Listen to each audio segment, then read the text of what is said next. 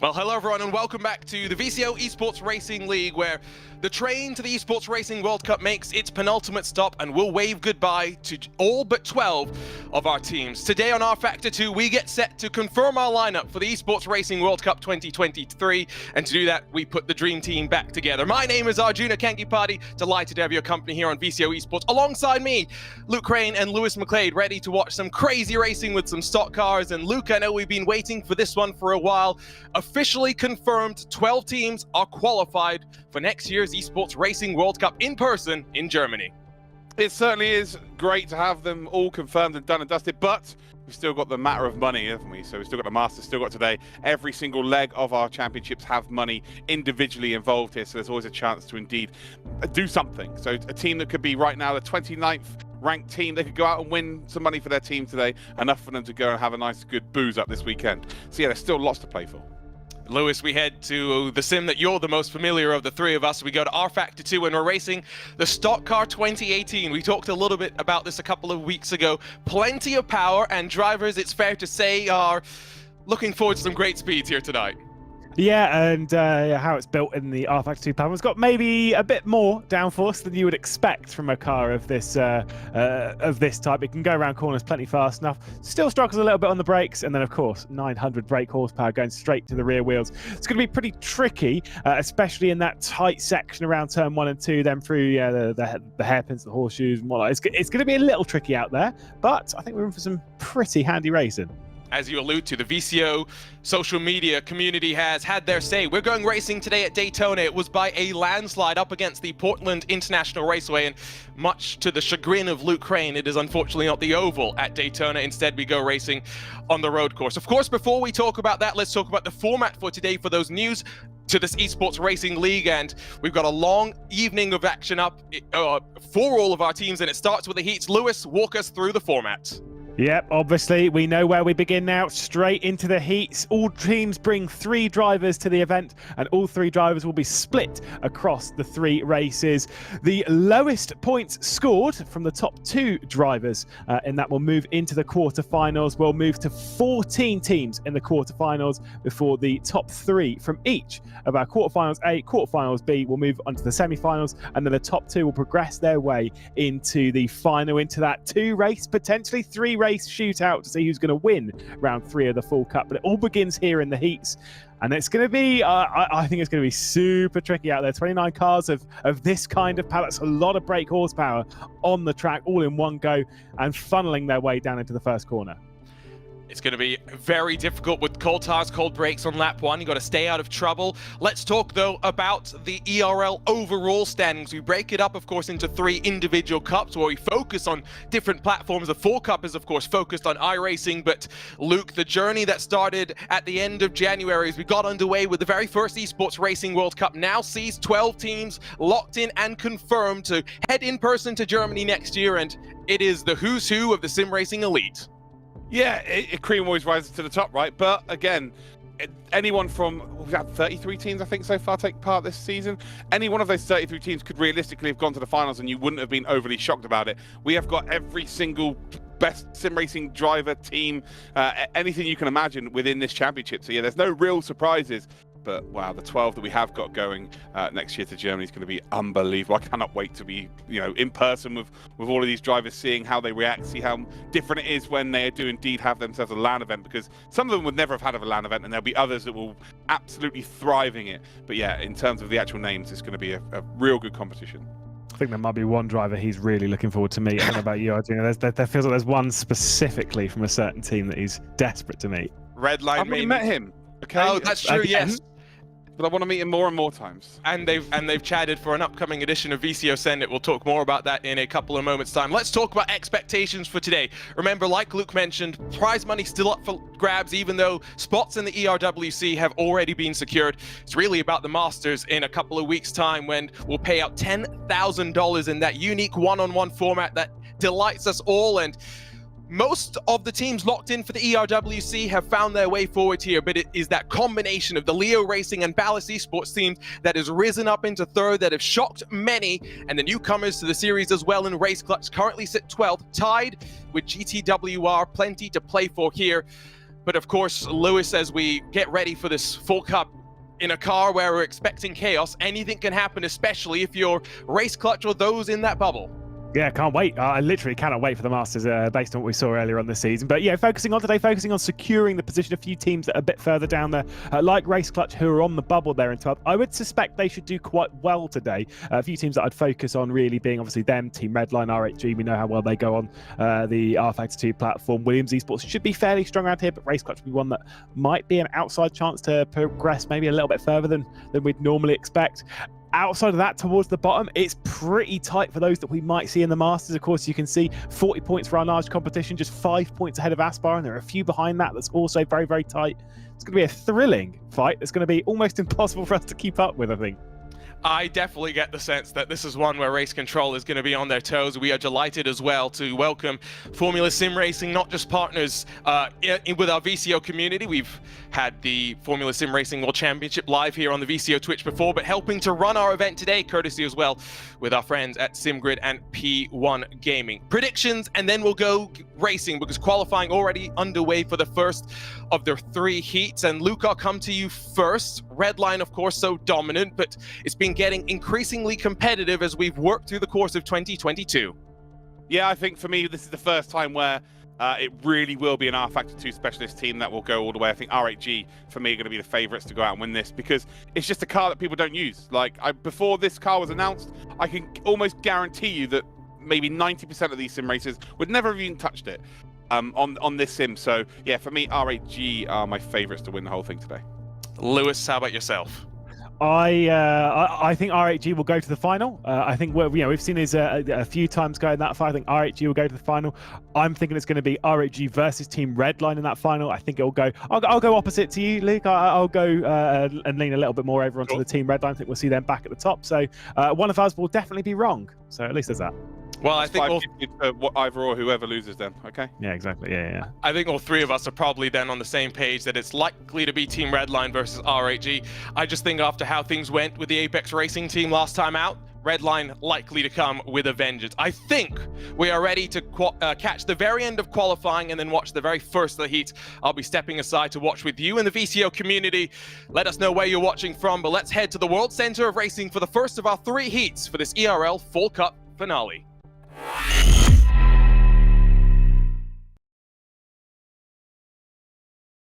Well, here we go then, ladies and gentle cars. It's time for Heat 1. And I'm telling you one thing now, the liveries are going to look amazing on these cars because they are massive boxes on wheels. There's a massive canvas for these liveries to be showed off there as we're watching Jacob Brzezinski. My name's Luke Crane. I'm joined by Lewis, who we've just seen on camera. Lewis, this is your wheelhouse here, really, rFactor 2. What are you expecting from this combination of car and track? Above all else, based on everything that we've seen in the VCO Esports Racing League, I think we're going to see drama above all else. But I actually think once you've got past the first lap or so, I actually think the race is going to be really, really good around here. For anyone who's watched Cup Series racing, or just NASCAR in general, around the road course at Daytona, once we get round to the start-finish, there is no chicane. So it's the endurance, the layout that essentially most of the racing world is more used to. We come off of NASCAR 4 and run straight the way down towards the start-finish straight, which in cars this this circuit's built for them. It's going to be I think it's going to be pretty entertaining. Oh. Well, there we go. Rietveld and Yuyovsky are P1 and P2. Yuyovsky then just moving up into P2. They actually both improved on their time.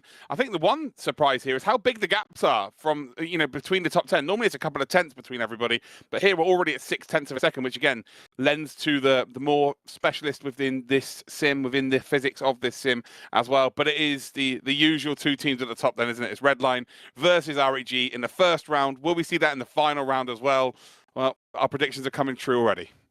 Yeah, obviously, Jerne Simičić also being there for Burst. Expect them to go quite strong today. Rory McDuff for Race Clutch. William said before, Brzezinski there as well, was Minek as well. I mean, said before about how he's very good on iRacing. Also very, very good on the rFactor 2. But was actually one of the first places that I ended up racing with him. Jamie Fluke up there as well. Sean Arnold. So that's a bit of Apex, bit of Team Fordzilla. Eamon Murphy. Fiasco. I mean, it's what I love about this is just seeing how many big names we've got. I am wisely informed that there is one team that might not have submitted a livery and have a number chosen by race control, which of course is Comic Sans, but I'm not 100% sure on that. I was just told about that a couple of days ago, which I'm keeping fingers crossed they haven't adjusted that, because I think that sounds hilarious. Yeah, it certainly does. One thing I will say about the gaps in qualifying, that will be a lot closer in the race because they will be able to slipstream each other. And as much as we are not on the oval version of Daytona, we are using pretty much, I don't know, 7/8 of the oval. So yeah, it's they're going to be able to stay very, very close with each other. Yeah, big time. As much as these have got probably more downforce than you expect from a car like this, they don't kick off too much in the form of dirty air, so they should be perfectly okay to go racing, to keep nice and tight. I don't know what to expect around here. Like I said, the gaps are a little larger than we'd normally expect, courtesy of a car that is so much more difficult to drive than what we're normally used to. So, I think that's going to definitely play its part, and again, lean more so towards the rFactor 2 specialists. Yeah, Rory McDuff P4 there for Race Clutch. Of course, they are the team that are right at the bottom of the 12 that have already qualified. I would much prefer to have the points than be chasing P12 right now, because, as much as if Race Clutch have a bad day, they've got to then kind of have everybody else have a really good day who are below them, which has just not been the case. Obviously, otherwise they'd be in that top 12. Race Clutch are doing what they need to do here early on in this stage. And while we've got 3 races for you to start off with the heats, 1 driver from each team will take part in Heat 1, 1 driver from each team will take part in Heat 2, and then 1 driver from each team will take part in Heat 3. The best 2 results over the course of those 3 races will determine their overall score. The lower the score, so if you get P1, you get 2 points. The lower the score, the better. Well, you go through if you're P1. It's pretty much simple as that. But yeah, the lower the score, the better your score is, and then you go through to the next stage of this competition. So it is as simple as that, as we get a lovely pan shot of Daytona. And well, our first race. I'm not really sure what to expect here, Lewis. Of course, we know what to expect with road racing, and we know what to expect with oval racing, but we've kind of got them mixed together here. So this should be very interesting indeed. Yeah, it's always thrilling, generally, putting the Cup Series cars onto a roval or onto a road circuit anywhere. It's always something a little bit abnormal. Kind of think of it slightly closer to a V8 supercar, which of course we have seen before in the VCO Esports Racing League, of course, in the very first season, and of course in the Esports Racing World Cup, if I remember. Yeah, it was indeed, because obviously it was Okayama.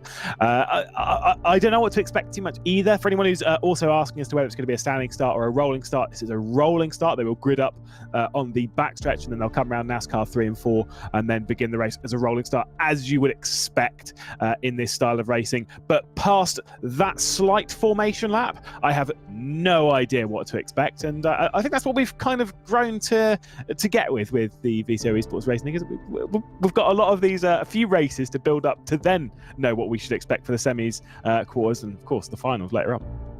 Basically, everyone watching at home right now, you have as much idea as we do, and we're the ones being paid to give you this broadcast. So, yeah, too right. Someone just turned the lights off as well, and the lights on, ironically. So it's now dark with lights on everywhere, which is quite kind of cool. And they do not look like stock cars to me. So I'm not sure what's going on right now. Again, we see the multicolored seats at Daytona. And I'm not going to throw Mike under the bus, but he did just say on our ears, my bad. So Mike is actually at fault. So I am throwing him under. You literally said, I'm not going to, before just lobbing him. Oh, no. The level of brutality. Goodness me. Mike's a legend. And without Mike, we wouldn't be able to do these broadcasts. And right now, with Mike, we're not being able to do these broadcasts. But it is what it is. It's fine. But we will get our racing underway very, very shortly. But this is just, again, as the lights go off once again here at Daytona. Right at the front, you've got yourselves Redline, and you've got yourselves indeed R8G here, Lewis. And what I will say is, this is kind of, obviously you want to qualify pole. It doesn't matter what kind of race it is, but this is kind of the least advantage you get from a pole position around a circuit like this, because you are going to be under pressure from the very start of this race, right until the very end, if you're at the front.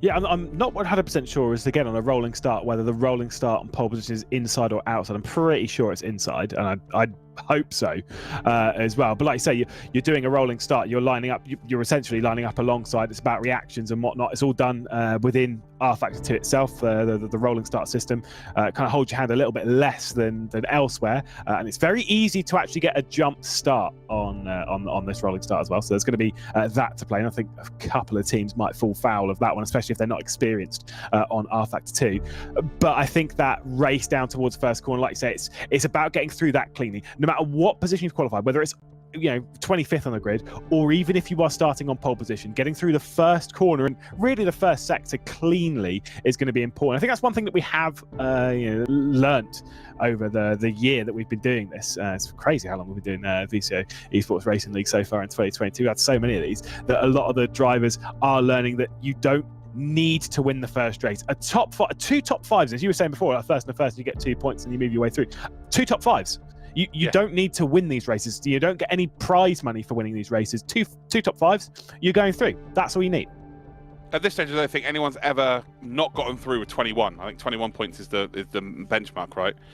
Or is it 18? Either it's 18 or 21. So again, 2 P9s, and you're guaranteed to get yourself through. But I think it's 21st position from this heat's perspective. Like that, yeah. But with this nature of the circuit, it's just about making sure on the first couple of laps, you don't battle with people too crazily and lose touch with maybe the first group. If you're, maybe at the back of the top 12, you don't lose touch with the first 2 or 3 groups. You kind of just want to be in amongst it. You want to give yourself a chance near the end of this race, because we are going to see moves made right at the death. Yeah, 100%, especially for those that have qualified just outside of the top 10. So now, let's say a 9th and a 9th, a couple of top 10s, you should be feeling pretty comfortable. Certainly with the very first race, you kind of want to get a decent result underway straight away. I'm being told, by the way, that we're in the gridding process, so we should hopefully be able to see some race cars on the track and getting into the racing action. I'm looking forward to this. I think this might be a little bit chaotic, might be a little bit frantic, but I think it might be a lot entertaining. Yeah, it should be very, very entertaining. So the Hunter McDaniel, by the way, is the most stock car name in the history of the ERL, by the way. So that's a perfect name to be on board with there. But it is Rietveld and Jujovski to start as your front 2 drivers. Then Simoncic and McDuff are in 3rd and 4th. Brzezinski and Milniak are indeed your top 6. Fluke and Arnold are in 7th and 8th position. And we've got Murphy and indeed Stanley as 9th and 10th position. We will have a rolling start here then. You see a couple of cars there trying to sort of get going here at the start. Here we go then. It's Heat 1 for the ERL Fall Cup, the final cup before we head to our Masters in a couple of weeks' time. As you see, the R8G car, by the way, very colourful car, and their liveries are getting better and better and better. But it will be the red line driver of Jeffrey Rietveld, who will start on that inside line through then the bus stop at the back end of the circuit. They've got themselves one more curve to go through, then a long straight, and then the start-finish line is just around a corner in towards turn number 1, and it will be a very harsh braking zone indeed. Lewis, any final thoughts before we get going here? I am expecting one person from somewhere inside the top 10 to lock up the rears and spin into T1. That is my prediction for the first one. I don't know who it's going to be, but I do feel that someone's going to do it. It's really tricky to keep this car pointed forward. I don't know who's going to come out on top, but I know that we're in for some action. Yep, this is what the ERL does. The VCO ERL always challenges these drivers. They've got to learn something new pretty much every time that we do indeed take to the track. And well, this time it's stock cars, as we've got a lovely view here from Simoncic's Burst Esports car, Burst / Blast, whatever you want to call them. Well, Burst mainly, because that's their name. As we come then across the start finish, and we're about to go green light racing. We still haven't gone yet, unfortunately, so we're still waiting. And there we go. Are we going? I don't know what's going on. Maybe we're not going yet. I'm very confused. Yeah, they should be going by now, but they're not. And are they going? Maybe they're going. No, they're not going. They're not going. Absolutely not. Absolutely not going. And now they're going. They are off here then. So around the second corner, and off we go. And it is red line that do indeed lead here. Are we going to see anyone being cleaned out like a wee bowling game? No, looks like everyone's actually got that figured out there. Wide line there from Rietveld in towards, I guess it was turn 1 racing-wise, and Jujovski not able to take advantage there, but you're not really going to see people taking chances at the early stages of this race. As we come through the midway part of the infield, it's pretty much the same as they started. Drive! Wow, that was Jujovski nearly with a big spin. Look at Brzezinski coming through the outside for Williams Esports before getting squeezed off a little bit by Simoncic. Roy McDuff also coming through. It's a bit of a dicey start once they've got going. I think even they were caught out by it. Yeah, they absolutely were there. There was a contact. Jujovski's kind of held onto that position. Rietveld, as much as he's 1.2 seconds in the lead, he will be caught with a group of cars here as we get a lovely panned view here of Daytona once again. And that is not ideal in the slightest. We are being told they are going to restart. I think it might have been an issue with that race start. I don't know what was going on there, because normally, obviously, as you would expect, as soon as you cross the line, race begins. It didn't kind of. I don't know. Yeah. There's no idea.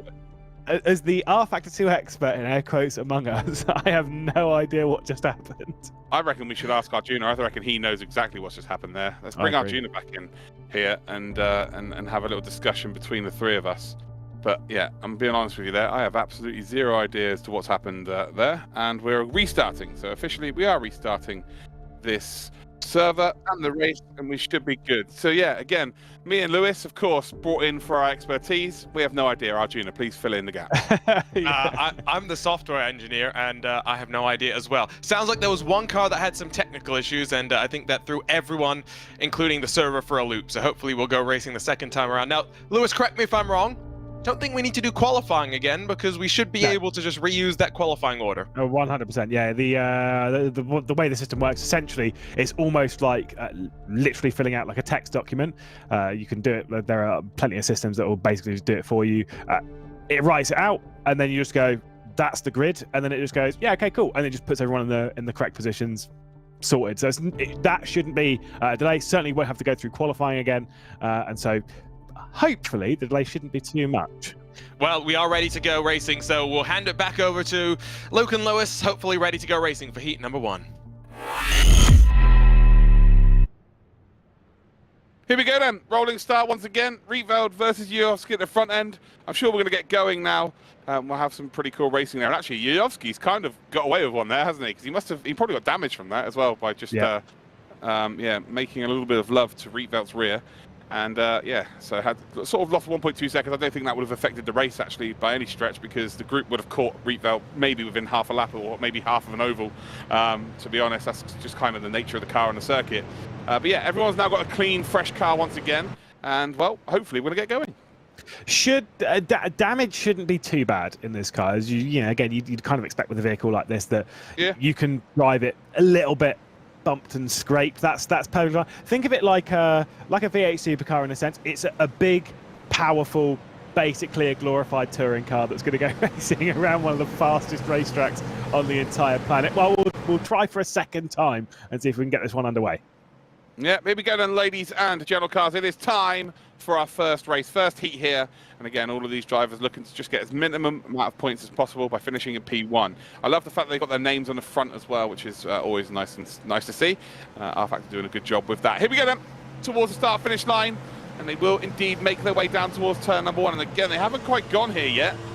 So this is a very interesting start here. This is something we're going to have to get used to across the day. Once we've figured it out once, then we're going to be good for the rest of the day, I think. So we're all good. Anyway, down through turn number 1. And now this is where they will be off into the distance here then. So there we go. I think Yuyovski's got a jump here. Yeah, Yuyovski's up ahead of Rietveld. And that's a great start then from the RAG team. Hopefully not going to be a penalty of any sort there for a jump start. Although I still don't think it's going.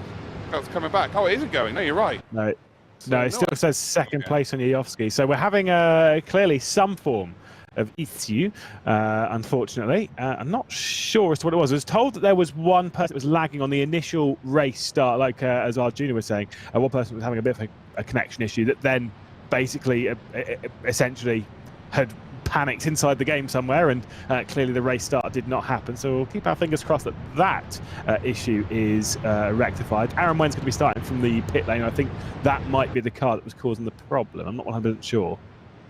No, but if this does continue, this will be the slowest race in the history of the VCO ERL. So there's always that, I guess. But as we're heading back onto the oval section, they're still side by side. And yeah, this is brilliant stuff here. Great action. So side close. Side by side. Yeah, like it's just been a continuous side by side fest. With Daytona. One overtake. Yeah, that is true. It's expected to be 2x2 throughout the whole race. Yeah, we'll see whenever they go single file. We'll see when that train gets back in line. I genuinely I've not seen something like this before. So this is an interesting one. But the thing is, you got to remember, right? Whilst this is something again for us to maybe be a little bit frustrated by, audience watching or whatever, the drivers as well. Think of it in the car. You're kind of trying to work out what's going on. It's like, are we going? Are we not going? What's actually going on here? Like they're all a little bit confused in the car as well. So it's kind of about resetting that mindset, and again treating like basically when you're coming through this section, again build yourself up for the race start. Even if in the back of your mind, part of you is going, is this actually going to be the race start? Is this really going to be the one? Or are we just going to have to do another formation lap? Don't ignore that. Be ready. Otherwise, you are going to get swamped when that green flag comes out. Yeah, 100%. This is a 1 1/4 lap rolling start, maybe, as they go across the line. Super Racing, unfortunately, you can't just do a rolling start, a standing start, sorry, with these, because they'll just slide down the circuit. The banking is that severe. They'll just slide down the circuit. Then their cars will be damaged, and you can't then do a manual rolling start, just to clarify. But yeah, as Chris Lunham says, it is tough out there. That is a fact.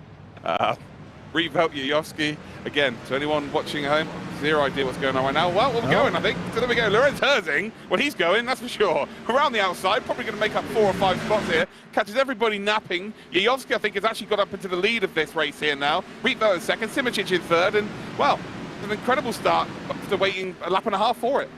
Yeah, I mean, they clearly got the green early, because look at this, straight down the inside from Revolt to make it 3 wide. Wow, he sent that down the inside of Yayovsky as we'll go for a restart again. Wow, I mean, I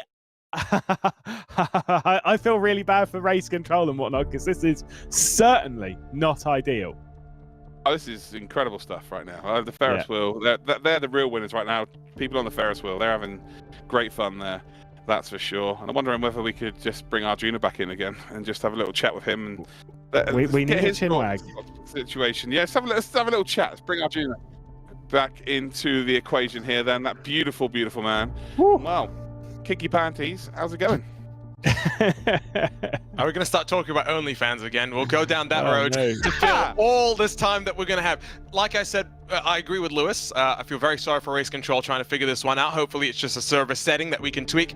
It's not the most stop and start event that I've ever had. Just this past weekend, I was working with SRO. Mike Yao behind the scenes was there as well. Took us 4 tries. Took us 4 tries to do a CrowdStrike client event race. Just to get started, and then we had to do the 20 minutes of chaos. So it could be a lot worse. Hopefully, third time is the charm for us here. But what does this do for the drivers, Lewis? As you know, they've got to wait. They keep resetting. It's not just these drivers. You know, everyone in Heat 2 and 3 gets pushed back just a little bit further. I mean, like I said, I've been in events, nothing that's so complex to run as ERL. Obviously, the amount of races, the amount of drivers that you need to get in the right place at the right time, like, it is a baffling mindset for race control at the best of times. But yeah, I've had my own fair share from a driving perspective when you've been in an event and the delays happen and you're just sat there, eyes rolling, and being like, oh, again, here we go. Like, and it can be very, very difficult to stay in a full racing mindset because, like you say, you'll be going down to the grid every time, especially the group that have been in here for race 1. They'll be going down to the race start, kind of thinking, is this really going to be the one? Is this really going to be the one?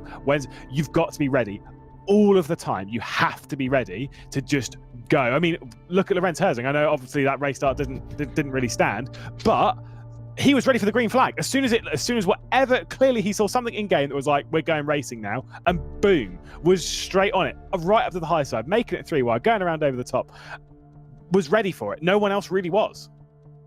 Luke, we did see plenty of side-by-side action though. Oh, yeah, it's always good to see. So we won't see any more of that than we've seen already. That's the highlight of the stream already gone. So that's it, done and dusted. And yeah, this is the world of sim racing, right? There are technical issues that we do have from time to time. It's very difficult for AI to generate things like race starts and stuff to be consistent every single time. It is just the nature of the beast. If you've done sim racing, you've faced this problem on pretty much every sim there's ever been. It's just the way it is in our little world, our little niche that we do indeed get ourselves involved in. It's not ideal, but I'm sure once we do get the racing going, it'll be pretty cool. And actually going in towards turn 1 there twice, although it was like turn 3 the first time, turn 1 the second time, it was 3 wide, it was door banging already, so we've just got a little flavouring of what's to come. We just haven't had the final product yet. I tell you what, if our producer is working behind the scenes, maybe he will hear me quickly enough that we can take a quick break here, let Race Control do what they need to do, get the servers back up and running, and hopefully we'll get underway with this round 3 in the Esports Racing League Fall Cup. Just 2 more events left in 2022 before we head to Germany for the Esports Racing World Cup. We'll be right back on VCO Esports.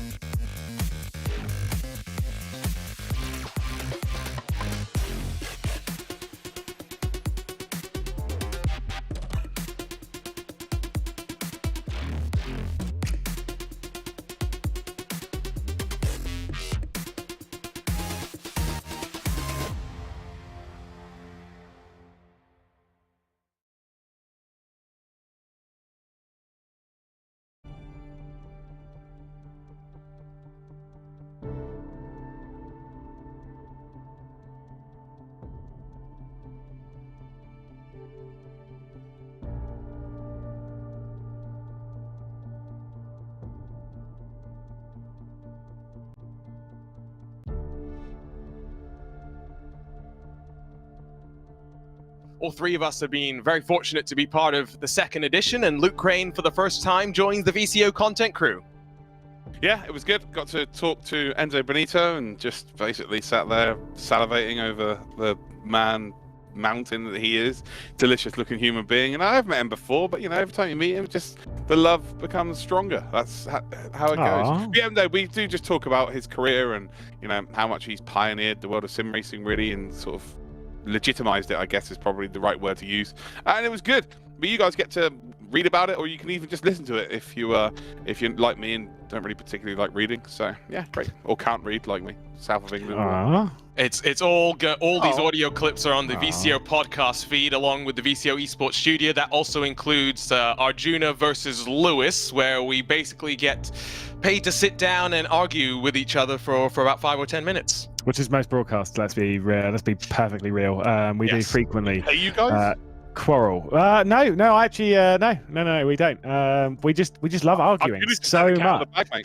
They give us the platform. How about that? Arjuna gets paid for this. What? I'm going to send a message to my agent. But no, it's it's obviously always a lot of fun to do these kind of things. And I will say, having obviously we did our first one, our first little argument ages ago now, and to have read through Send, I have read it from cover to cover. As much as I also can't read, I did try, really tried. Some really good pieces in there, and I basically flicked through it over just one flight because it was just so through that every kind of bit is meticulously written, and it's beautiful to kind of see this side of sim racing where you don't normally see looking into the Apex facility and whatnot. It's really fun. When it comes to the print itself, very high quality, and I've been enjoying it a lot. Can't wait to see what the second edition has. Plenty of valuable insight as we dive not just into the present of sim racing, but the past as well. I think we still have a couple more minutes before we get underway, just waiting for the word from race control in my ears. So instead, let's talk about what starts this coming Sunday, because it was announced, well, just about an hour ago, that Michelin is joining forces with VCO and IMSA Esports to partner for the IMSA Esports Michelin Global Championship, which kicks off this coming Sunday. And I know, Lewis, we've been waiting a long time for this. Yeah, it's been on the horizon for, I genuinely feel, about a year and a half now, since we first started working together to get something like this on the road. Obviously, then a lot of work's gone on behind the scenes. Thankfully, I've not been a part of it, so you can tell that it will actually be run quite well. Arjuna's been working quite hard behind the scenes. I've been sat here having a great time, to be perfectly honest.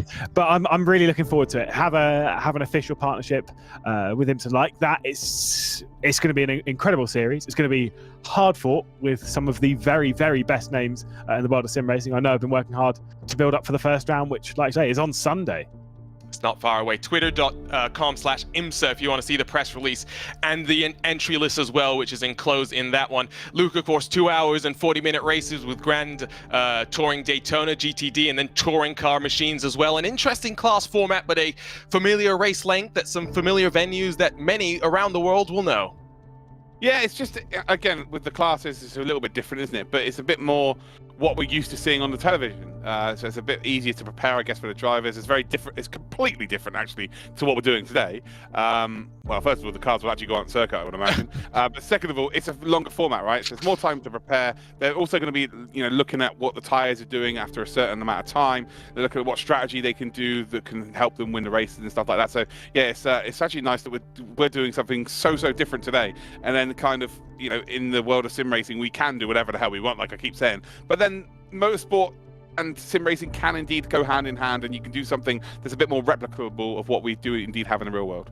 Esports racing versus sim racing. We can do whatever we want with this medium that we have been given free access to, basically. It's going to be fun as well. Manufacturers represented. You got BMW, Ferrari, Mercedes, McLaren, Porsche, and if I didn't say Ferrari, I'll say Ferrari now. Those are your twice, 2 Ferraris. GTDs there. They probably paid for 2 mentions as well. I gotcha. Understood. I've not been flown out to Italy just yet. And then in the touring cars, we've got Hyundai and Honda represented. They're going to be a fun mix of them all with some of the best teams in iRacing. Cannot wait to get underway at 2 p.m. Eastern, which I think translates, if I do the math correctly, trying to do it in real time, 8 p.m. CEST. So if you're watching in Europe, it is a evening show for you. Lewis, myself, and Ewan O'Leary will be on commentary duties for that one. I think we're a couple of minutes from potentially going racing once again, so I will revisit predictions and offer a final opportunity to correct yourselves here. And Luke, I'll give you the first bite at the apple.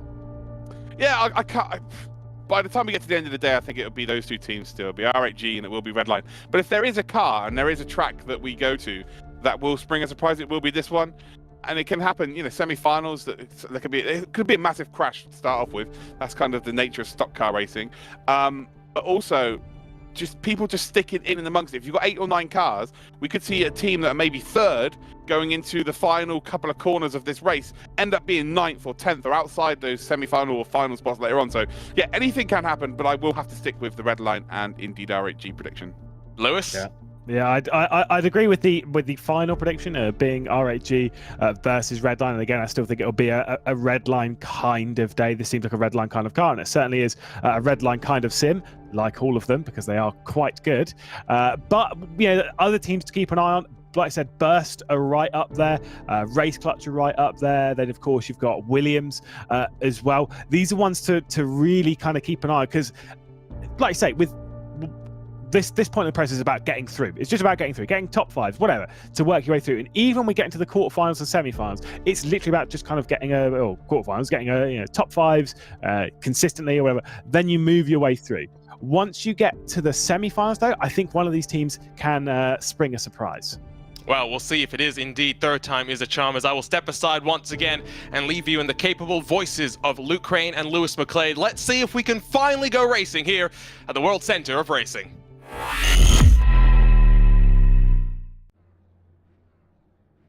Here we go then. It is third time lucky here. Rietveld and indeed Yujovski are on the front row. Simic, McDuff, Brzezinski, Milniek, Fluke, Arnold, Murphy and indeed Stanley are your top 10 drivers. We're about to get going here, Lewis, and well, for the final time hopefully, any final thoughts? Again, I don't really know which way to lean.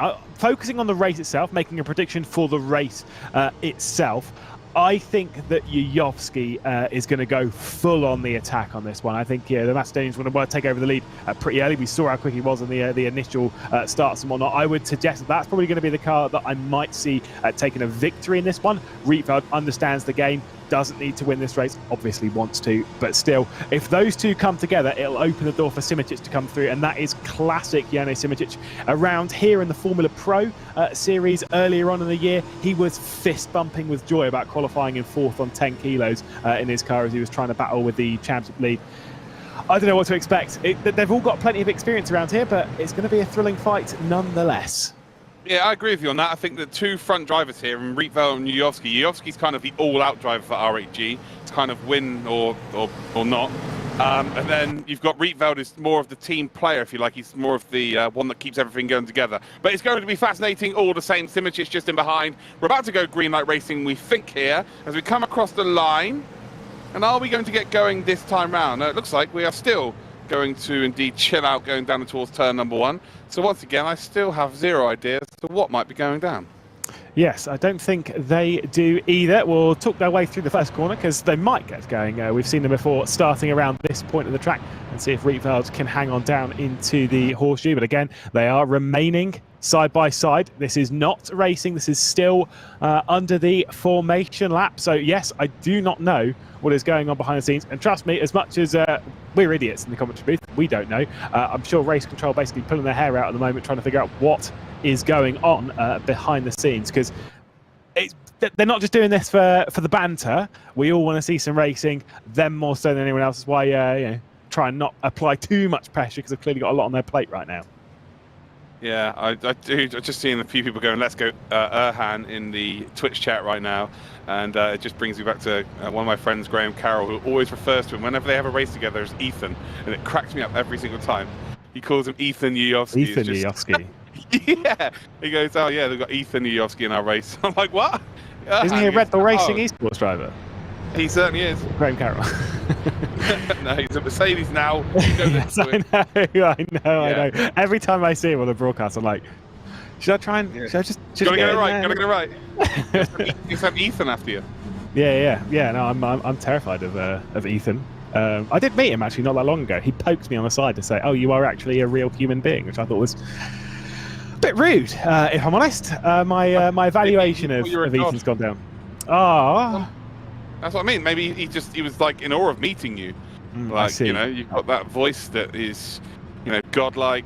It's almost I don't know about that, mate. Guy half the time. Yeah, you're like the. No, you're not like the Enzo Benito of the commentary world. No. Yeah, I was going to say that's some seriously high praise. No, I'm not sure you're about right. that. He was probably poking fun at you. I'm trying to be nice, yeah. but I just can't think of anything nice to say.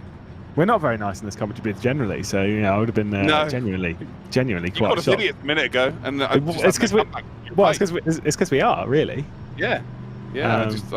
Arjuna should be involved in that conversation too. Oh no, there's a reason he's not talking about it. It's because he is top of the list on that list. But, yeah.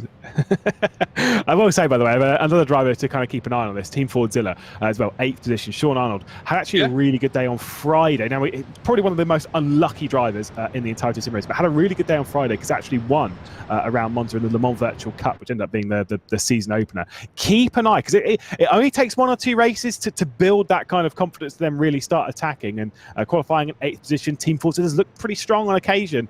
I think it could be a solid day for them to sneak one up maybe into the semi-finals. Yeah, I agree. I think Sean Arnold's one of the very best in the world. I've been saying this for the whole year with this ERL stuff. Just have zero luck there. Although I do love it does sound like they're all banging their horns as well, if they have horns in this car. Or maybe that's the infield. Yeah, there is a honk. There is a honk. They are beeping their horns. Someone's just put in the chat, by the way, I don't like mature cheddar. It doesn't toast very well compared to mild cheddar. That's wrong. Don't know what you're on about, mate. Absolutely the right thing to go. Here we go. We're racing. Here we go. We see, in terms of mature, we've got a mature racing driver, Ethan Yayovsky, down in towards turn number 1. And he's actually clear of everybody here. We'll get across the red line car there of Rietveld. Rietveld then has to very much go onto the brakes harsher than he wanted to. It's 3 wide between them all as we come through turn 1. The race car driver was off the circuit. McDuff then just about hangs on as he got a big tank slapper there. And he's either held onto that or he's just cleaned out everybody behind him. We're about to see. No, he held onto it. He's very, very lucky there. But Yayovsky has got a great start here. Who was that? Was that Mlynek gone? Yeah, Mlynek's gone for a bit of a half spin. I think has managed to catch it as well. We're seeing quite a lot of big slides in all of this. There is Mlynek for Unicorns of Love. Our Nage competition with a big crash in the background as Mlynek's off the road, coming back into carbon as well. Yeah, someone's just shot off there, and you're probably going to end up seeing them now. There we go. And they would lose that lap as well. So, yeah, there'll be like a lap down effectively there because of that. Which is a little bit annoying for them, and it probably wouldn't have been any of their fault. Going through that kink 2x2 is just impossible, and if you're on the outside, unfortunately, it's pretty much game over. As we're looking at Milnick, then he's going to try and come back through the pack here. Very, very, normally you'd say it's almost impossible, but here at Daytona with a stock car, you just never know. Yeah, I think, like I say, sit in the slipstream, maybe back off a little bit coming down to the bus stop and then try and attack on the exit of it. But Mlynek's going straight for it, looking down the inside of Carbon Simsport, taking up the curb. You can use quite a lot of it, but maybe not that much. Big slides as they're leaving the bus stop. Super stuff, but great car control. I'm going to say, speaking of great car control, excellent stuff from Rory McDuff on the race start at the Boston tonight, trying to do something around the outside, getting a massive tank slapper, but still being a part of this 5-car train for the race lead. Yeah, here we go then. You see Simoncic there making his way up from 3rd now to potentially 1st spot. Should have the move done round the outside though, as Rietveld has got ahead of Yayovsky as well. And then you've got Brzezinski of the Williams Esports team just filtering in there into P4. So McDuff, who saved his car incredibly well actually on the first lap, kind of wants to take a bit of a step back here and just go, do you know what, top 5's good. Although they've kind of dragged along here. Jamie Fluke up from 8th position up to a top 6. And, well, then you've got a BS competition car a little bit further back here as well.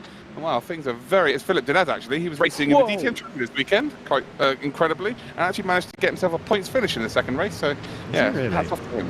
Yeah, he was. Yeah, good effort. I didn't know Phil Dinez was doing that. Obviously, I'm assuming he's back in California now, but still, like I said, Rory McDuff, we're still getting right... Whoa, Sean Arnold said he's got no luck.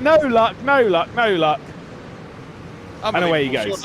Again, off the circuit. And again, we'll maybe see exactly what happened there as we're watching Rory McDuff here in P5. And he's in a massive suck zone now because he had a bit of room to maneuver. It's kind of sometimes a bit more difficult to be right behind someone. But if you've got a little bit of room to push into, you can get a hell of a run on the car. Yeah, sometimes you can be a little bit too close.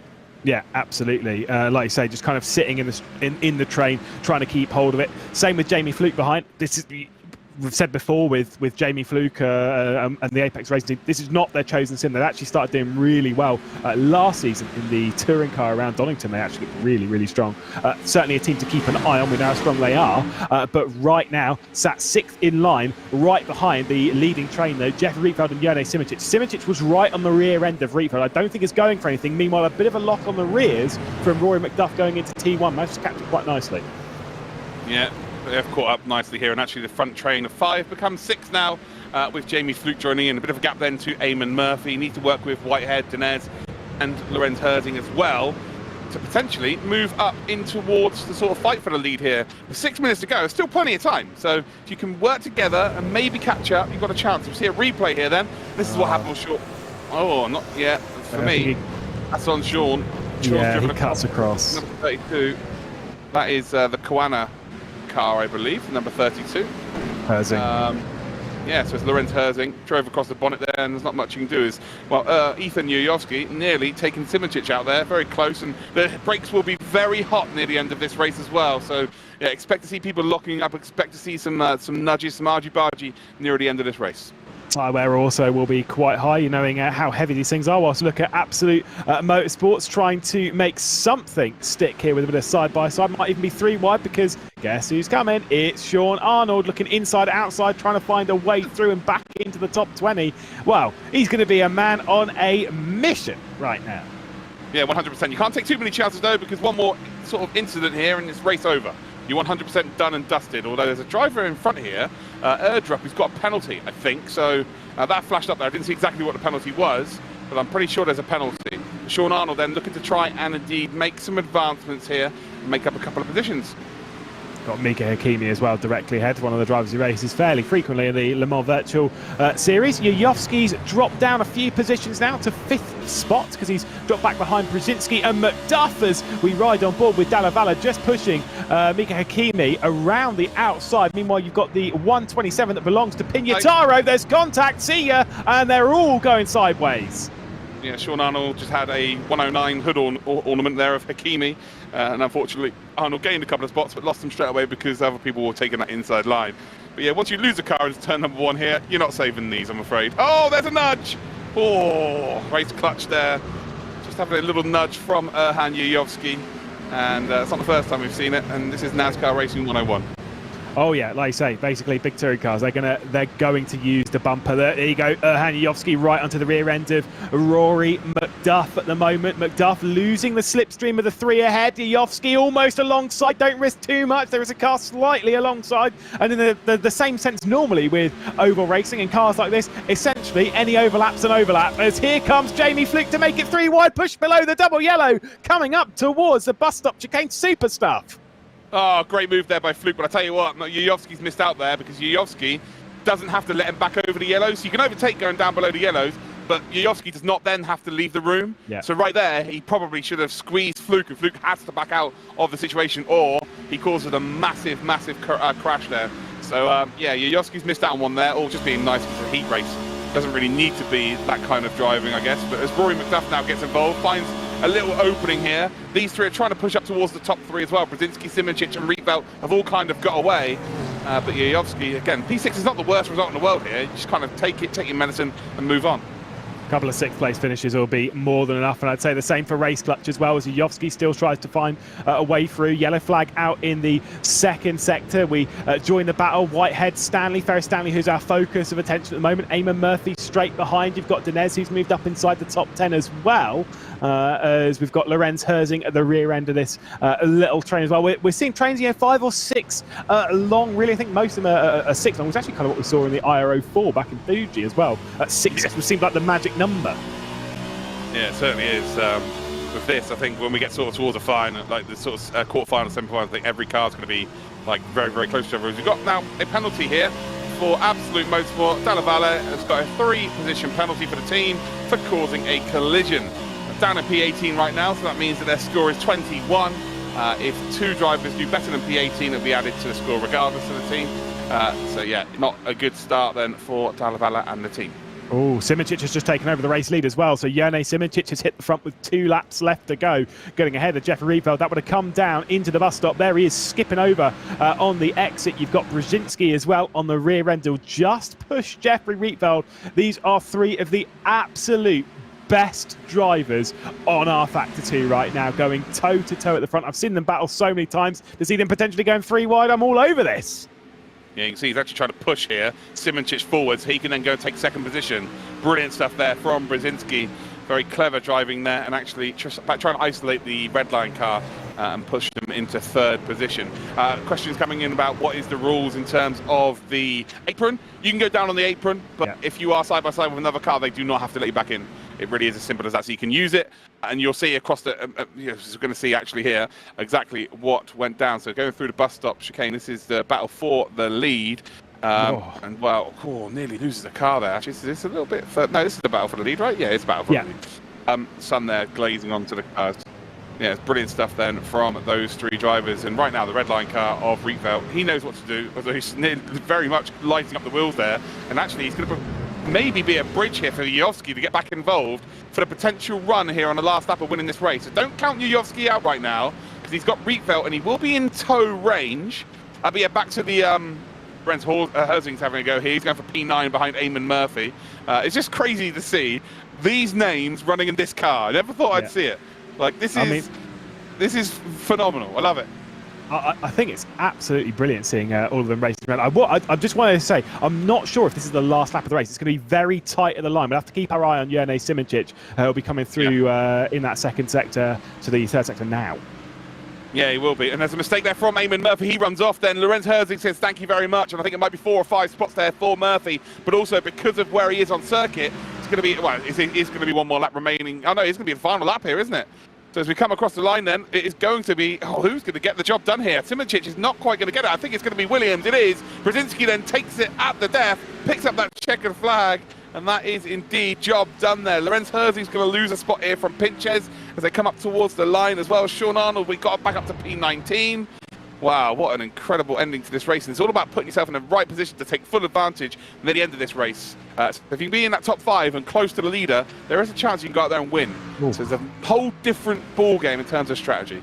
Yeah, that was, I mean, I've got to say, well, it took us a little while to get it going, to get the race underway, but I think that was an absolutely super race and a great stuff from Brzezinski to have taken it on the line by the tiniest of margins, just 0.03 of a second between Brzezinski and Simoncic. Brzezinski coming out on top. So Williams Esports might look strong today, and certainly seems like it could be the case.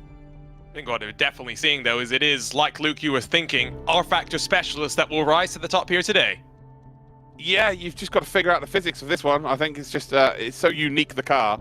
If you know the physics within the game, you're going to have a jump start on everybody, right? Because no one, even like Ethan, as we call him, Erhan, probably got very limited time within this car, right? Even though he's on rFactor all the time. So imagine anyone else who doesn't really run on rFactor 2 before we've had the ERL this season. They would have had 0 laps in the car. So yeah, it's you know, massive advantage if you have indeed got your to grips with the physics of the car. I will say one thing though, this is a perfect car because we've seen individual errors as well. We've seen door banging side by side with people. We've seen overtakes where people have strategized to be in a perfect position to take advantage on the final lap. Like, I think we're going to have as much as it's taken us a while to get involved with this show, I think we've got a hell of a stream on our hands here.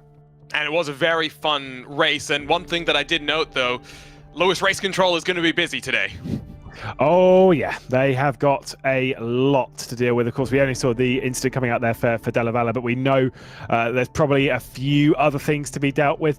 I mean, like, yeah, that's kind of what you expect when you're racing a car like that, especially around a circuit like this. It's going to be instant heavy because the slipstream is almost lulling you into. I mean, think of it this way: like the move into the bus stop.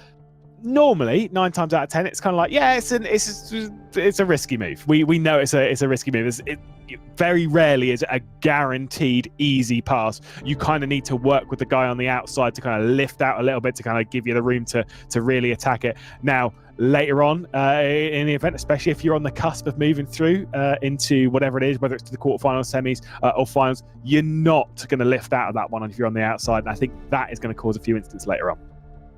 Of course, as we get to the end, we start to reduce the number of cars that are on the track, and by the time we finish, Luke, it will be 3v3 in the best of 3 finals, as all 3 of us continue to predict it will be Redline versus RHG. But the complexion of those races is going to be very different because of the way the draft changes the racing here. Yeah, it's kind of weird because right now we're going to have like crazy frantic racing, but when it gets to the final, it should be a bit more placid. People will just filter in and just keep themselves in the pack effectively. Although it is 2 teams, so you could use one driver to maybe split the pack up and stuff like that. So it's going to be very interesting. I don't really know what quite to expect, but also I will say we've obviously said RHG and Redline. I am so hoping that there are a couple of other teams out there that are willing to get there and stick their fingers up at us and go, yeah, you didn't back us and you've just gone for the usual teams. I absolutely want to see some surprises today as well. 100%. But to your point, I think we've talked about this so much, right, Lewis? The fact that teams that have been with us from the start have got this understanding of the format, how to make it work, and when to push and when to hold back. Yeah, adaptability is the key part of an event like this. Sure, we've had some shocks with some teams that have come in and just clicked with it, like Koana, of course, last season. And from a technicality point of view, of course, race clutch as well, even though they're using a lot of drivers that have raced in the competition before. I mean, to be fair, Koana also kind of had that one as well. But it's kind of rare for teams just to kind of click with a format like this, because you have to race each stage of the competition completely differently than the previous. There are points when you have to push, points when you don't, and you've got to be able to adapt to what the team requires in that scenario. Like in the heat stages, as much as they are the most frantic, realistically as a driver, I'd say these are the bits where you should actually kind of almost relax a little bit more. These are the ones where, like you say, if you finish 1st or 10th, I mean, pretty much anything's good enough unless you're the 3rd driver and your teammates have let you down. You can kind of relax a little bit more. It's going to be very different when we're in person for the ERWC, when everyone's going to be able to interact with one another. I've had the pleasure now, Luke, of doing a couple of these in-person events over the last 2 months, and it's so different being in person. I've just come off the SRO Esports ROG Invitational, where we saw Gregor Schill of BS Competition win that event. But it's so different, and to some degree, yes, those competitions have been lighter on prize money than our ERWC is going to be. But you become a lot more friendly when you're fighting in person. Yeah, and you also, like, if you have an accident with someone online, instantly you're like, oh, they're an ass, you know what I mean? I bet they're a horrendous person, and, I bet they're the sort of people that knock children over when they're on a bike when they go past them on a pathway. And then you get to, in real life, it's like, oh, I'm so sorry about that, mate. And they're like, oh my God, this guy's really, really nice. We were actually talking about Tim Heineman earlier on, me and Lewis, someone who has a reputation of just not being the most friendliest person on and off the track, and he's completely changed now. Like, when you see him, he's like, he actually smiles, which is rare from when we know him 5 years ago. But yeah, people are just different. And also, you could have raced someone before COVID and they were a pain in the ass when it comes to a LAN event, and after COVID it's 3 years, like they're 20, they could have been really young then, and now 19 or 20, 21, they've grown up a little bit. Like, there's so many different factors that comes into play. I say that what the main factor is, anyone who's over 18 and they start having a beer with their their fellow drivers or their rivals, they will soon become friends, and it becomes it still won't translate onto the track, though. They still will race hard, but fair. And Lewis, we've discussed the possibility of doing more than just one in-person event every year for this Esports Racing World Cup, and maybe making the each individual Cup Master events their own little LAN party, if you will. Yeah, I mean, we're not really at a point where it's realistic to bring everyone out for every single round, but the Masters, how it works is we have the 12 teams from the season that come into it, which means that it's less people that kind of need to go. I mean, still a lot of people that need to go to these kind of events, but it means that it's more plausible to actually do and make happen. It's why the ERWC the plan is to have it all in person like that. I mean, to have more and more events like this, as many as possible, realistically, is a great privilege for the drivers taking part in this. Let's not forget that, and for all of us here, kind of a privilege. I mean, having to meet each other and all that. But realistically, it's so nice for the entire community to be able to meet each other, to actually be able to, like I said, saying in that broadcast that Yovski, I've commentated on and driven around Yovski for 7, maybe 8 years, and we only finally got to meet fairly recently back in June. To have that as almost a regular occurrence it's amazing. It'll be cool for the teams as well. Sorry, go ahead, Luke. Sorry, Arjun. I'll give you an example right now. I raced against Eamon Murphy for years on Project Cars, and I hated him. Absolutely despised him because his driving style was just something that wasn't much fun. And I met him in Paris, and I've gone to Indianapolis with him, met him at maybe 10 events now. He's easily one of my favorite people in the world of sim racing. Always make sure that we have a beer and have a nice catch up. I would say he's one of my best friends within sim racing because of the times we met. But yeah, when I first started racing him, despised him. But then as soon as you meet him, it's just a whole different story. Like he's a lovely guy. As much as I say some things about him, he's all right. But yeah, he's paid to say this. Yeah, be paid to be nice about Eamon Murphy, but just putting across like how different it is in person. It really is. Who likes Eamon Murphy?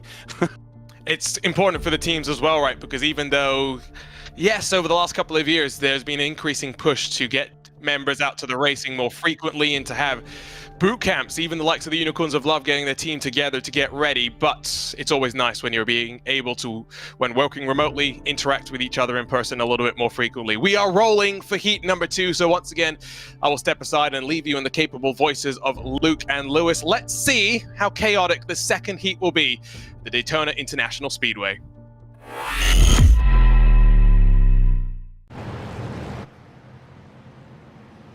Well, here we go, ladies and gentlemen. It's time for Heat 2.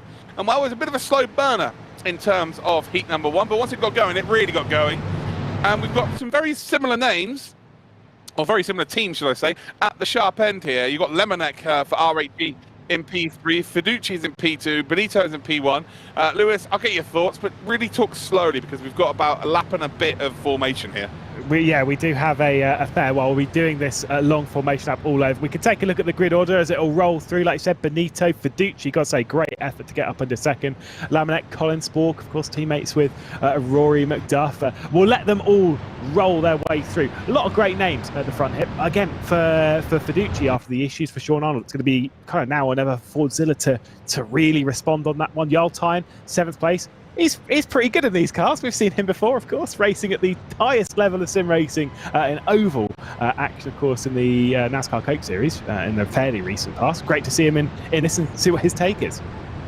Yeah, my favourite thing is everyone's beeping their horns on this formation. I was thinking, is that on the inside of the track? And then we've just been told it is actually not. The Brabham livery, by the way, is still one of my favourites. Let's go and check out the actual names here. So then we've got Nicholas Huben, Stan Vietra in 18th position, and Ben Hitz and Darius Andre as your top 20. Then on our grid, we've then got Harry Phillips, we've got Erwin Liskovich, we've got Harry Drury, Scott Stewart, Scott Sovic, a bit of a race room specialist getting involved here on rFactor 2 as well.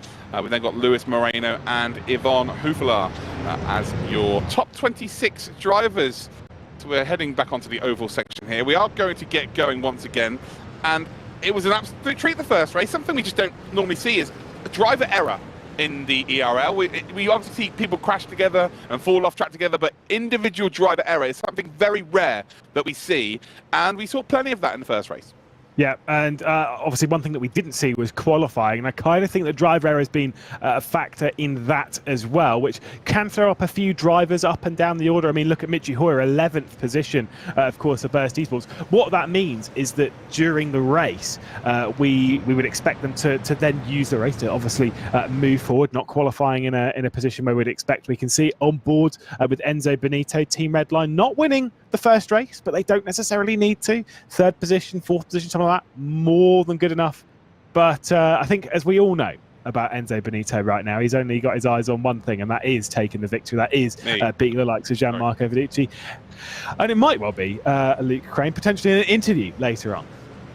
Yeah, he doesn't have eyes just on me. He has eyes in this race, of course. But yes, Benito and Fiduci, to be fair, I'd say the 2 most beautiful people in sim racing, actually, on the front row. Fiduci's a good-looking man. Yeah, he is a good-looking man, not going to lie. He has a great beard when he grows it. Lemonek then and Spork on the 2nd row. Gronovolt and Blyer as your top 3. Tayan, and then we've got Alago, Romanidis and Herlock as your top 10. And while we saw a jump from 3rd up to P1 for the most part of the race in the first race, are we going to see something similar here at this second one then, as we're about to go green light racing? We're waiting for it to indeed kick off, and things will be fun indeed. But it is Redline, usual team up the front there. Fortilla need a big result here. Arnold again having a bit of misfortune coming onto the corner, back onto the oval section as we go down in towards the start-finish line. We are indeed racing here. You can hear the sound of the engines roaring. As you see Lemonek there trying to find a gap up the inside, down below the apron. Not really going to work out there. As you see Colin Spork then, he's going to have to send this round the outside. And the number 10 then,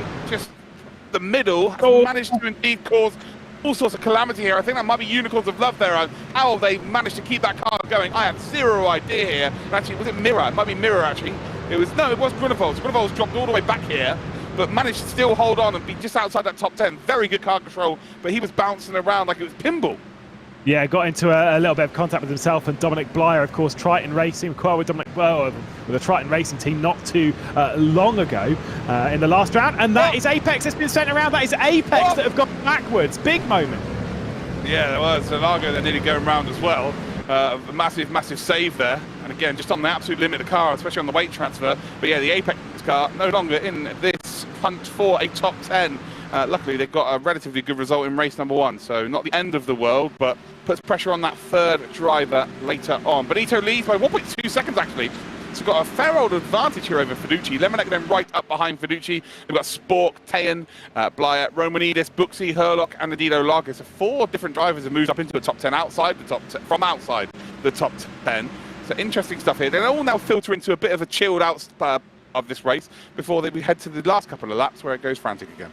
Yeah, I think that, like I say, for right now, you're kind of working out who you're going to be dancing with in 8 minutes and 20 seconds time. That's what this is about. So if you're Lamanek right now, again, being realistic, if you're Lamanek, going for a move from Fiducci is worth absolutely nothing right now. Just push him a little bit. Try and squeeze him up to the rear end of Enzo Benito. I don't think he is actually doing that. I think he is going for a move. But either way, we see Largo trying to fend off the charge once again from Tobias Grunewald behind. Yeah, he certainly is. And things are becoming very, very frantic here indeed. This is really playing into the hands of Enzo Benito, right? He's driving off now, 1.6 second the advantage. I don't think it's possible, really, if a group behind figure themselves out for a lead driver to get a gap and maintain that gap. I think it's impossible, actually. But these two are just playing silly buggers with each other, which is given a chance for him to drive away. But you would imagine if they work it out onto the oval, they should close that gap down again. Yeah, like you say, it's a bit of a train here for Fiducci, Lamanek, Spork, Tayan, Blyer, Romanidis, Bushi, Herlock, Largo, Grunewald, all in one pretty hefty train. Jimmy Antunes isn't particularly far off the rear end of that, with Henry Drury and Hits as well, also in a 3-car train just off the rear end of 11th place. We can see inside Lamanek's room, inside his car, effectively in sim racing terms. And like I say, maybe going a little bit too aggressive into T1 is what's really given Enzo Benito the opportunity to get after this. But whilst Gianmarco Fiducci, speaking of drivers that might need to get on this, Lamanek maybe less so, with Haniyovsky's finished in the previous race. Fiducci actually kind of does need a decent spot after Sean Arnold's issues earlier on in the previous race. A second place would do them a world of good right now. Yeah, 100%. Again, Fiducci does not really need to push, neither does Benito, really. But yes, Lamanek, again, it's all good. Sorry, Fiducci has to, doesn't he? That's what we were talking about. My bad. Yeah. He's not safe at all, so he really does need to push. And I think Lamanek is driving like he doesn't need to do anything too crazy here as well. Very clever driver from him. Someone who actually doesn't tend to have that in his locker, actually. If I'm completely honest. It's either win it or bin it, to be honest, for Lamanek. But yeah, good to see him definitely maturing as a driver throughout this championship. He said to me before the season started that they have a hell of a squad to really attack the Fall Cup. And it looks like they've got a hell of a squad to at least attack this final one before we head into our Masters. Yeah, Yaltine we can see here moving up a couple of positions out wide. Colin Spork, normally an open wheel specialist, of course the 2022 Formula Sim Racing World Champion, trying to get used to something very, very different in the form of these stock cars, but currently running in 4th position. That's a Yaltine directly behind Dominic Blyer. They've all dropped. Enzo Benito set the fastest lap on the previous lap as well with a 39.4, about 4 tenths faster than the entirety of this train, looking so strong because he doesn't have to worry about his mirrors. All he's got is eyes on the road ahead, and he's just cleanly ticking off his own laps, driving within himself. As we go back to Darius Andre, potentially dropping back a position on the Brabham Esports car of Cedo Via around the outside. Oh, that's a lovely move here. Is it going to be completed though? I'm not sure whether it will be here. Again, see the wire. Now you can see they're just dragging cars along here. They're punching a bigger hole because they're side by side, which means cars behind can indeed get involved. So it's kind of, if you're going to be in a position where you're on the inside there and you're kind of just about alongside a car that's making an overtake, it's probably better off just getting out of the way and then just continue to have the lane of slipstream just be one lane opposed to two, because you are giving a group of cars behind you a hell of an advantage. Yeah, that was a very strong final sector from Gianmarco Fiducci. I don't think anyone is shocked by that at all. They've dragged their way back up towards Enzo Benito ever so slightly, just by 3/4 tenths of a second in that final sector. So it's about nailing this middle bit. Gianmarco Fiducci's plenty fast enough, but Enzo Benito is one of Sim Racing's very best. So Largo straight down the inside of Bucci. Yeah, that's opportunistic, should I say. I'm not sure that was really ever on. That was more of a mistake into an overtake opposed to an overtake that ended up being a mistake. Yeah, fruity is what I'll use for that one. It certainly was. It was a little spicy. We've got 6 cars. I think 6 might be the magic number, by the way, which is great for our final, because obviously the final 6 cars versus 3. But it does seem like it's a 6-car kind of battle, because once again, Fiducci, Laminek, Spork, Tyne, Romanidis and Blyer, 6 cars all battling over second position, and then it's a big step back to those behind in the form of Herlock. Yeah, I think it will be smaller groups for the fact that everybody's going to be battling for position, right? If you're outside the top, 14 now, you need to be pushing. When you get to the next phase of this race, you need to be in the top 3 in the quarterfinals, right? And then in the semi-finals, you need to be in the top 2. So it becomes all about realistically pushing all the time, unless you're leading the race. So we're going to see this the whole time. Laminek here, clever. It should be clever from him. A little bit of a nudge there, pushing Fiducci up towards Benito. So will help the cars overheat here, but it will help them catch up to Benito. So they're now 1.1 second behind, half a second gain from the bus stop down there, and it will be 6/10 then the difference. Romanidis, though, by the way, has just done the fastest lap of the race. He's currently in P6, so that means that Tayan's being pushed, Spork's pushing as well, and all 6 of these cars here are thinking, do you know what, we're going to catch up to you, Enzo, and we're going to make the final couple of laps here. Very interesting indeed.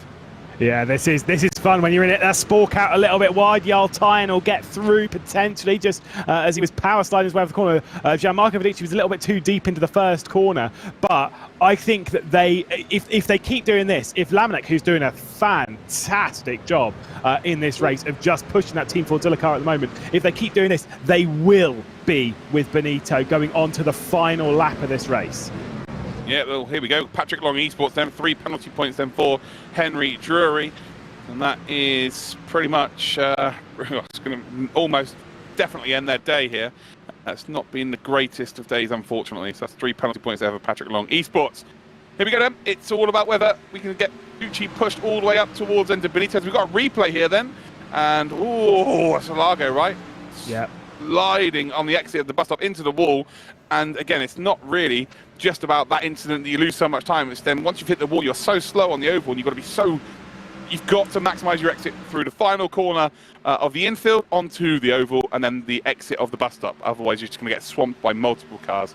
Anyway, we've got Blyer here then, pushing the Williams car of Romanidis. Romanidis took the fastest lap on the previous lap.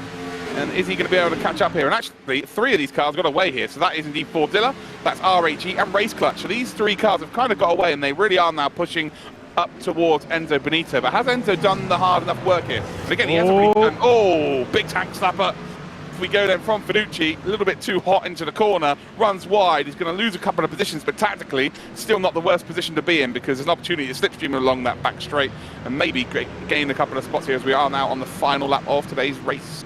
But Laminek, importantly so, when Fiducci made that mistake, Laminek, bam, he is right there. And knowing how strong the slipstream is, if he can keep close out of T7, Laminek is really genuinely in for stealing this race win, which I think would be just because he has put in all of the work to drag that entire train up. He wants his reward.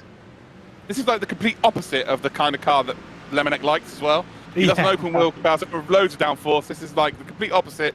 But I just think this is the most mature drive I've ever seen from him. Just very, nonchalantly getting about his business, helping to try and push cars towards. But he's going to move up here towards Enzo Benito.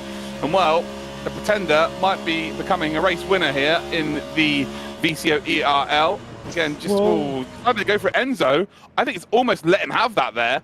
But Laminek then just filters back in behind. Enzo will get on the power nice and early here. We've only got 1 corner to go before we head up towards our start-finish line. And really, it's all about how close Colin Spork is. I think Enzo there, by taking that wide line and getting on the race a little bit early, forces Laminek then to be a little bit too far back here, but then puts him into the clutches here of Spork. And into the slipstream we will go, down to the bottom of the circuit here again. You can use the bottom here, but it's going to be 3, maybe 4 wide. Lemonade then just about gets his nose up ahead. Enzo's in second spot, and as we come across the line, he lost all momentum down the bottom end there. It will be Benito that takes it, and actually Lemonade down in P4, so Spork and Tayan both get second and third, and Lemonade from going up towards the lead, unfortunately, is completely lost out. Oh, I've got to say, I was genuinely impressed by Jarl Tayan there. He was trying to try and force his way through. Like I say, it was a little bit of slipstream was given from him as Lamanek went out a little bit wide to try and kind of bring his run back down on Enzo Benito. But Lamanek making a little bit of a mistake going below the double waved yellow, which again is perfectly fine within the rules. It just wasn't the fastest way to get to the checker flag, having to turn a little bit too much. I think he also got up a little bit on the seam between the apron and the on the road surface as well, but great drive from Benito. He timed it to perfection and important domination early on, but still was caught. Makes Luke Crane very happy, but as much as the drivers were complaining, Luke, about this car, at least to me in private and to be fair in the paddock quite publicly as well, it's producing some fantastic racing. I can't wait to actually commentate on the quarterfinals and the semifinals. Yeah, we changed the schedules. It's just me and Lewis, but don't worry about that bit. Yeah, no, you're right. It's a fantastic car combination, and with the circuit, again, I wanted an oval, but we're kind of getting the best of both worlds here, actually. So it's a perfect circuit for everybody that is indeed a fan of this series. But I will say one thing here: Lemonek's been caught out by the whole iRacing specialist bug there, hasn't he? Because in iRacing, if you go down below that yellow line, you continue that momentum. Obviously, in rFactor, as soon as you get the disparity between the camber of the corner and the flat part of the apron, you lose so much momentum. You just lost the rear as well slightly there. So it's kind of, you tried to do what you can do on iRacing pretty successfully. You just can't get away with it on rFactor 2, which is something we should note moving forward in this competition. I think if he'd gone to the outside, he might have won, actually. And Lewis, it speaks to the fact that rFactor specialists are going to be so important. When it comes to you, though, Lewis, as you watch how the cars develop over the course of the race, yes, they're just 10-minute dashes, but we're putting down 900 horsepower through the tires. It's fair to say that you do have to be a little bit careful on the right foot. Yeah, it's more so, you're not just to kick out that bit of oversteer or whatever. You can get away with it once or twice in the race, but obviously the longer race goes on, the more your tyres are going to overheat. It's the overheating, it's the thermal degradation that's the problem. And also you kind of have to keep one thing in your mind as well, is that every single time you go down to the first corner, I can guarantee you are hitting the brakes at different speed every single time. And that's what caught Gianmarco Fiducci out, is that he was going in way faster than he was expecting. Because when you've got someone sat directly behind, you don't want to tap the brakes slightly too early, because obviously you're going to get spun round. But then it's a game of chicken. Who brakes first? And that's what's great about racing around here. You've got to be so brave. And I've always said this before, when it comes to trains like that, I have always hated leading them, because you are relying so much on that car directly behind. As if you've ever led a race. Sorry. I'm leaving this broadcast. Where's the close line on this? Where is the... I'm so offended. He's not wrong though, but still, I am offended. But no, it's a stressful scenario. I'm the head of a group. I could have still been in 21st. All right. There we go. He's corrected himself after being thoroughly humiliated there by Luke Crane. So one more heat to go, and this is that crucial race, right, Luke, where you got to know what your teammates have done in the 2 races before. If you're looking in a solid position to move forward, the third driver stays out of trouble, maybe pulls to the side of the road. If you need to go for it, though, it's all attack from here. Yeah, it really is. It's if you've not got 2 good positions right now, you are, again, the third race can either be a pedestrian race, your team's done a great job, or you're under some severe pressure. That's the nature of how the heats work now with the changes that we've made. But I'll tell you one thing, like we've together, and apart, we've casted thousands of races, right? And this is so unique, so different. Like we're learning different things today, which is kind of fun for me, because races can become a little bit too the same, if you like. The drivers are going to be in exactly the same boat here. As much as they are all professional sim racers and they race for some of the biggest names in the world of sim racing, they're all going to be learning. The fact that we're seeing Lemonade make a mistake like that, fundamental on this sim specifically, it just goes, well, Fiducci outbraking himself, like Lewis has quite rightly pointed out there. Like this is going to be such a unique event, and as the further we go on, where all the quicker sort of teams make it their way through, all the teams that can negotiate the format the best get through, it's going to be fascinating to see how this goes down. Just looking as the numbers get tallied up by race control, BS competition, great result in heat number 2, but heat 1 did not go their way. They've got some work to do, but looking good right now. Williams, Redline, RAG, and Race Clutch Lewis, who, despite only debuting in this ERL Fall Cup, have really picked up the format partially because team manager Jurgen van Bergen has plenty of experience after moving from the Unicorns of Love and Netrex Grand Prix partnership.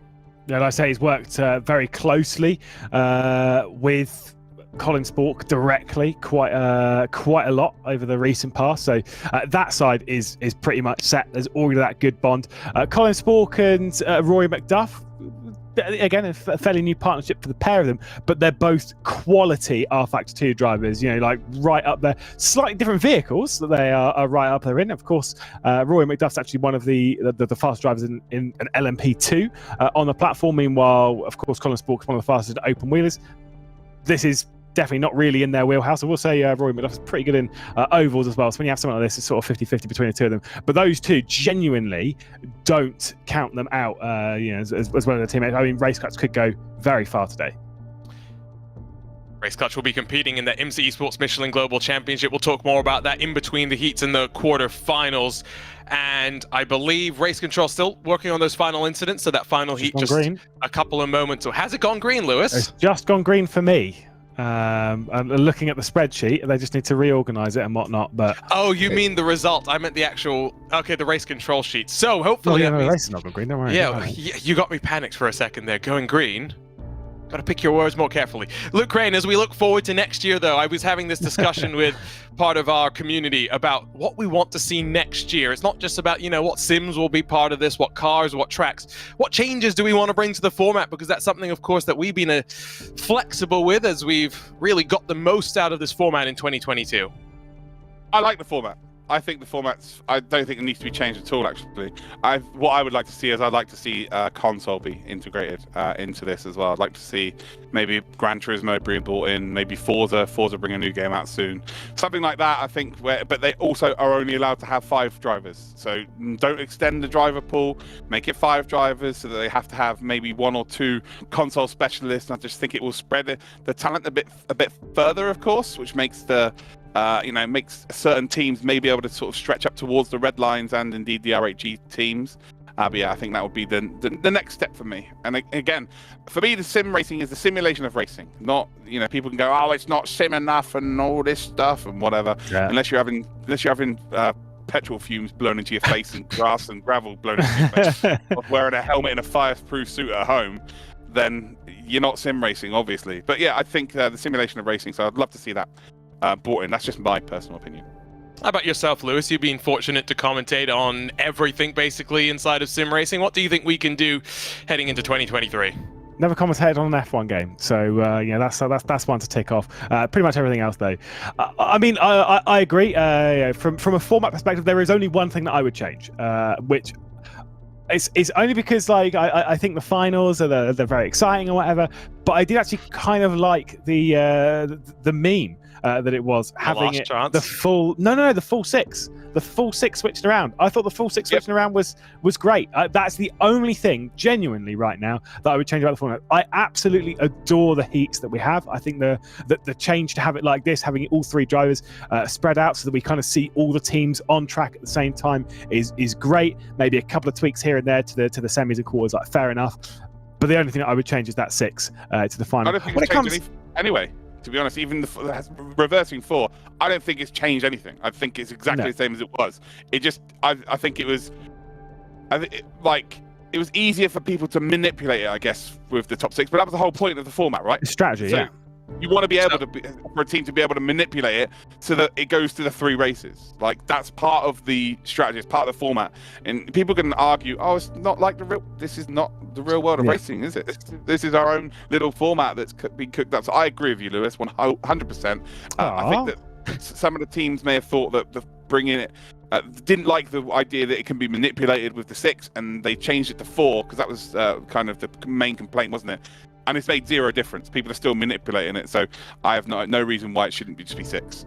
So I'll put to you my idea maybe for 2023, and I like that we can put these ideas out there and then someone will shout it down and say you can't do this because of X, Y, and Z. But this year, right, we've kept it to just 3 platforms. I like the idea of opening it up, but I don't think we should be restricted to just a set platforms through the course of the year. So why not for the Fall Cup, focus on rallying, for example. For the Summer Cup, let's go oval racing. And then for the Fall Cup, we'll focus on just road racing. Why not mix it up? We can go to different titles that maybe we won't see for the rest of the year. And yes, you know, the teams will complain that they won't have the experience and the drivers, but that's what we love about this ERL.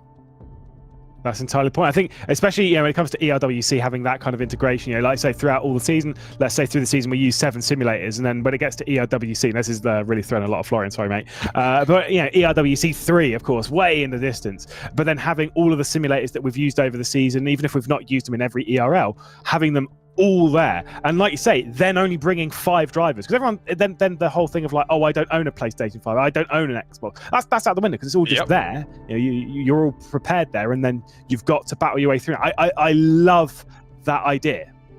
I'm just saying, royalties, I'll send you my address, Florian, after this. But final heat's ready to go racing. Let's see who moves forward to the quarterfinals. Let's see who we wave goodbye for the final time in this ERL. Let's go back to Daytona. Let's go back to Luke and Lewis.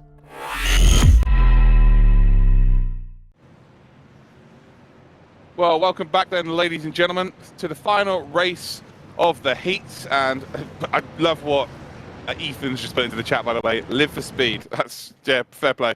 He's getting all of it as well. But yeah, I love the idea of rally, man. Like having every round down in towards the semi-finals where it's just rally stages and all of your times are combined to get your fastest time right for your team, and then you move down into the semi-finals and the finals where it's rally cross. I think that's a perfect idea. But that's just again what I think. I love rally cross. Anyway, Kevin Siggy at the front, Shinjik second, half then is in third spot. Then we've got Darren McCormack, actually, who's in fourth, ACC specialist. That's an incredible qualifying, actually, there from McCormack to be top 4.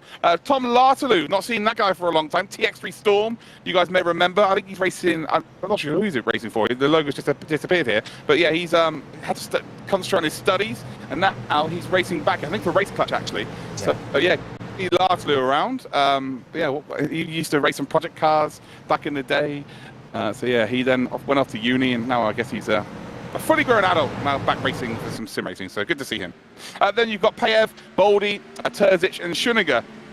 Your 9th, with Krupi in 10th, and we are green racing here. I thought we might have an extra lap, but we've not this time, so it's nice to see. But it's different each time, just to catch casters out even more so. McCormack, though, by the way, up from P4 up to P2, and actually challenging now for the race lead. Shinjik well, that is Punty McPuntington off into the barrier there. I think Shinjik just took too much curb as well, as it's a two-way battle there for P2, and then, well, out of nowhere, Shinjik then makes his way up to second spot, and he's all clear. Yeah, I was thinking that the top 2 between Siggy and Shinjik, you won't see much more of an aggressive top 2 than between those two. Kevin Siggy being the most recent Formula Pro champion on the rFactor 2 platform as well, whilst we look at Pev trying to get a decent result for Fordilla after Gianmarco Fedici's quality race in the previous one, trying to move their way through, but he's got Tom Larty, like you say, directly behind him. Tom, Rory and Colin have all teamed up in the Le Mans Virtual Series, so Tom's got a fair amount of experience on the rFactor 2 platform, but I certainly wouldn't classify him as expert. Doing a great job here. Like you say, Darren McCormack, though, stunning effort in quali. Yeah, Tom is just a quick sim racer. He's one of those that won't take him long to learn. He actually did a bit of F1 esports at one point. Like, he's been done everything. So, yeah, he has got pace to burn. Front 6, the magic number. Looks like they've got away here from the rest of... It's a group of 3, group of 1, 3, 1. But yeah, it is Kevin Siggy that leads out here. Redline don't really need a big performance here, but, you know, as Redline do, they tend to still get massive performances whenever they race.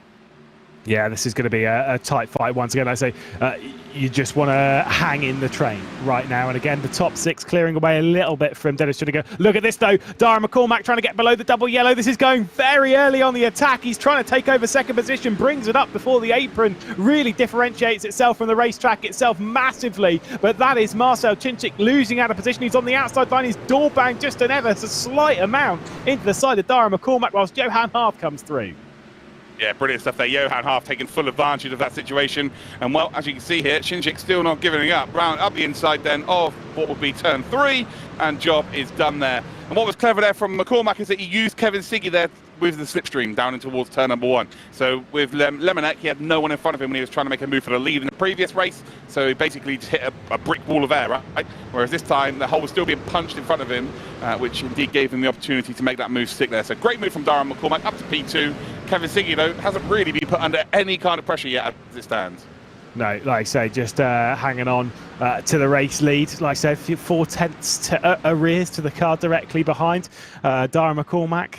I think that might change. Like I said, not put under too much pressure just yet. That will change. Pev dropping back a position on Tom Lartiu as Race Clutch move up a position. The top 6 separated by a second right now, but the slipstream will then favour the Bulgarian driver on the outside. And look who's joining the party. Dennis Schudiger as well, with Matty Krupi straight down the inside coming into the bus stop, and that's John Lacey Esports Academy moving up a spot. Yeah, John Lacey Esports absolutely sending it through there. Schudiger gets out of the way and decides, you know, I don't need to be fighting that too crazily. But does need a big performance for the Unicorns of Love, actually. They're really in trouble as it stands. So yeah, they need to sort of move up there, but ultimately if you get T-boned in the bus stop and you're out the race, you can't then move forward. So very clever from him. Pajic now will close up to the back of them as well, and then we've got Toth as well in a top 10 position as it stands. Then here is the battle for the for second spot, and actually is for the lead as well there. As you can see, Darren McCormack has gone back down to 4th position, made up 2 spots previously, but now back down to 4th spot. Johan Half holds on to 3rd, but now it's Shinjik who moves up to 2nd spot. Still leading this. Pev's just been spun around. I think that was maybe Tom Lartiu straight down the inside, but Pev coming into the International Horseshoe was just sent around. Oh no. Yeah, that is not ideal. Not ideal in the slightest there, and that's kind of the nature of this car. People will make mistakes, and you just don't really want to be in the way of people when they do make those mistakes there. So not ideal in the slightest. Yeah, I'm not 100% sure which driver it was that got down the inside. There is the race man. There's Matty Krupi up into 5th position. I mean, it would be a generic paintbrush to paint with, but one driver has come in behind all of it and then has come out ahead of all of it, and you'd sometimes go, maybe it was him, but maybe not. Not 100% sure myself. We need to take a look on a replay, but Tom is coming straight back round. Going to get into the replay and see what exactly happened. It was Matty Krupi straight down the inside, locking it up, and Pev where to foot the bill. Yeah, that is not ideal there. It's just, yeah, not the Fordzilla fault once again. Another issue where the Fordzilla car ends up facing the wrong way. And yeah, just another chapter in their unfortunate book.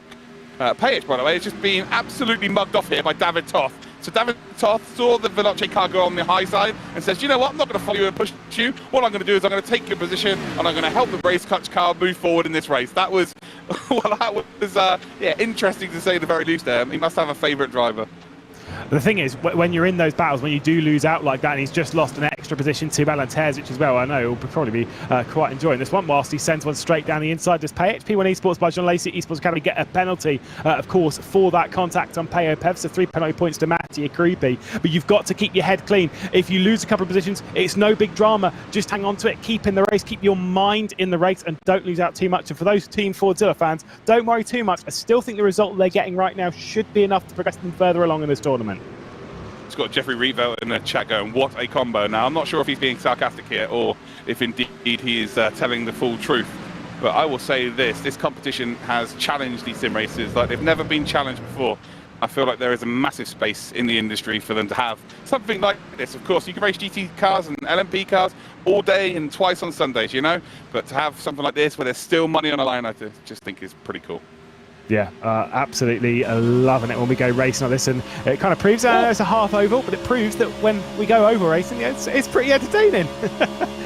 It is indeed. You see the run that Lartiu had, they had to get out of it, and Race Clutch have kind of in a very good position here, so he doesn't need to be running into the back of anybody here, but he nearly did. And it's all about being in a good position, not being too close on the final lap, and then running into the space with that slipstream. And actually, Revel just said it's fun, so he does enjoy it. And I can't wait to see what camera angle you show us later on today. Yeah, where's letterbox cam? We need to have Pika vision, please. Johan Hart going on the attack for the race lead to the outside of Marcel Chichika. By the way, I say attack for the race. I know he's in 3rd, but you know how fast a slipstream attacks around here. If you're in 3rd position, you can absolutely send one around the outside for the race lead. Meanwhile, Pajic and Terzic are going to battle it out for 8th position, directly behind the side-by-side battle between Toth and Krupi. Yeah, that was nearly a really nice move there from Pajic. But Pajic not only nearly making the move, but showing patience all in the same instance there, as we've got ourselves MCon LG Ultra Gear, a penalty there for Guy Sonneveld, who's got a 3 penalty point for causing a collision. So yeah, that's twice now that we've had the same penalty given out for the same thing. heading towards the final couple of corners on, well, this is the final corner until we get back onto the oval section here. Marcel Chinchik still in behind Kevin Siggy here. And again, just biding their time. It's kind of been split now to 3 cars. Johan Half will catch back up. 1.3 seconds of difference between Dara McCormack now and the front 3. It's going to be difficult to indeed close up unless you're being pushed. And actually, David Toth isn't really quite close enough here to do any of that pushing. So right now, the front 3 have kind of got away. Yeah, which does mean that heading on to the final lap of this race, that it's going to be a battle between Redline and RHG. Redline looking for back-to-back victories in the heats. RHG looking for their first. They finished 4th in the previous 2 races, looking to move up a spot and take a victory. Of course, realistically, in that drag race, Lamanek might well have taken a victory early on. As we look into the eyes of Kevin Siggy, he's got one more lap to hang on for a victory around here. It's going to be a... probably not the easiest final lap because Marcel Chinchik, well, like I said before, he can be pretty aggressive. And these two, I'm pretty sure these two have had contact before. We went racing in the touring cars around Donington Park earlier on the season. Might have been those two. Might have been Jeffrey Riefeld and Chinchik. We've done like 7 million races by this point. Everyone's had contact with each other. That's true. That is true. They've all swapped paint at some point. We're on board with Tom Lartaluden, who is having to go defensive here with Kroopy. Kroopy's got that penalty, so has to make moves here. Just has to make clean moves, not like he did earlier on. And again, I don't think Kroopy necessarily was massively, like, it wasn't the case of, oh, I'm going to T-bone this car. Just that missed the braking point, going maybe a little bit quicker, like you pointed out earlier, than they had been into that corner, and just broke at the same point. So it's, it's just learning the car in these heats. And people should tighten it up as we do indeed move on to our quarterfinals and the semi-finals. Here's the lead pack then. It's Kevin Siggy versus Marcel Chinchik for the victory. And I tell you what, Johan Half is very close here indeed. Watch out. I think Johan Half might be able to go and win this. Oh, yeah, like I say, he's got the slipstream. He's got that double slipstream to try and go for it. It depends on what happens at the front. You've got RHG looking to the outside. Marcel Chinchik, that could be side by side through the bus stop on the final lap of the race. Chinchik's going for it. He sent it all the way around the outside. It's going to slow them both down. And like you say, Johan Half, he's rubbing his hand at this big kick of oversteer on the departure of the bus stop. It's going to be a big, big, big drag race to the line. Back onto the final part of the oval here on the final lap of this race. Kevin Siggy moving ever so slightly closer then to the back of the RAG car, and there's a back mark here that might be helping out Chinchik. So as we head then towards that final corner, I think Chinchik might be starting to get a bit of tow. Again, he does as we come across the line. The RAG car has been helped out by that back marker. Kevin Siggy pulled out into that massive block of air and ultimately cost him the win. Johan Half will take P3, wasn't able to get quite close enough as we move a little bit further back then. We've got Dara McCormack, who does hold on to that P4, Lartaluden and P5, and Toth not quite close enough to take advantage here. We'll take a top 6. Kroopy will get 7th, but it's a 10th effectively because of the 3 penalty points. We then got Terzic and indeed Page Hildebrand, although there's there a move being made here? It's Patrick Sodicat there for Wild Things, making a move at the final stages of this race as well. And yeah, very interesting race there. I thought Half was going to really close up there, but just didn't. So did I. Yeah, I don't know. I don't really have words. From that, I will say there was 4 teams. There was 4 teams that had top 10 finishes across all 3 of the heats, which is Redline, Williams, Race Clutch, and RHG, looking very, very strong in this. I said it was a lot of fun. I did see, I said Nico Hillebrand, you were saying about that. I think he recently had a little bit of a drive in a TCR car, of course, courtesy of HPD that he's been racing with in sim races. That's a pretty cool little thing for him, but only 10th place in this race. I don't think we'll be seeing much more of Patrick Long this evening. We'll get confirmation as race control works through the results. Does look good for about 5 teams. Redline, Williams, Race Clutch, RHG, like Lewis mentioned, but also Apex, BS Competition provisionally count them as safe and going forward to one of the 2 quarterfinals that we've got coming up. We're going to step aside here for a couple of moments on VCO Esports. We'll be back with more talk as we preview the quarterfinals of this ERL Fall Cup.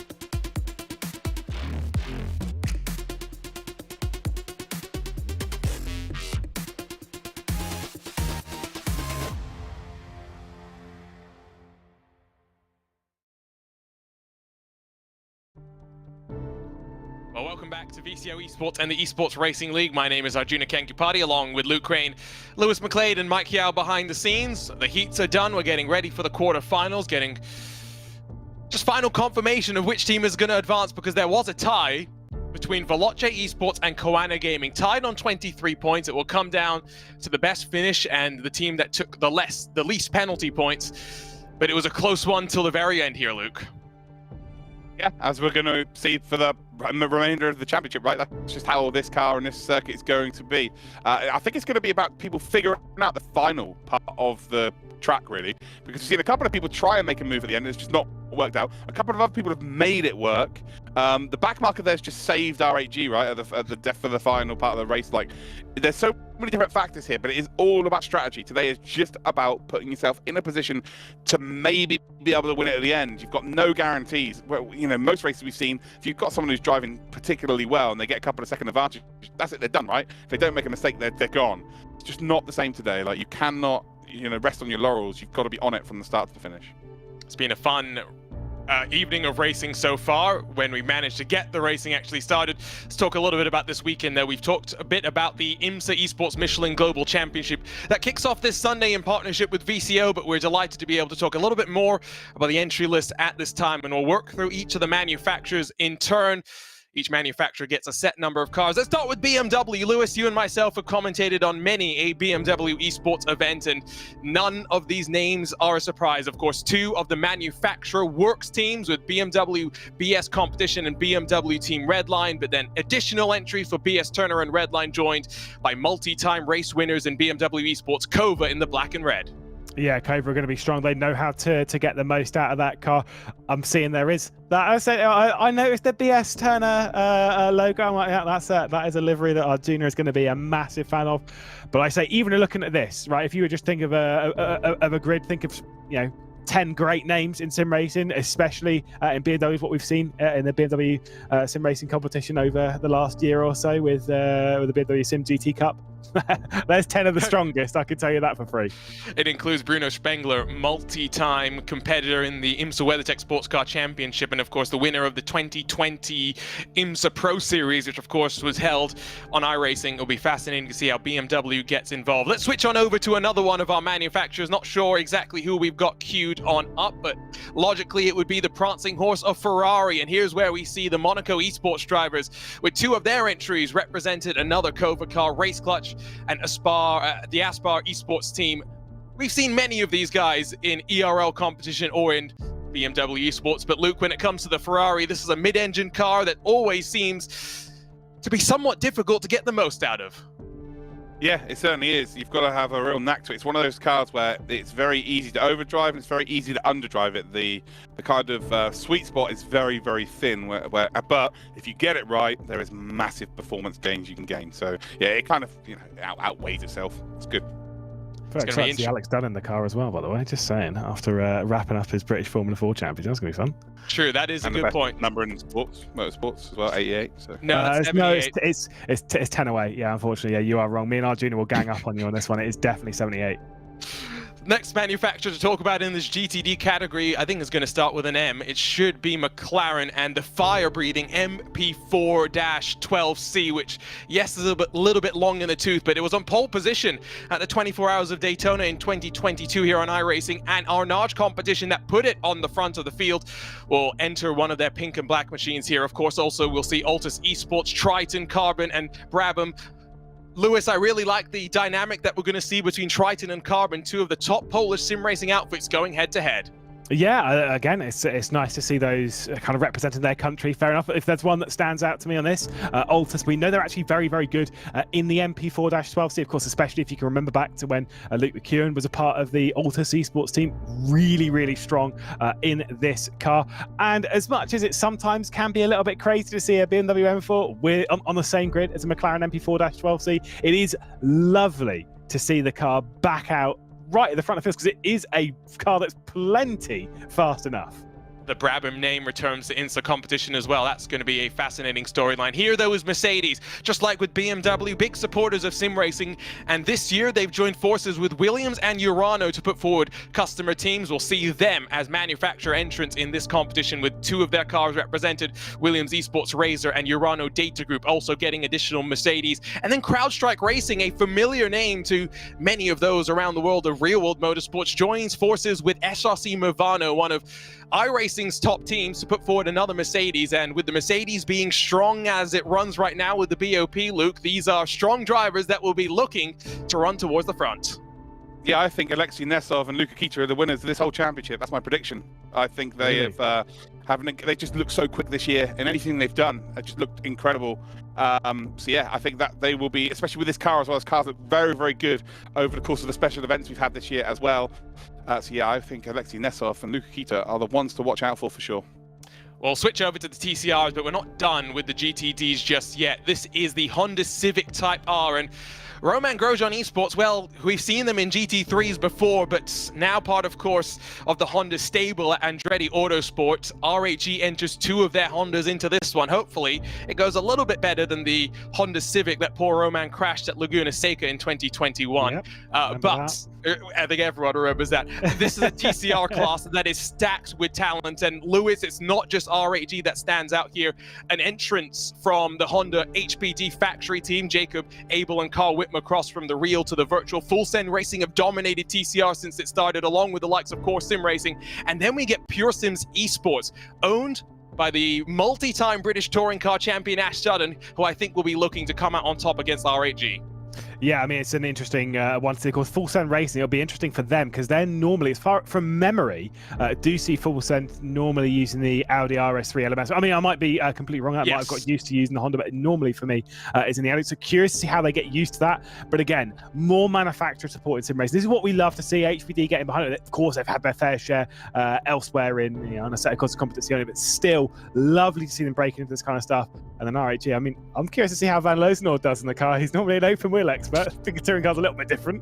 RHE brings World Championship quality to this field, by the way. Then we get to the Porsche, and yes, it will be a surprise to some that Porsche Coanda is not in the field. But I tell you what, if you are that German manufacturer, it doesn't get much better than having 2 Apex Racing Team Porsche 911 GT3Rs entered into this field. Of course, coming off the win just last weekend in the 2022 iRacing Petit Le Mans, the 3rd of the VCO Grand Slams. MSI Esports going to be interesting there as well. And then Team 75, Bernard by SimRC, is the number 75 entry. Always great to see the Spider-Man livery there. And Hardpoint crosses their 99 Porsche from virtual to real, from real to virtual rather, by partnering up with Delta Sport. The Porsche looks good, and I think, Luke, we've seen what the Apex Racing team has grown to become in 2022. You say Urano's the favorites. I give to you the Apex Racing team.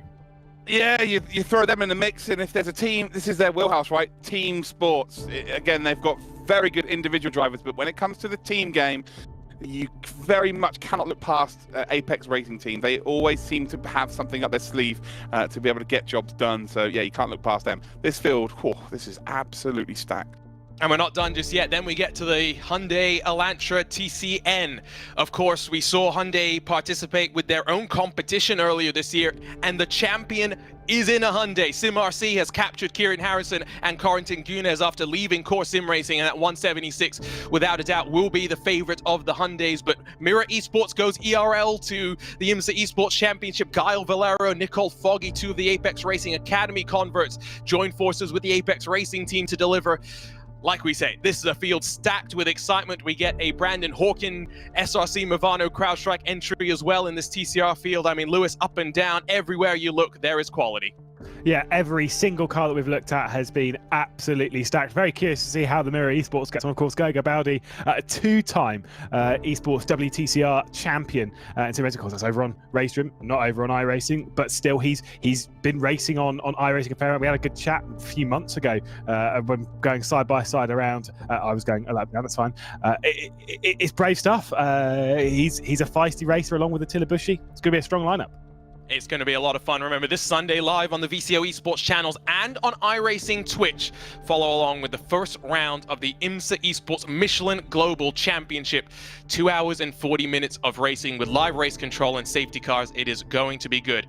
The heats, though, here today for this Esports Racing League Fall Cup are now in the books. And Luke, I think we are ready to go for the first of 2 quarterfinals. Time for me to take a step to the side here, ladies and gentlemen. Have a breather, actually, because those heat races were so incredible. It's time for your quarterfinals. Take it away, Arjuna and Lewis. Well, it should be a lot of fun. We're not getting straight into the racing action because we're going to see our way through qualifying first. This is going to be a tough one. I mean, this car's tricky to drive at the best of times. We were saying that it's a car which creates mistakes. It is one that kind of breathes them out of drivers and whatnot, none more so than in a qualifying session. And in this car as well, I wonder what the pressure is like in qualifying. We really haven't seen too much of it. You get about 7 minutes in this qualifying session, so that's 2 bites at the apple. But I wonder what the tires are like after your first flying attempt here, Lewis. Realistically, yeah, not great. You might be able to get 2 flying laps, but normally, generally with most cars on RF2, you kind of want that first lap to count. And that's why, extra pressure on your shoulders. You can't just go, oh, just back off of this one and then just do the next one. Like, no. You've kind of got to make this one count, return to pit lane. You can escape back to pit lane, fair enough, and then go back out and do it again. But it's not easy to make the most of a session. Thankfully, 8 minutes long. There's plenty of time in it as we ride on board with Enzo Benito. Despite not running the oval, you know what it's like around the road course. You've still got to run the high line because it's about building the speed before you start that lap.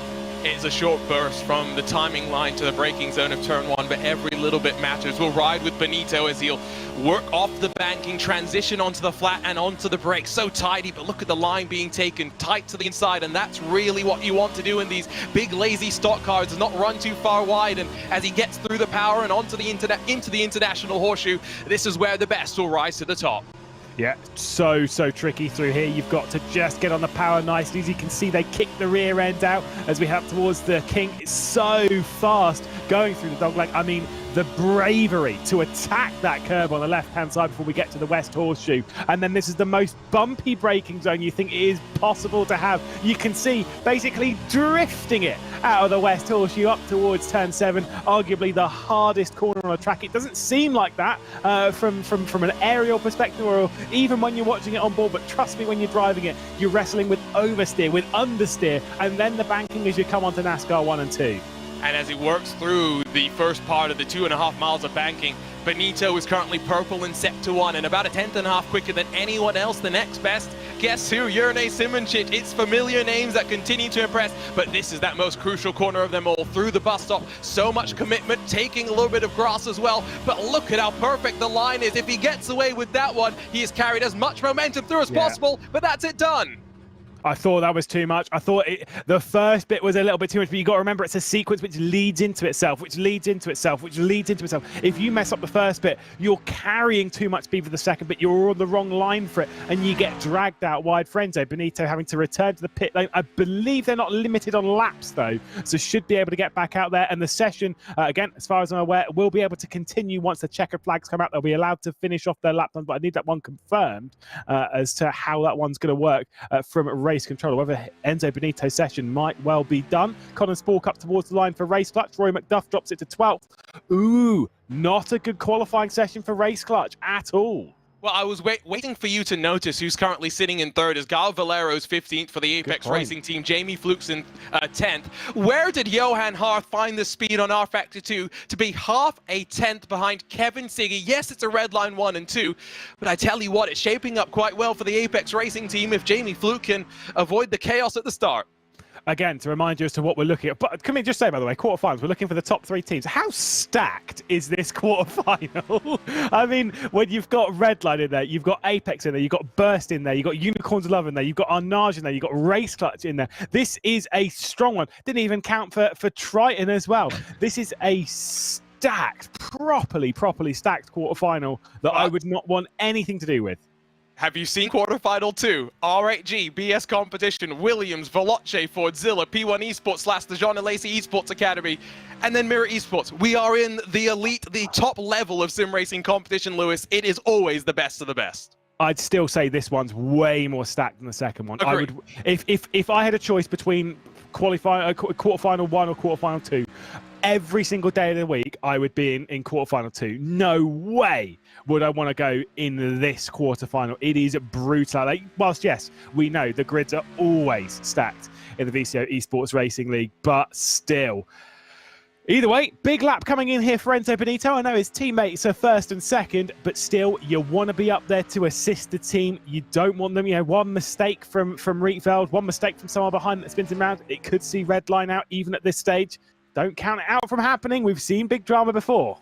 Yeah, and don't forget, we'll get again that full formation lap, so there's plenty of time for drivers to sit there and ponder what that run down into turn 1 will be like at that race start. It does look as though we are again in for a bit of a maybe 4-car breakaway. The question will be, can Dominic Blyer and one of the other Triton racing machines be able to take the fight to those in front and be the bridge between the front and, as it were, the peloton trying to chase them down with 60 seconds left to go in qualifying? Big slide from the Triton racing car.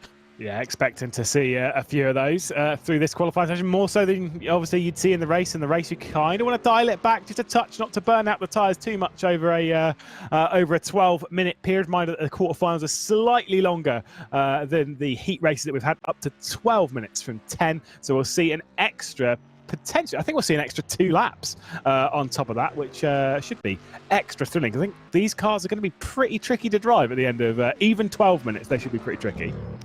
I think the number of laps will wholly be determined by how much fighting we really see through the field. Now, at the front, it's been... Yes, we've had the breakaways and the mega packs, but to be fair, Lewis, they've been fairly coordinated and not tripping over one another until they get to the final lap and the run out of the bus stop chicane. Yeah, a lot of drivers have been racing very, very smart. I think the smartest, at least the smartest racing that we've seen so far really throughout the day, I've got to say, was Launek. I think was absolutely spot on in that race, pushing Gianmarco Vidici a bit earlier on in the day. We'll see what Enzo Benito does up to the line, and guess what?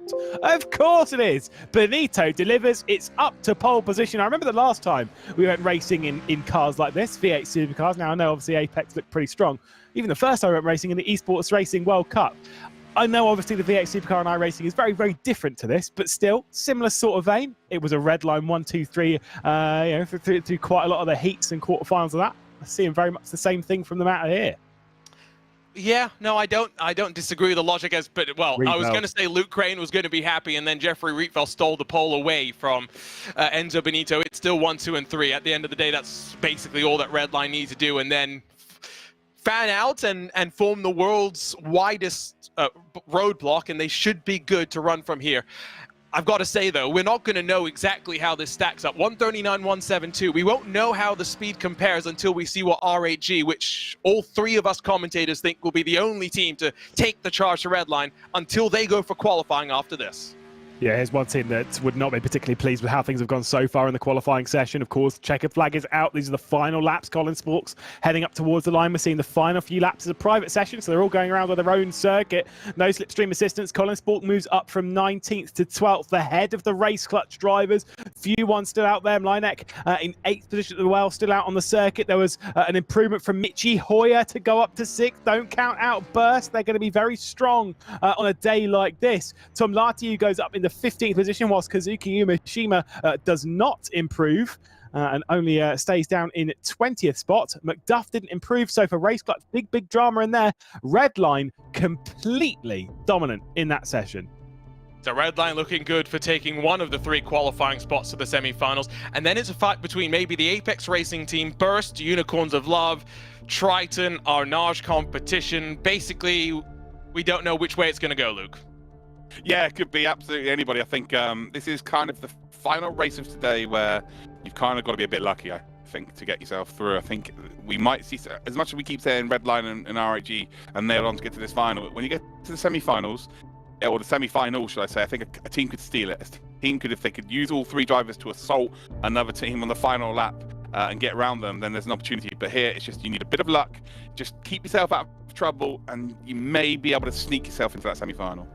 So we've had the qualifying session for quarterfinal 1 already done. Let's see if we can show you the bracket as it sits right now before we go racing with the first of these 2 12-minute sprints to set the field for the one and only semi-final. Like we were saying, it is stacked in each of them. I think this seems to be also incorrect because there is no Team Redline whatsoever in the quarterfinals. So I'm swiftly going to turn our attention away from that and back over to the one and only Lewis McClade and say that yes, we've got 2-stack quarterfinals, but quarterfinal 1 is the quarterfinal of death, if you will.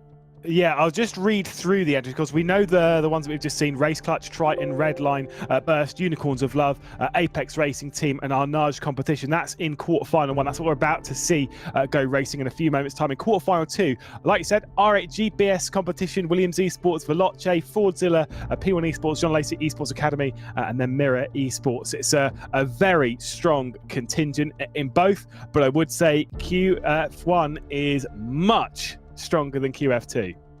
Yeah, there you can see this is confirmed the correct bracket now of note of the teams that were provisionally going to go to the ERL Fall Cup Masters, which will run not 2 weeks from today, but instead we'll get a little bit of a break. Leo Racing and Ballas Esports, the big shock there for them to be missing out so comprehensively. Other than that as well, no real surprises with Yasit, I don't think, actually racing outside of the 2 drivers that we saw from them, both embroiled in some significant issues. So first of our quarterfinals, Luke Crane, which 2 teams likely to advance with Redline in your view? Oh, I don't think it's predictable. I think it could be anyone at this rate. I think we're going to be doing, the mathematics is going to be out the window. It's going to be a case of we will have no idea if they cross the line. It'll be that close. I think we'll see all of them have their say in this.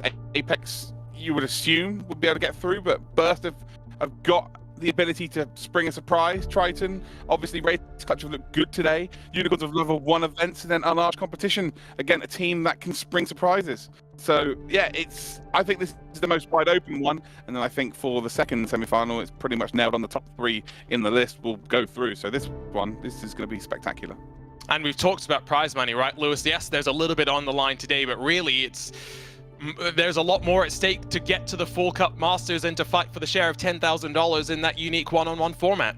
Yeah, like I say, a lot of pressure on a lot of shoulders out there, not just for today's event, but like I say, focusing on the future as well. I don't know what to expect from this, but like you say, they're all kind of getting ready to go racing. I think we are indeed ready to go racing. Yeah, we are indeed. Again, this is for the seeding as well for the Masters. But anyway, let's get involved with our quarterfinal number 1 with indeed Lewis and Arjuna.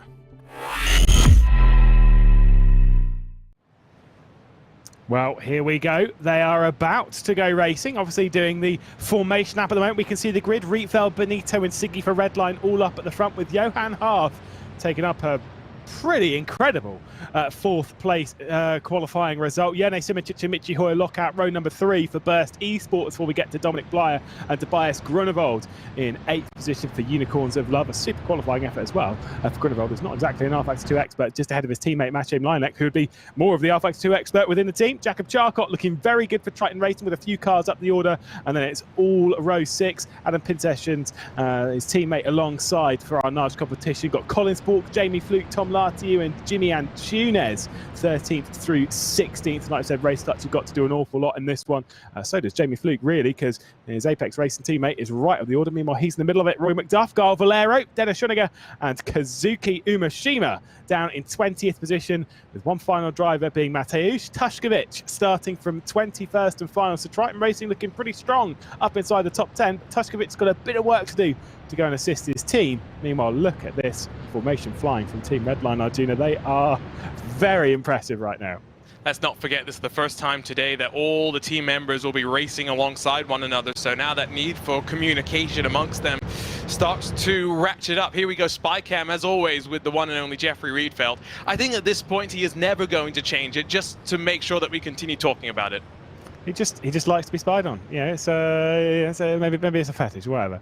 Each to their own. Either way, Rietveld, one thing that he is a very big fan of is starting from pole positions in races like this, around tracks like this. Has done so very well around here before, of course, in Formula Pro and whatnot. But either way, directly ahead of his teammate Enzo Benito, his teammate Kevin Siggy. One thing that I was told, it's actually an interesting thing, whilst looking at Colin Sport, Tom Lartier and Rory Duff. The only reason why I'm bringing up race guys is because is Jürgen van Bergen to tell me that they're all starting in the same. I hadn't thought about that. Whilst Burst Esports, right, they're starting 5th and 6th. but they're starting alongside each other. So it's like, how do you assist each other? You can't really. You have to race down. Same realistically with Grunewald and Mlinek. Same with Triton Racing. You kind of have to fight with your teammate a little bit. You can't just work in a team from the off. Yes and no. Because yes, at Daytona, you can take it 3, 4, and 5 wide into turn 1, but let's be real.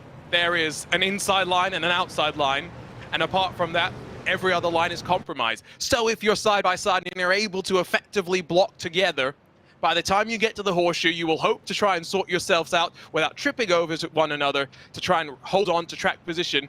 By being separated out a little bit more, even if you're following in line, I actually think it's harder, because if you get checked up and you have 3 cars all in line, all 3 of you get checked up. Whereas otherwise, you get the opportunity to try and do some more unique stuff. Right, very quickly as they're getting ready to come round. Think fast. Who's going through? Which 3 teams go?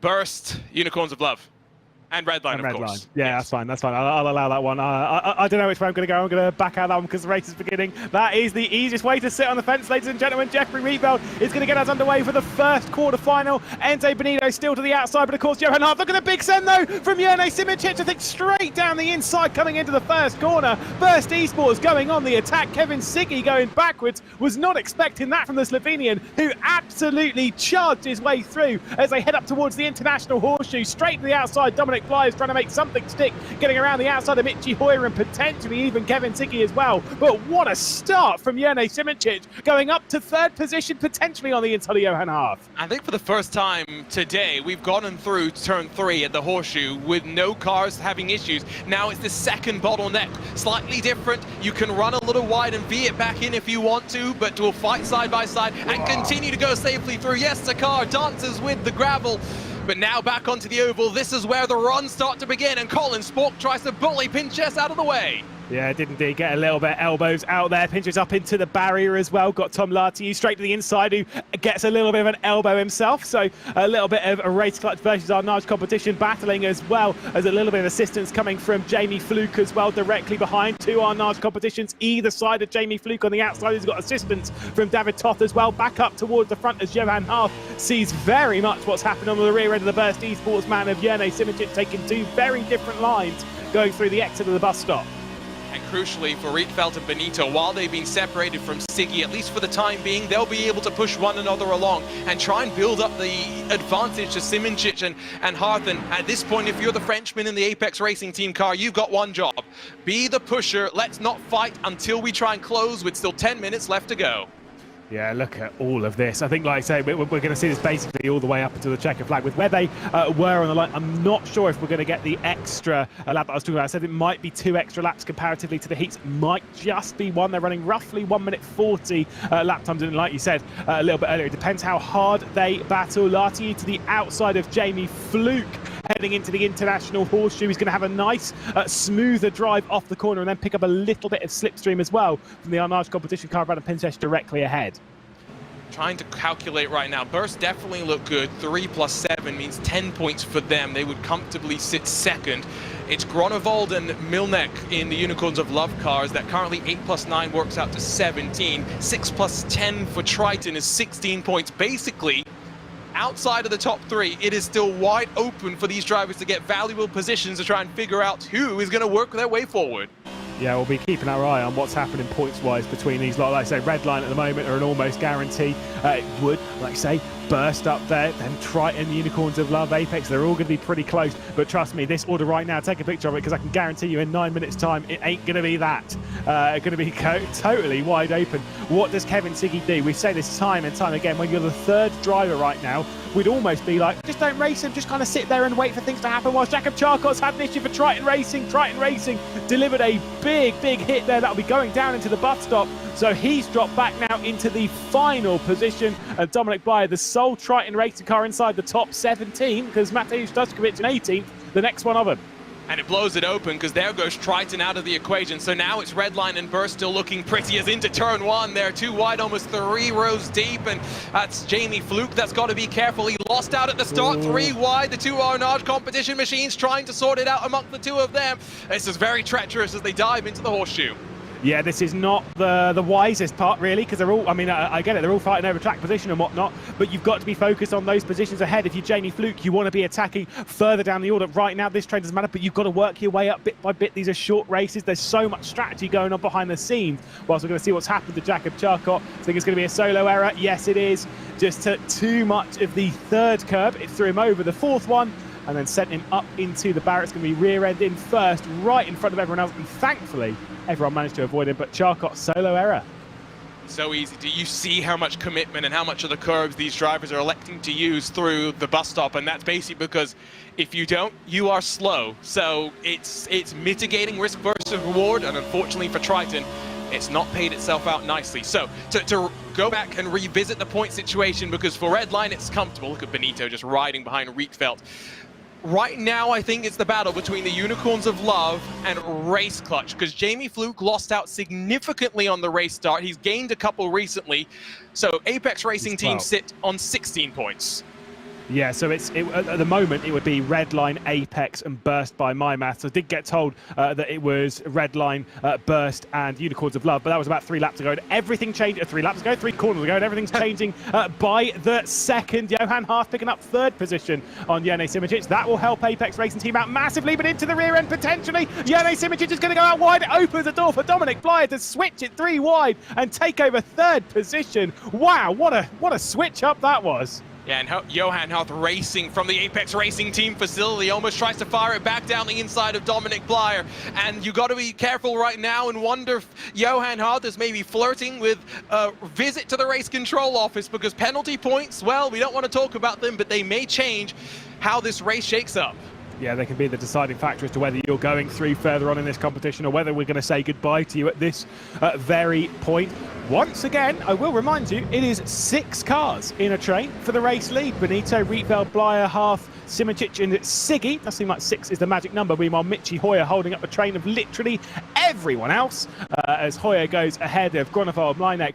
Colin Spork, who's got himself up into 10th position, dragging up Tom Lartiu as well behind. So they have managed to make that progress, of course, in the R-Large competition, battling behind. Like you say, right now, got to keep your nose clean, but Grunewald, Mleinek, they need to gain a few more positions, but I don't even think 7th and 8th will be good enough for them. They need a bit more luck. They need some outside assistance. Meanwhile, we can see Grunewald getting down the inside of Hoyer there.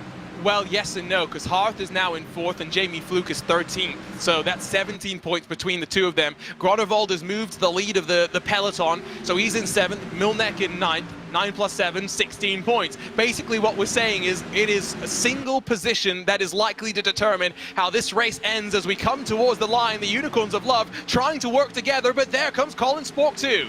Yeah, whilst you say single position, I think it's not just going to be a single position. It's going to be that drag race to the line, which is going to be the decider, which means that we do not know who's going to go through until we see that checkered flag out, which I am all about, by the way. I think it's absolutely fantastic. Why we love going racing here. Hoyer and Spork, these two do not get along. I will say that they've had plenty of fisticuffs on rFactor 2 over the last sort of 8, 9, 12 months. Anyone who watched the Formula Sim Racing World Championship at the Azure Grand Prix will note that these two, well, they had a bit of contact. I've got to say that, as we'll head back to see what's happened to Johan Hath.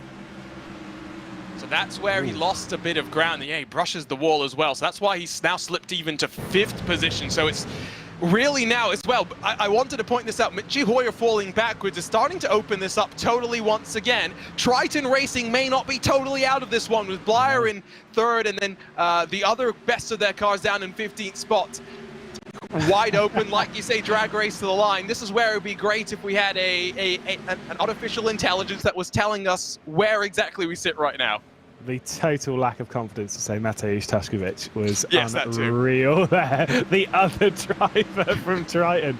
You saw me look at the name and hesitate. As soon as you said it, I was like, no. Fair enough. Yeah, 15th position at the moment, like you say, just hovering around. Done a great job at 21st position just to keep the nose clean as we head back up towards that train, but it does mean that Dominic Blyer has to really finish in 3rd. We've got 2 red line drivers of Benito and Rietveld pulling their way clear of this grouping. I think it will probably be 3 laps laps left to go, because here's Kevin Siggy trying to get to the outside. Johan Hath, first one to be ticked off. Big slide though from Dominic Blyer. He's gone in too deep, potentially. It's opened the door. Jene Simičić might come through. Jamie Fluke getting a 3 points penalty onto the Apex Racing team, so that might well throw them totally out. Yeah, and a bit of deja vu there as well. Very similar to what we had the last time around through that very same corner. Now, quick update, because Jamie Fluke is in 13th. Johan Hath is in 3rd. At best, realistically, you give them a points total of 19 points. Remember what we were saying about Triton a moment ago? It is still well and truly open. Burst still, I would say, in the driver's seat to grab the 2nd qualifying spot. It's Unicorns of Love trying to hold on to the 3rd. Yellow flag out in Sector 1. That, I think, is Rory McDuff. He's been around at some point during that first sector, so more issues for Racecracks. Have still got 2 drivers up the order, but right now that doesn't even really matter, because they're not going through. Like you say, it's going to be a red line and a fight between basically everyone else. Burst, yes.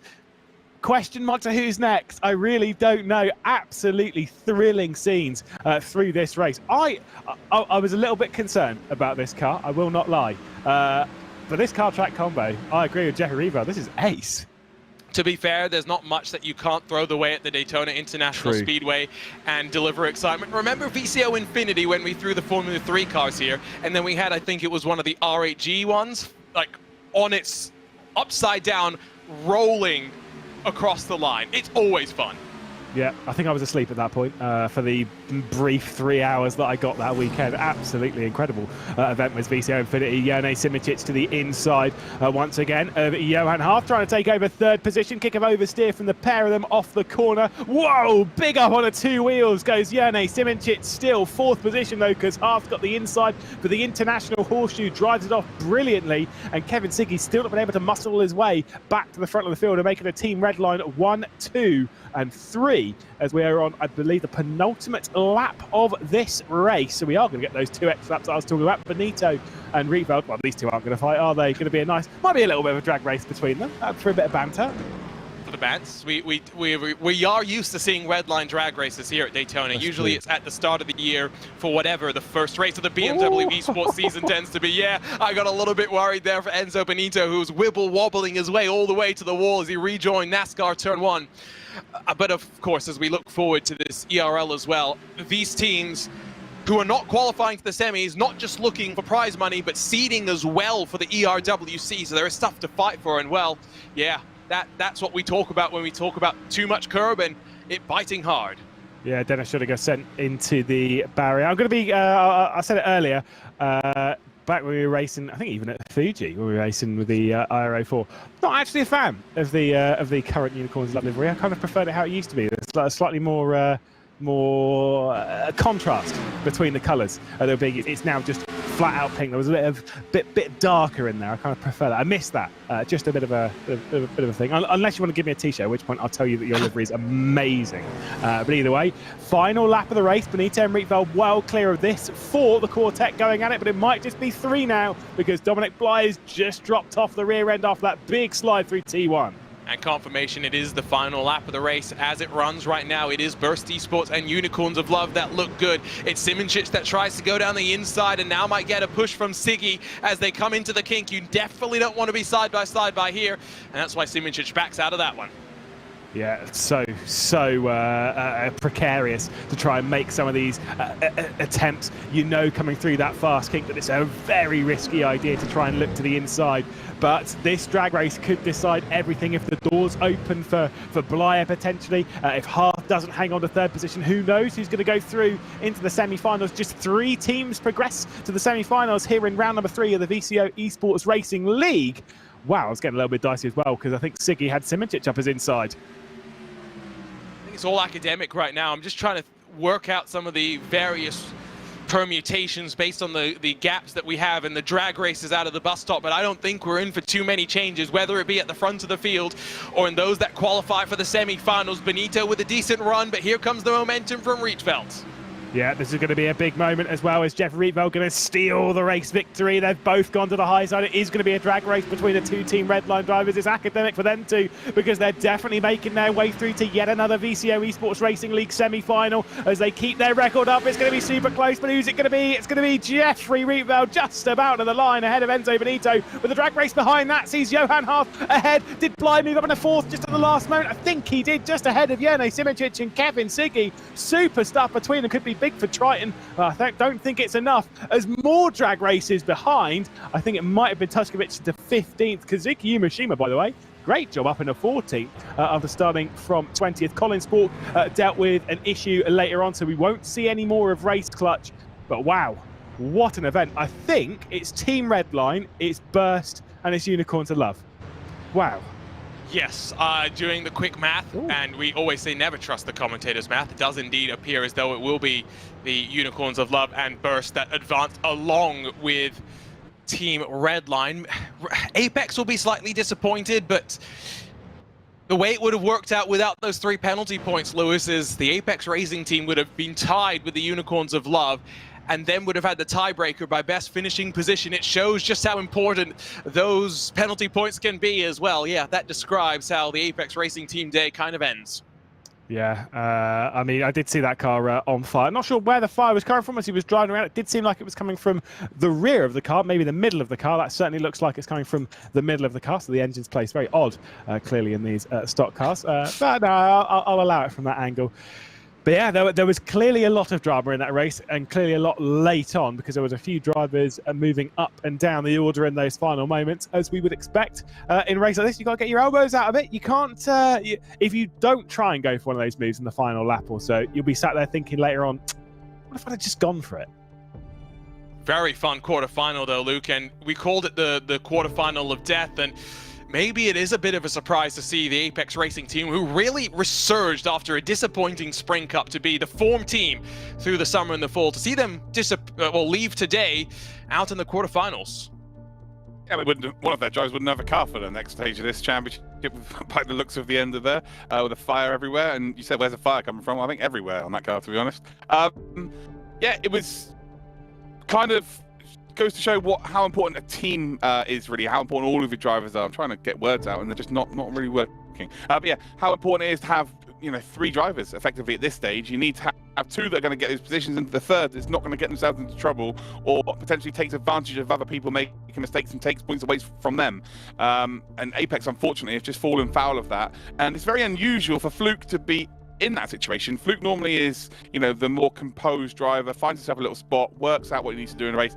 And when you put anyone under pressure, it just goes to show, put anyone under pressure, mistakes can happen, and ultimately the penalty is what's cost them from going through, because they would have gone through on countback on half being P3. So yeah, very unfortunate for Apex, but indeed, Unicorns of Love, they're not going to be too worried about that. Neither are Burst. They're going to go through to our semi-finals, and they're going to try and progress. And I think there's a chance of some real surprises at this stage. I'll come to you for a moment, Lewis, just to talk about Burst/Blast Esports, as Luke loves to dub them, but they've been very up and down. We've seen them with lots of speed, not always having luck, and somehow feels like today things are coming together in a way that it really just has not in 2022. No, when we went racing, I think it must have been in the first season, because we were still in the Formula Pro car of the Esports Racing League. Of course, it was a very long time ago, back in the Spring Cup. They did get through into the final. I do remember, of course, Zandvoort against Team Redline. So Seagull. It's Seagull. Damn right. There's been a few of those in this time. Also, no, there's been a lot flying around. And every time I'm on a Le Mans Virtual Sim, oh no, this is the wrong place. Don't do it. But still, it is very tempting. But obviously, they are a strong team. They are an rFactor 2 specialist team. We've seen them, especially with Umashima, do very, very well on iRacing. Obviously, he's a good iRacing driver. They're iRacing specialist. This kind of car is as much as, yes, for sure, we're on rFactor 2, etc., it is a bit more of a level. This is not a car they would normally use. Sure, knowing the inside and outs of the simulator helps, but still, I just think this kind of weirdly enough, leans into Jene Simičić's driving style. He's butter smooth. And I know this is a crazy car to be butter smooth, but when you are smooth, you're consistent, you're predictable, and you can pull your way through an order. I think this actually might be a proper Jene Simičić car. Let's not forget as well, this is fixed setups, Luke, right?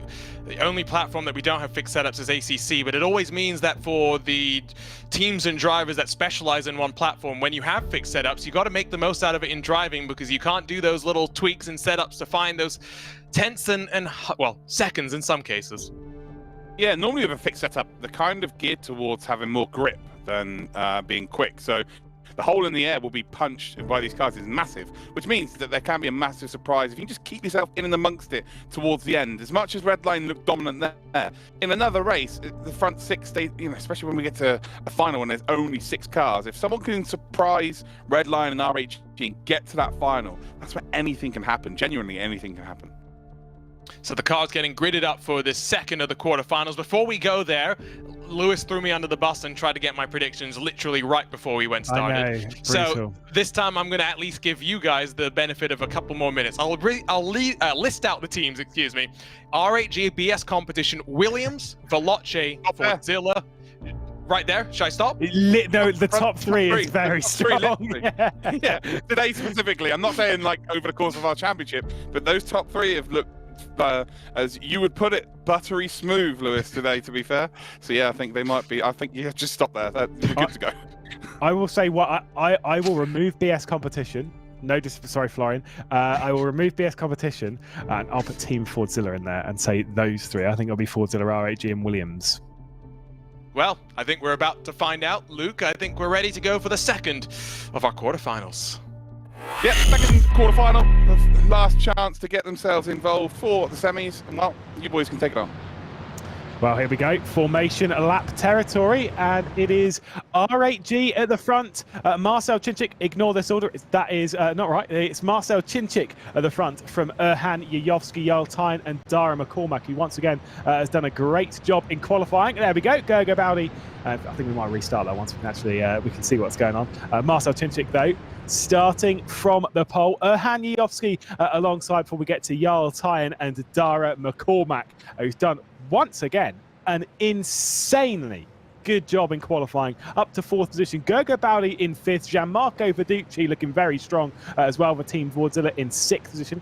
Maybe he'll sneak that race victory. Lamanek in 7th, as well with 8th, Mattia Krupi, Marco Pajic and Michael Romanidis, 9th and 10th position before we get to Jakub Brzezinski for Williams Esports. He's got a bit of work ahead of him, along with Peo Pev, who is super fast in this car. Sean Arnold starts from 13th. He's going to have any luck in this race. Meanwhile, Alan Terzic, Phil Denez start 14th and 15th for BS Competition. Veloce have Eamon Murphy starting from 16th. The final 4 drivers in this, Attila Bushi, Joseph Herlock, David Noj, and then Ebdrup, who received a fair few penalties in the previous race and hopefully will not do so in this, obviously for P1 Esports and John Lacey Esports Academy. Well, I mean, you made us give a prediction. Hopefully you've had your time to think, Mr. Arjuna. Who are you picking? Which 3 are you going for? Hey, it's only fair after what you did to me last time. That was brutal. Yes, that I get a little bit more time. To be fair, I don't disagree with what Luke said. Stop it at those top 3. RHG have looked great. Williams have looked very, very strong. And I just think that despite the fact that BS Competition have Terzic and Dinez 14th and 15th, all it takes is some chaos in front of them to go. I think Fordzilla will have something to say about this, though. We've got a lot still in front of us. The one that we all 100%, I think, agree on are those 2. It's R8G. So strong. I get the feeling they might do the same thing as to what Redline did in the previous race and just walk away from everyone. Yeah, I agree. It's maybe not as impressive because they've only got 2 of their cars at the very front of the field, but they being the class. I think Redline versus RAG was what we predicted before we even saw any on-track action, and sometimes, commentators, we know what we're talking about. I don't know about that. Never trust my map. That's right.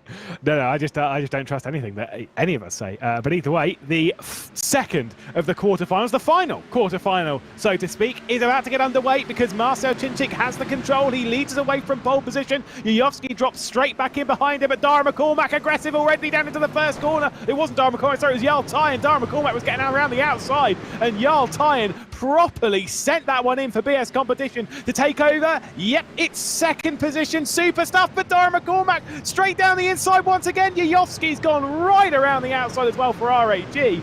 Wow, it's so dicey, despite these cars being absolutely massive. That's why you go racing at Daytona, ladies and gentlemen, because these cars are big, but this track's bigger. Scintillating stuff, and the confidence from Yovski to see not just the potential to go around the outside, but then to get it done. Cold tires, cold brakes, magnificent. And now, well, it's going to be hard because we've got a pack that's forming behind McCormack, Ty, and Fiducci. Any of those drivers capable of winning this race. And remember, these are the longest races we have throughout the course of the evening. McCormack was there, to be fair. Yovski bundles him down to the apron. Yeah, I saw that hand gesture from McCormack. Remember, basically in the same sense, oval racing and whatever, it really is any overlap's an overlap. And for me, I think it was a little naughty from Yovski just to chop straight down there. But look at this, Mattia Krupi down the inside, trying to get one done on Jarl Tyen as well. Gianmarco Viducci just backing off ever so slightly. He's dropped the spot down to 6th. He's got Gianmarco Viducci, someone he's well accustomed with battling with, at least in touring car races, directly behind in 7th. It's going to be a tricky train that Marcel Cinčić has checked out from. And the only driver that does not want to catch him in that group is Erhan Yovski at the head of it. Yeah, no, you're right. If anything, he will be trying to back the pack up. The Williams choo-choo train just blows past Marco Page as they come to the line. It shows you just how important not just draft, but bump drafting will be here as well. These cars have got to be careful, though. They are in danger, if they fight more, of being dropped by those in front. Yeah, look at this from Mattia Krupi again, straight to the outside of Jarl Tyen. He might just about have the drive off to make that one stick, but Tyen with the inside line, especially earlier on in the race, has plenty of grip on the rear end to power out of it whilst holding a tight line. Meanwhile, Peo Pev trying to get around the outside of Lamanek, who's dropped back a few positions. They make contact, though, going through the kink as well. Look at this as well. Phil Denez directly behind, waiting for his way to pass. They've got one of the Mirror Esports cars ahead of Attila Bushi as well, who will see racing him plenty of times in iRacing competition in the near future, of course, but still not making much further progress than 11th. But Mirror Esports, I've got to say, looking pretty strong at 7th and 11th right now. Maybe they might sneak a way through into the semis. I just wonder if this car is more familiar to them, in the way it drives. Yes, front-wheel drive versus rear-wheel drive will be slightly different, but it's about patience, this car, in a very similar way to TCR, so maybe it just benefits them. Kruby not really looking for a move, but trying to just back Baldy out of that one. Look how sideways he was, and fortunately, in some ways, I think the first part of the curve through the bus stop managed to bring the car back pointed where it needed to be. Very swift maths at the moment. Of course, we've got RHG that are looking very strong. Williams Esports with a 3rd and an 8th looking quite good as well. And then it's extremely tight between BS Competition, 4th and 14th, 18 points. Then, of course, we've got the Mirror Esports, 7th and 11th, 18 points as well. Team Fordzilla, 6th and 11th, 5th and 11th now. Fordzilla might be the one to sneak through as they've all just gained a little bit of a spot there. Phil Denez as well, making one up. It's so tight as well. That was very naughty, though. Straight into the rear end. Marco Bajic right into the rear end of Phil Denez that went straight into the back of Peo Pev as well. Ooh, that was dicey. Seems appropriate for the car that we're in, though, right? Robbins Racing and all of that one. Denez more physical, though. And wait! That's an RAG car out! Oh, this is a big moment. RHG being dealt a massive blow because Lamanek is not there to pick up the pieces. Yovski's had an instant potentially with Dara McCormack because there's been a bit of a squeeze off as well from Marco Pajic. Phil Denez squeezed off on the exit of the kink. Lamanek just waiting behind, waiting for his opportunity to sneak his way through. Big kick of oversteer as well. Phil Denez right out wide on the exit of the West Horseshoe. Yeah, but what happened to Yovski? Now, was that contact with McCormack? Will that impact Williams' chances of making it through? Because may they be in danger of getting penalty points? My word, one moment, and we have no idea what that means for the next 7.5 minutes. Yeah, Williams Esports at the moment, they're the ones that are looking strong to go through. Everyone else, massive question mark. I think Fordzilla, potentially. BS Competition actually might be the other one, although Phil Denez has just dropped back behind Marco Pajic. Williams, sure. Everyone else, not sure. Mirror, Fordzilla, BS, they're going to be very, very close. It's massive for RHG. 1st and 13th. They still actually might be all right, but Lamanek needs to do a little bit of work here. Let's take a look. So Yovski's closed up to his teammate, got on the brakes very early, I've got to say, right ahead of Dara McCormack, and has been sent straight around. But where does he come out in all of this? Is it right in front of his teammate? Thankfully, plenty far enough ahead of his teammate Marcel Cinčić.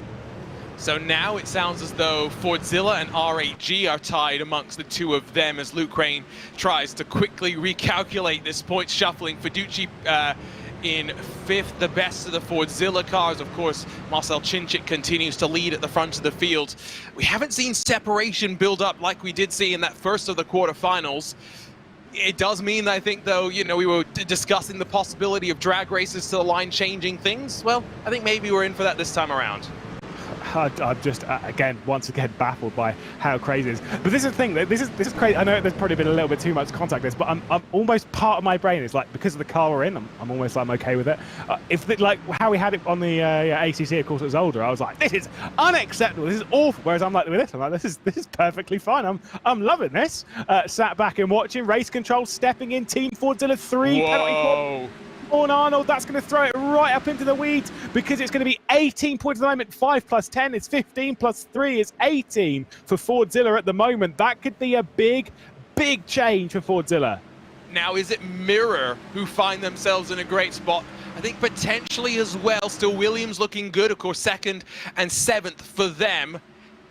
Oh, I tell you what, we always say that you can never script an ERL event. This by far has been the most electric, the most entertaining, and it's wrapping up this year in such a spectacular way. Yeah, look at this as well. Here comes a switch, Michael Romanidis, and it's the Williams train again, because Brzezinski's on the rear end. He's assisted his teammate. Look at that though! Big moment, straight down the inside. Oh, there's also been a spin as well. BS competition round Jarl Tyne. He's been squeezed back though by Gianmarco Verducci. This is crazy. Whoa, as he rejoins straight in the side of Gergo Bowdy. My word. They made that work, but these drivers should know that they've got an accelerator and a brake as well, and a steering wheel that goes in both directions. Because, let's just be fair, this is a lot more contact than we need to really be having right now. Baldy will concede for the time being, but my word, a battle pack forming for 4th basically on back. I feel really bad for Luke Crane, who's trying to run some points for us in the background here. But I swear, every time he says it, it's just completely irrelevant, because it's just something's happened. The last time he messaged us, Mirror Esports were 3rd, R8G were 2nd. Williams might get a penalty. I mean, this is just absolutely ballistic at the moment. Let's take a look at a replay as to how this one unfolded. I don't even know where to begin. So it's a solo spin. It is indeed from Jarl Tyne, who then releases the brakes, get into the rear end of Mattia Krupi, and then everyone just kind of charges in just a touch. He gets squeezed back around by Michael Romanidis. This rejoin, I'm not so sure about. So he's out of control there, and as he catches it, well, yeah, going about it, yeah, whatever. Fair enough. We'll just ignore that one. It's all right. It's just this kind of racing, sure. So the first bit of drama, yes, the BS Zebra lost it by himself, but he did then, after saving it, get tagged around again by Michael Romanidis. It was pretty blatant there. Now, is that worthy of race control? I don't necessarily think so, because, you know, Jarl had lost it initially by himself, but by no means can Williams be assured right now of their spot, because there's at least 2 moments where I could think that race control would be looking, at the very least, at what happened. Yeah, I think with 2nd and 4th, though, even with a few penalty points, you know, they're still looking pretty good as long as they can hang on to those kind of positions. Of course, Darren McCormack and Michael Romanidis. I actually don't know how I feel about the first one. Of course, you're alluding to McCormack versus Jovski. I don't know if it's like, you know, Jovski being too early on the brakes. Race control, of course, can take a look comparatively to previous laps. Meanwhile, Williams Esports switch around. Brzezinski, more of the rFactor 2 specialist. Of course, the initial Le Mans virtual winner back in 2020 takes over the spot from Michael Romanidis, and now sets his sights on Mattia Krupi. Meanwhile, Romanidis going to lose out potentially here to Gianmarco Verducci.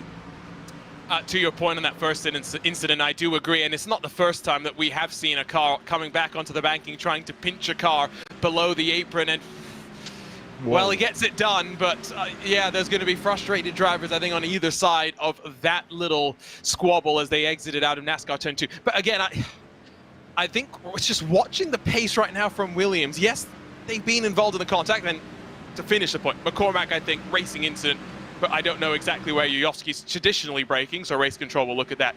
Williams are looking strong, and I don't think any of us thought that they'd be up there in the mix. But they may be surprising us and showing us that they'll be the ones to fight against Redline rather than R8G. Yeah, at the moment, very quickly the update. Williams, 4 points. This is from Luke Crane, of course. Williams, 4 points. Team Fordzilla, 17. R8G on 12. So far it would be those three. Mirror Esports on 18 points. So there'd be 1 point outside of it. But if they gain a single one, well, that will be on count back, of course, to penalty points against Team Fordzilla, which means that Mirror would progress their way through. What an electric second quarter-final. We've still got plenty more of it, though, as we've still got a bit of squeeze in. Mattia Krupi. Oh, I'm not sure about that one. Jakub Brzezinski probably wouldn't be particularly pleased as we can see into the eyes of the Polishman. What's that famous quote? All the time you must leave the space? There was not space left there. Brzezinski, I think, will now think about what he'll do in these final couple of corners. Doesn't have to fight too hard. That's the crucial thing. Williams 2nd, 4th, and 6th. Given where they started, it's been a great drive through the field.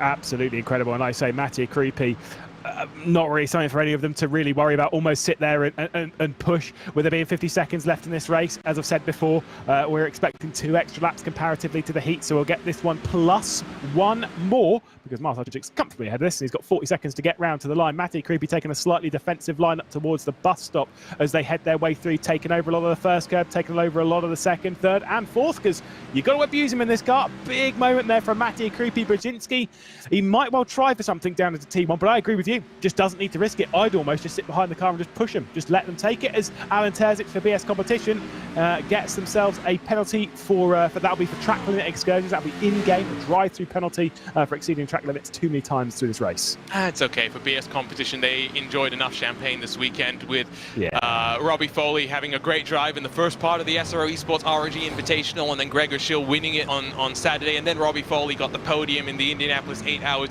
a week after the podium in the Petit Le Mans. Contact in the background. Who was that as well? R8G, I think. More drama. Wow. Yeah, I think it was Lamanek that got spun around. Sorry to cut across you there, but I just caught it in the background of shot. But Lamanek, wow, R8G cannot catch a break in this race. And it's very close right now because Lamanek has emerged in 13th, fighting with Fordzilla. He can't afford to lose 2 positions because otherwise suddenly it's Mirror Esports that would jump in front of them. Oh my word, oh my days, what a final lap. We're trying to figure out all of these little permutations, a battle all the way to the checkered. It's all right, as soon as we go back onto face cams, you can ask Luke Crane, because he's the one running the numbers behind us, trying to keep up with one of the craziest races that we've had. I mean, we started out the season, of course, with the semi-finals back in, we didn't start off with it, but the IRO4, the semi-finals back there at Fuji, which is one of the best races we've seen. This is certainly up there with one of the craziest. I don't know which way it's going to go. Well, we know which way it's going to go at the front of the field because Marcel Cicic, while there's been chaos for his teammates behind, I mean, it doesn't get much more dominant and easy than this for him as he rounds out of NASCAR turn 3 and 4 to win in this quarterfinal.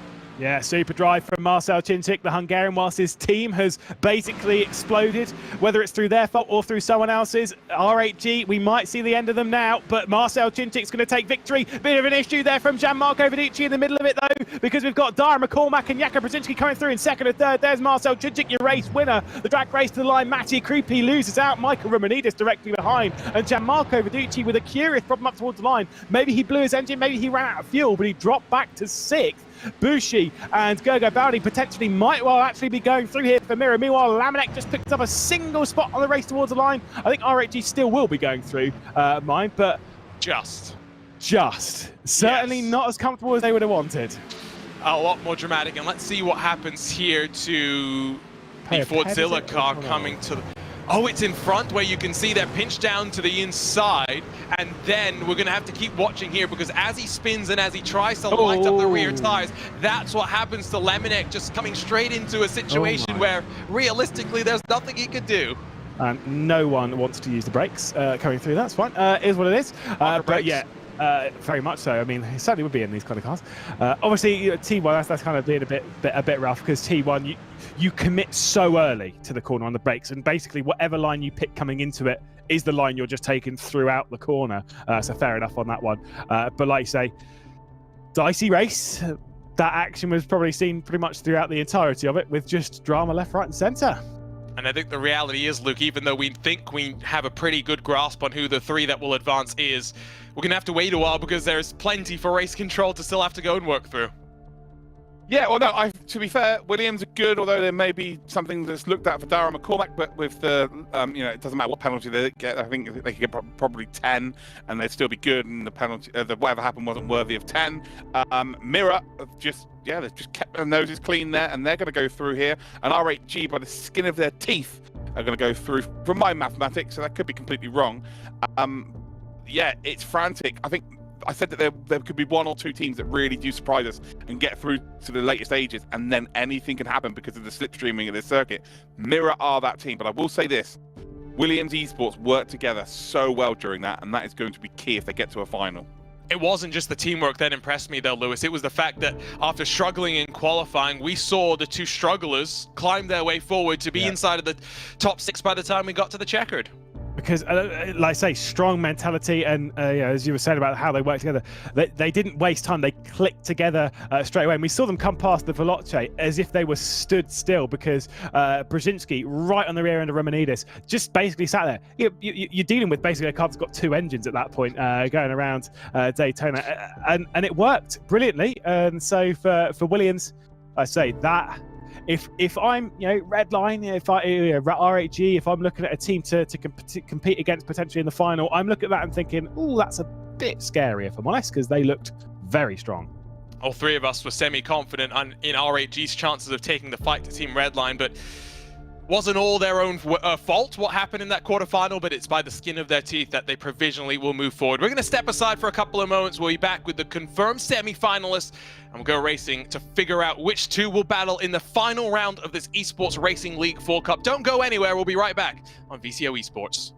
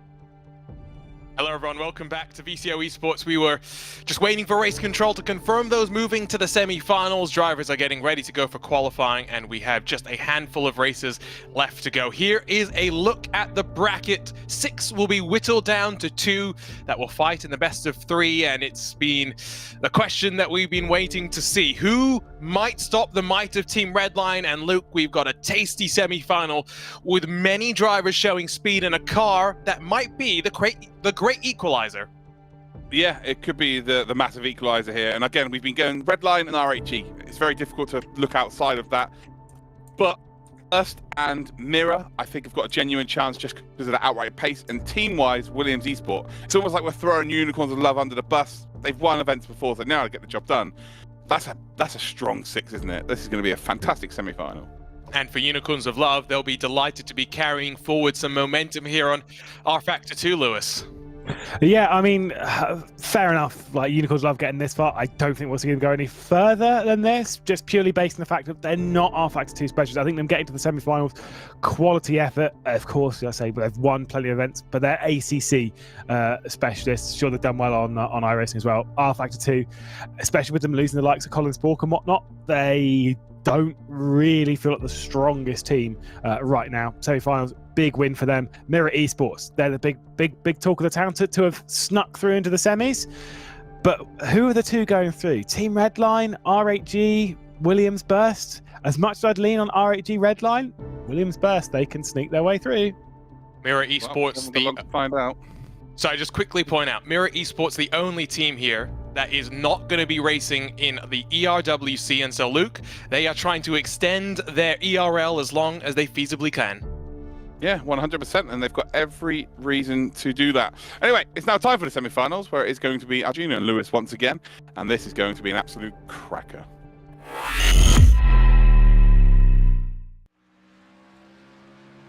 So here we go. For some teams, the end of the road. For some, the opportunity to shine. It is qualifying, track to yourself, go fast time, and as we were talking about in that quarterfinal, as you build up momentum here, you use the highest line possible, the longest distance, to use the entire 900 horsepower to get started for a qualifying lap here at Daytona, Lewis. That is tricky at the best of times. Yeah, you got plenty of time, but again, it's the whole thing of throwing it in the bin. If you've made a mistake, you know, it doesn't need to be a perfect lap, but if you've made a mistake that's cost you like half a second or whatever, you know how tight some of the gaps can be. Hit the escape key, start again, get straight back out there. Don't waste time. You want to just keep in the rhythm. Just hit the escape, get straight back out there. I know some people will time it to be like, oh, but I want to start the lap at the final second of the session. It doesn't matter that much. Just hit the escape and get back on with it. Get back into the rhythm and try and avoid those mistakes. On board with David Noj, of course, running a wheel which I probably wouldn't recommend taking a car that's as wibbly wobbly as you put earlier around. A Formula rim on a car like this might actually be very, very tricky. You say that, but Bobby Zelensky of the iRacing is well known for using a Formula rim even on the ovals, and he's going to be fighting for yet another potential championship. Will 2022 be the year that Bobby Zelensky competed in 3 different disciplines of iRacing World Championships finally gets a title to his name? This, though, I think is always the most tricky and technical corner on the track, because there's so much speed, so much momentum that you carry into it, and we see just how much of the curve these drivers use as well. It's so easy to mount it too much and slide your way through. That looked about as perfect as you could get, though, for the Mirror Esports machine. Yeah, I mean, super brave from David Noj right now.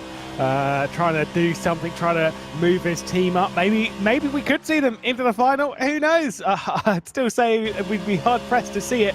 It's red line 1, 2, and 3. Siggy Rietveld and Benito. Williams coming over 4th and 5th, but where is Noj going to go? 7th only. And I think qualifying maybe not as important again, remember, just because the draft will play a factor, but at least track position will be important. Yayovsky to 3rd, Simoncic to 5th there, being able to start in qualifying well. Where will their teammates go, though, to back them up? Schoeniger only 12th for him, as now we wait for Michi Hoyer to run to the line. Yeah, this could be, like I say, a big moment for Burst, because 5th place at the moment, needs the assistance, does get the assistance 7th spot. I would say Jane Simoncic has lacked a little bit in the assistance in the first quarterfinal from Michi Hoyer, who got right into the thick end of things again with his best mate Colin Spork. But still, 5th and 7th, I think that's good enough. Like you said, I think qualifying is going to be 110% in this. I think you can afford to qualify just inside the top 10 and work your way forward. I mean, hey, it seems like Williams Esports can qualify wherever they want and then still work their way forward. So each to their own on that one. What's Darren McCormack going to do, by the way? 18th spot. He's qualified up in the top 5 in all the races so far that he's done. Both of them. Not the best of the first sectors compared to the lap times of Simoncic and Michi Hoyer, but we'll wait for Darren McCormack to get a lap time on the board. Still wait for 3 drivers who are yet to complete a lap, while the rest of the drivers seem to have already begun an outlap for what will be their 2nd and final flying lap attempt. This, though, I think is actually Chinchik, of course, on his outlap. Very curious to see McCormack, who has already completed the 2nd sector, 37.6 in that 2nd sector. It's not the worst of the 2nd sectors, and he's trying to minimize the distance as he runs to the line. Yeah, they'll run it as tight as they can, right onto the double yellow line. Getting way ahead of myself there. But I think he might have actually lost out time, because I think he just dug in a little bit too much. He really needs to be below it or above it, not kind of on it in the same way that he was. Marcel Chinchik, well, he's one of the fastest drivers after that dominant victory. 17th position at the moment because he's not set a time. Needs to be a big one from the Hungarian. Yeah, it's one and done basically now for him.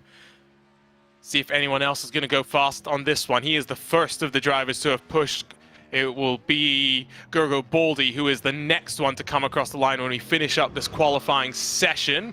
Nice and tidy through this 2nd hairpin. And while the road course looks flat and boring, it's rather bumpy, especially in the braking zone. And these cars will bounce a lot, so it's so tricky to slow them down, and you have to be so tentative when you spool up the power. But I think Chinchik gets a great run through, back onto the banking after a great Sector 1. It looks good through Sector 2.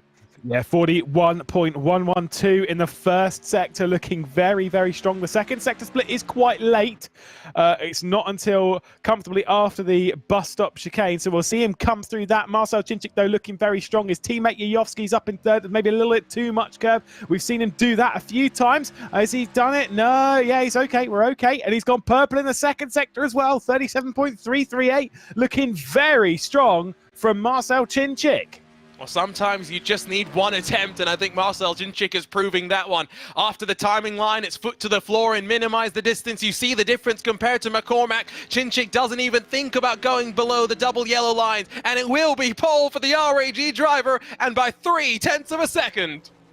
massive lap time. That second sector split was huge. Still some lap times coming in. Kevin Siggy going decent in the first sector, about a 10th off. Yuyovsky almost matching Marcel Chinchik over the first sector. They were all the top 5 setting decent lap times, all within roughly a 10th, but no one is going purple critically enough. Enzo Benito looking very strong. Jeffrey Rietveld that we're looking at right now has dropped a few tenths, might move up in the second position. There's Benito up in a second place. Is Rietveld going to do anything? Not on position, just on time.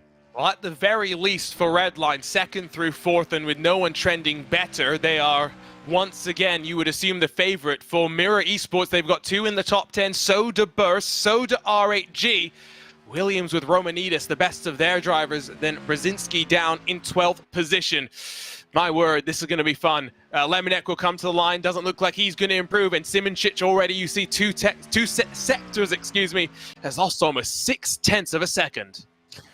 See if, yeah, like I say, yeah, Simončić down a fair amount at the moment, just 7th spot. I don't think there's going to be, might be a position gained on Romanidis when he gets towards the line. No, there isn't. He lost a little bit too much on the exit of the bus stop. Of course, that leads around all the way to just 7th and 8th. For Burst. But at the moment, if the race were to finish as it's qualified, then, well, we were right. It's Redline and R8G in the final. What are the chances of that, though? This is going to be a frantic semi-final. It's an important race, I think, as well, if you're Lemonek, because you need to try and just find a little bit more speed. Here's a rundown of those qualifying results, and it's almost 0.2 the margin between Chinchik and Benito at the end. Benito continuing this miraculous run he's had of podiums and consistency in 2022. Siggy Rietveld behind him for Redline, then the second R8G car with Williams in 6th, 2 Burst cars behind, and then Gergo Baldi, the only Mirror Esports driver at the end, because Jakub Brzezinski able to punch his way into the top 10. Behind them, it's David Naj, then Lemonek with Gronewold, the best of the Unicorns of Love machines. Get ready to say goodbye to them, at least for the day.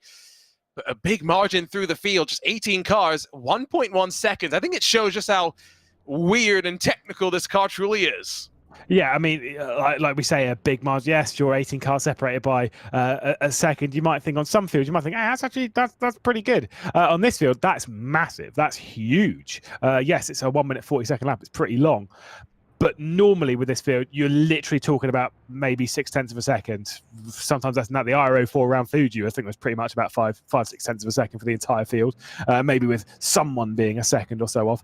But this car is a tricky beast. Like we said before, time and time again, it's 900 brake horsepower going straight to the rear wheels. It's got quite a bit of downforce, more than you would expect.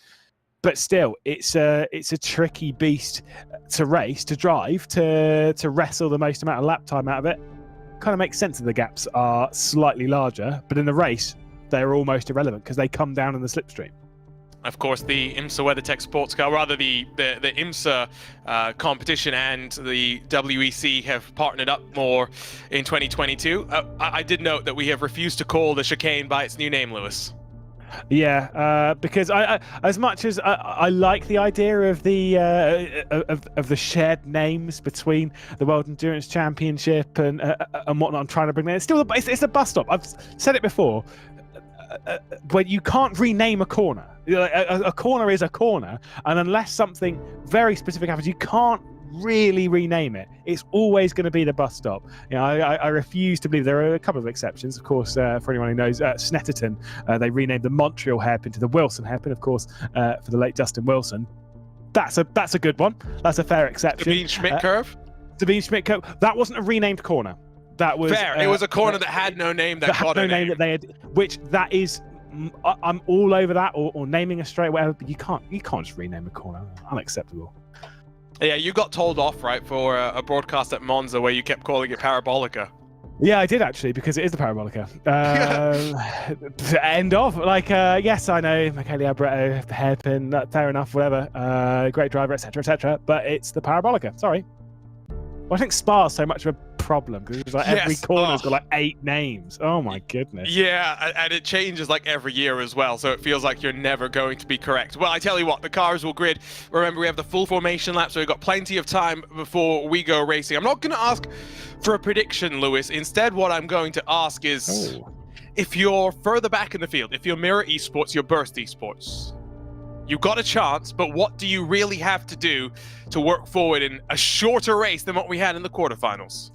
I mean, first thing of what we've seen from Williams, get your teammate nearby straight away. Even if, and this is kind of one of those things that is almost counterintuitive, but even if you have to lose a position to do it, even if losing a couple of positions, because teaming up is clearly, based on what we saw from Romanidis and Brzezinski, is way more important.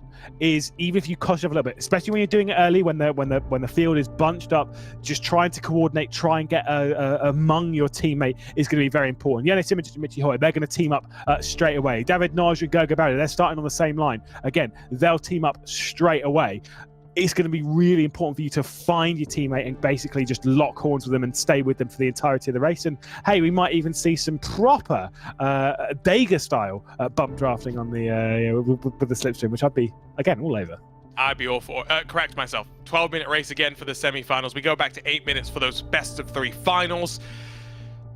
I think we are in for the craziest race. I feel like they always get more and more intense, and then, at least of recent times, Lewis, it's petered out very slightly in the finals, where we've kind of got it settled within 2 races.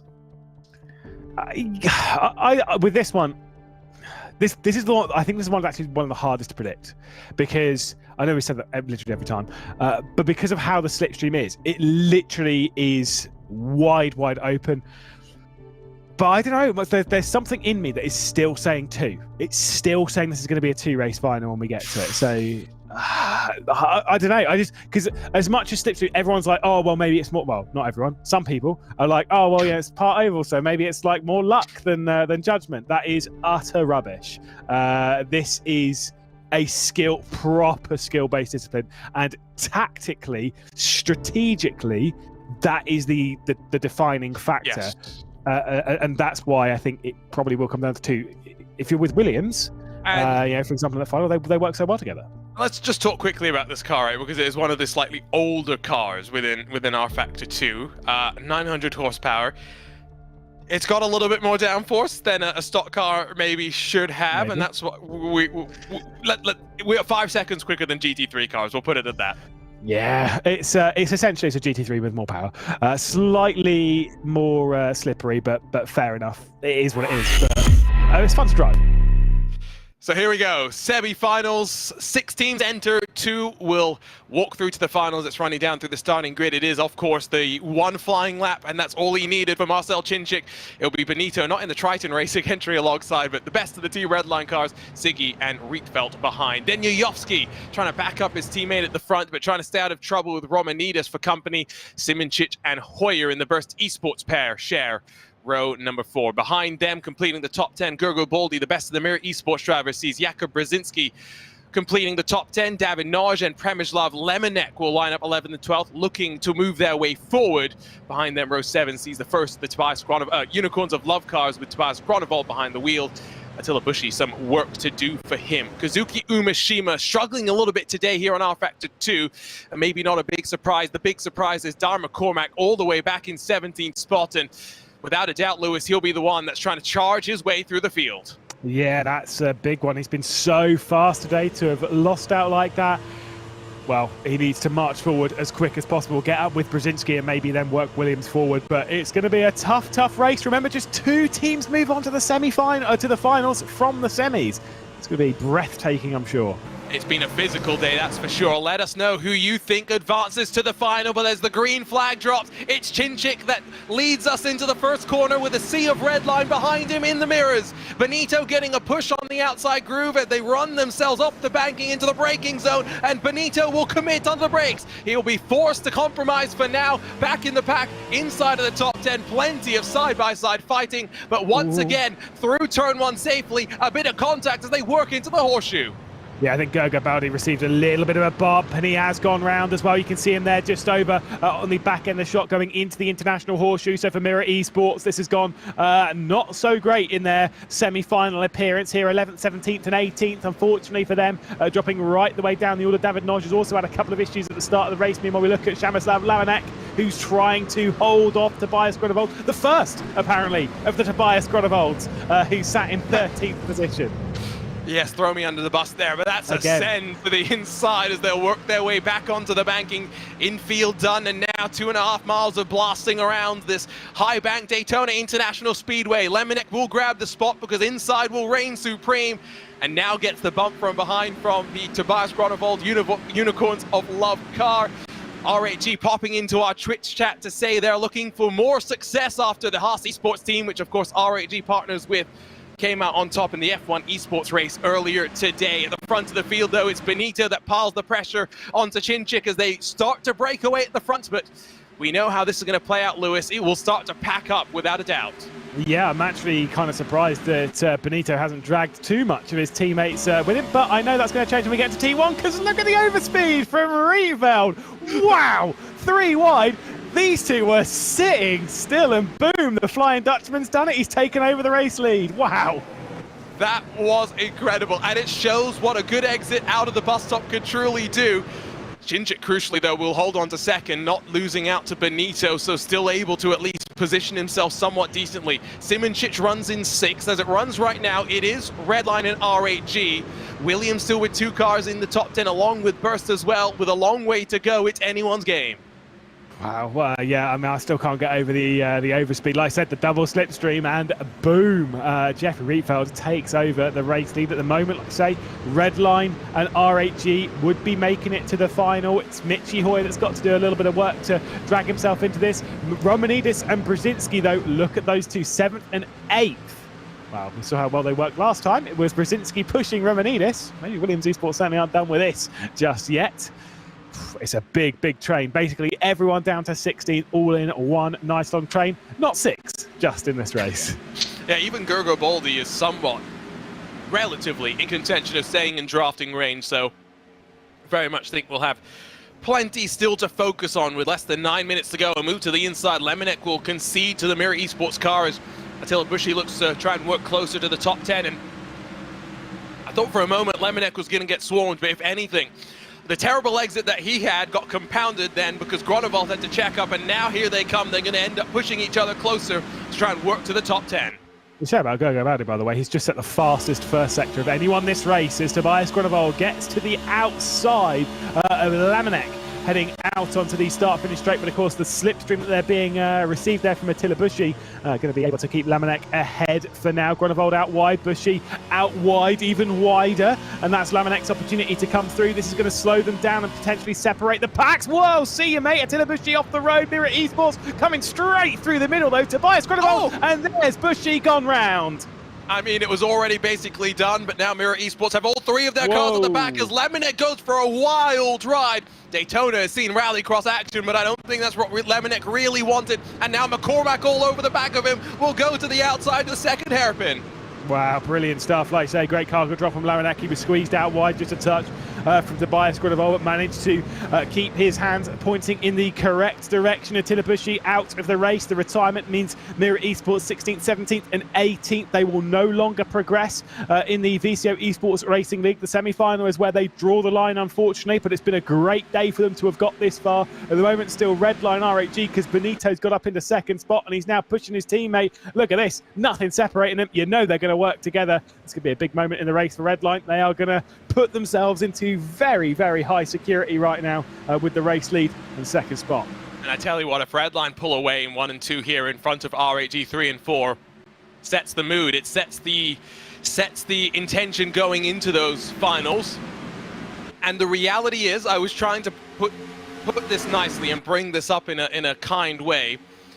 RHG have 2 great drivers here on rFactor 2, and then Lemonnick, who is fantastic on iRacing, but struggles. But look at the speed from Chinchik, who will dive to the inside for second and steals it from Benito.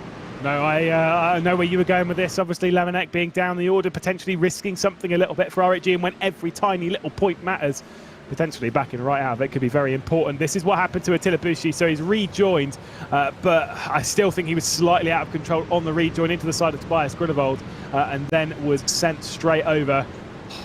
I don't think Grunewald did anything there. That was could have been Bushi so out of much control. worse as well. Just imagine. So much. Yeah, there are so many other permutations of how that could have gone on. To go back to my point on Lemonnick, I'm not even just thinking about the semi-final. I'm thinking about what happens in the final, and I'm really struggling to find a way for anyone to stop Redline as they run right now. And remember how it went last time on ACC, how it went on iRacing as well. Redline have been on the back foot here in the Fall Cup. This is them springing forward and, to use the cricket terminology, playing off the front foot. In through one ear and out the other, mate. Yeah, no. Can't do cricket, me. I've already taken out one sport that's to do with bats and whatever. A golf? I mean, come on. Golf bat. No, my mum always says it's a golf bat. It's fine. But either way, I agree with what you're saying, because Redline have 3 very, very fast drivers. RHG have 2 very, very fast drivers, and then 1 extra. So Bias Grenoble receives a penalty in game.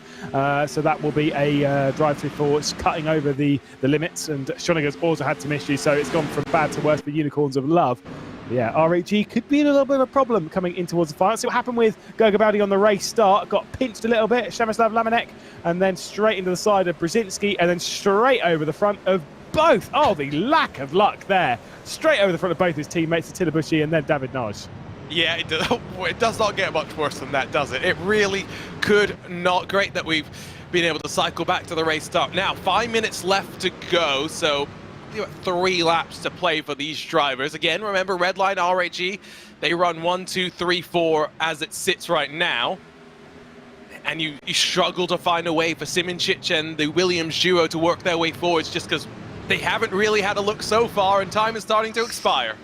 Whoa, Yovsky with the great car control. It might have roughly the downforce of a GT3, and he is a 2-time GT Pro champion on rFactor 2. It's not quite as much downforce as GT3, but it is up there. It's just the power that really separates it right now, and like you say, receiving the slipstream at the moment. 7-8 for the race lead. I mean, still Romanidis and Brzezinski right now in that 7th and 8th spot. If they work together, I think Burster are out of this. Mitchie Hoy has not been able to keep up with Brzezinski and Romanidis. Coming up towards the line, we've got one final third of this race left to go. I am certainly not ruling out Williams Esports. And if they get through, well, they have 3 very, very competent drivers with Romanidis, Brzezinski, and then the outright speed of Dara McCormack. I think they will be ruining the lack of qualifying for McCormack. And do remember how Rietveld got to the front and the amount of overspeed that he had. It may be about thinking about the penultimate lap of the race and the run into turn 1 to try and then get the move done there. It's not going to happen for Shinchik this time by, but you just wonder if that's what you've got to try and set up.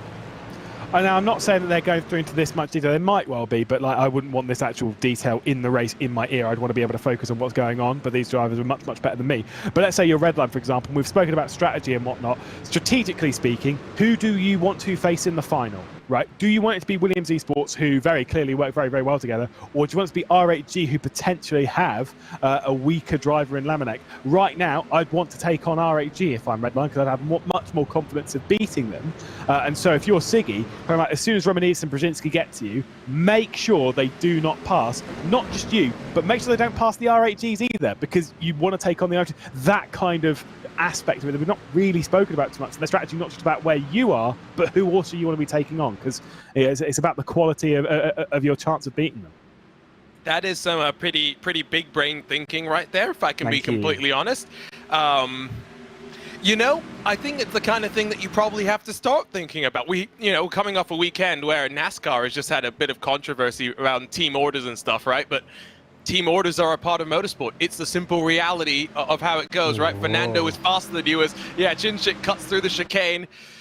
I'm not sure exactly how much that's going to affect him as the bumper cars happens at the front of the field, but I think you have to start becoming smart and playing the game, if you will, when it comes to this ERL.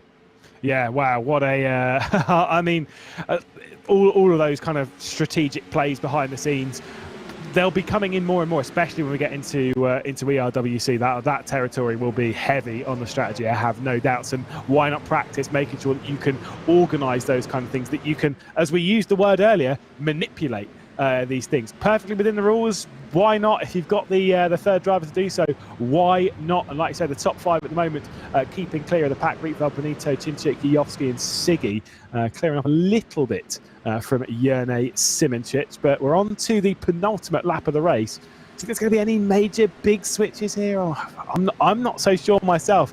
I'm almost doubting now Brzezinski and Romanidis. Yeah, no, I'm just wondering if this race is being run at a different tempo. I'm wondering if we're pushing it a little bit more. Lap times under 140s. Now, I forget what we've been doing through the rest of the race, but... About 140s. Yeah, it's not like we've suddenly ratcheted it up anymore. It's just, it's petered out very slightly after that. We had 2 blockbuster quarterfinals. Let's not sell them too high, but they were fantastic racing. Maybe not as great as what we had at Fuji in the semis, but I feel like right now, maybe just the level in the field has leveled out or whatever, but as we get ready to start, I think what will be the final lap of the race, I'm not expecting too many changes. No, oh, Marcel Chinchik, there you go. You had to say it, didn't you? Marcel Chinchik, a penalty. That'll be for track limits excursions. We said he was pretty close. This is massive. Do you not believe in the commentators' curse? Oh my. And well, there's more. Dyer McCormack in his charge to try and get back into the top 10. Will take 3 penalty points. And basically now has Burst Esports just been gifted a spot in the finals. Oh my, but Brzezinski's just made the move now. Romanidis and Brzezinski need to make this work now. Simoncic somehow has gone from battling for 4th place in the teams now to battling for 2nd. Lewis says this is the final lap of the race. Clarify what will happen with Chinchik's penalty for us. He'll be given a time, as soon as he crosses the line, he'll be given a time penalty. Simoncic spins! My word, what is going on? You cannot script anything that has happened here today. Simoncic will hold on and will hold position as well because he's got the inside into the kink and bullies the Williams Esports car out of submission. So Chinchik will get a time penalty. This is the battle to make it through. Yeah, I'm not sure how extreme the time penalty is. It'll be a big one. He'll essentially drop to last. He'll drop to 16th across the line. Williams, though, they're just going to work on the slipstream. They're going to push each other across. If I'm Jene Simoncic, I'm very concerned right now. You really need to slow them down. Make sure they're too close even, or put them up into the barrier. Why not? But this could be very bad coming down towards the line for Jene Simoncic. Who's it going to be? Is it going to be Redline versus Burst or Redline versus Williams? We don't know yet. When I say this is the battle for the win, this is what it was. It was staying out of trouble. Simoncic seems to have got the message. He will pull out of harm's way. This is the battle to stay on the podium. Yayovsky will loop it around. My days, what a race we've seen. Redline will take it 1, 2, 3 as we get ready for the finals. But Burst Esports will see the 1, 2, 3 and think, what do we have to do to beat Team Redline? Lewis, you could not write this one. rFactor from Benito from Siggy. A dramatic last lap to seal our finalists here in the ERL Fall Cup. Yeah, it's not going to be quite a 1, 2, 3 because Chinchik takes over 3rd position, but of course with this time penalty, bye-bye, down the order he goes. Wow, R8G quite literally imploded in the final few minutes. We've got more drama. 4 plus 5 is 9, 6 plus 7 is 13. 9 plus 3 is 12. It's not Burst, it is Williams versus Team Redline, Lewis, unless my math is wrong. Your math is wrong, because 4 plus 5, oh, you said 12? 6 plus 7 is 13. So it is Williams. So it is Williams. Did you say Williams or Burst? I said Williams, didn't I? Okay, no, I'm just trying to attack you and make. I said Williams. Attack you and make sure you're wrong. It's fine. No, it's fine. It's Williams. It's fine. Okay, producer in our ear confirming I said Williams, that it is Williams, and that he's had to change the graphic about 5,000 different times on that final lap of the race. It's a good thing that we'll have Luke Crane behind the scenes, or rather, Luke Crane on commentary, because I'm going to need a break from this one, because my days, my heart is going right now. We will bring back in Luke Crane, and Luke, what a final lap there. Woo! Ah, classic. Oh, he's left himself muted. The old classic Luke Crane move. Ah, lovely. Yeah, I don't know what you guys are on about. Like, Redline were 1, 2, 3, and then Williams were 4th and 5th. Like, it's pretty conventional way of going through, isn't it? It's the penalty that decides it. Oh, don't worry about that. It's still Williams that go through. Nothing crazy about that race. What are you guys on about? Oh, wow. My heart is still racing. We will get confirmation from Race Control that there is nothing further still to be investigated. One thing that will please you to no end, Luke, is that I can confirm that as we track the most valuable driver standings heading into this final, it is Enzo Benito that leads with 7 podiums. Next best, rFactor with 5. And it is once again Enzo Benito that is the only driver that has podiums across every platform we've raced in this Fall Cup. He doesn't need podiums to be my most valuable driver, I can assure you of that, but it does certainly help. I I tell you what, let's give Race Control a couple of moments here, and we will be taking a break on VCO Esports. We will be back for the finals. We think it's Redline versus Williams. Are there more twists in the tail? Well, you have to join us in a few moments to find out.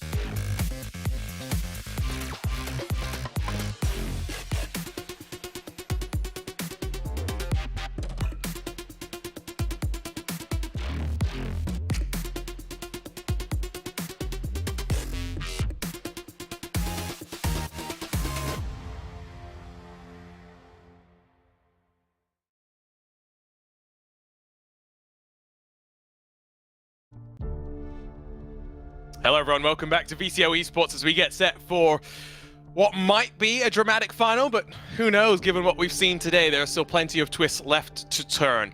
It is Team Redline versus Williams, confirmed in the finals though. It was 3 penalty points. Burst Esports missed out by just 1 point. 1 position is all they would have needed if things had shaken out in their direction. But it sets up a very interesting final as for the first time Luke Crane Williams make it through to the final in the ERL. Yeah, I've been keep going on about Williams. They just get about their business pretty well. They're always sort of in our championships around top 5 by the end of the season, and always do pretty well with the World Cup and whatnot. But never really have had a standout performance. But here it is. Here is the standout performance. Is there one more twist though? Can they go further and potentially beat Redline? Redline. This is as crazy as this sounds. This is the most dominant Redline have ever looked, and they've looked dominant a few times, but they look super good this time round. Yeah, it does seem as though to some degree, after how the Fall Cup started for them, Lewis, they are here to prove heading to the World Cup that they are the best. Yeah, they've not had the greatest Fall Cup campaign, but let's be honest, they've not had a bad one either. They've just missed out on the all-important victory, which I think on a day like this, I mean, if this day doesn't go the way of Team Redline, I'll be shocked. Williams have a lot of work. They can still win it, sure, but they've got a lot of work ahead of them. And if Redline don't win it, I almost think this might be like might be a big moment for Redline, because they might sit there and think, what are we doing wrong in this? Because they come into most of these events and they are looking like the fastest team. They are looking like the strongest team, and yet still it just doesn't click. So as we get ready, still a couple of moments as we get ready for qualifying, let's remind drivers, or rather viewers, of how drivers will qualify for this one, because it is slightly different to how it works. Here is that confirmation of the bracket as we've worked our way through. You can also see that it is Burst that will grab third in the semifinals, getting the best points out of the rest. But Luke, we qualify for the first race. After race 1, we invert the top 4 and go again for race 2. If it's 1 apiece after that, we qualify once more for the final race of the night.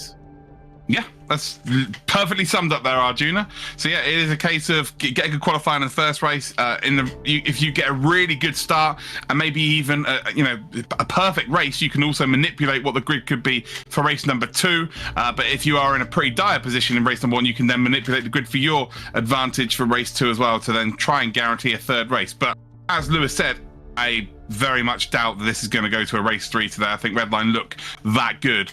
But Williams have to make this mixy. They have to put Redline under pressure, albeit maybe with a little bit of contact here, maybe force Redline into a position, because they've had penalty points before in a final to lose it. They've got to put Redline under that kind of pressure today if they want any kind of chance of winning this one. Well, I'm going to step aside once more because I am looking forward to this. Let's see if Redline can dominate these finals. We'll leave you in the capable voices of Lewis and Luke, but let's go qualifying first back at Daytona.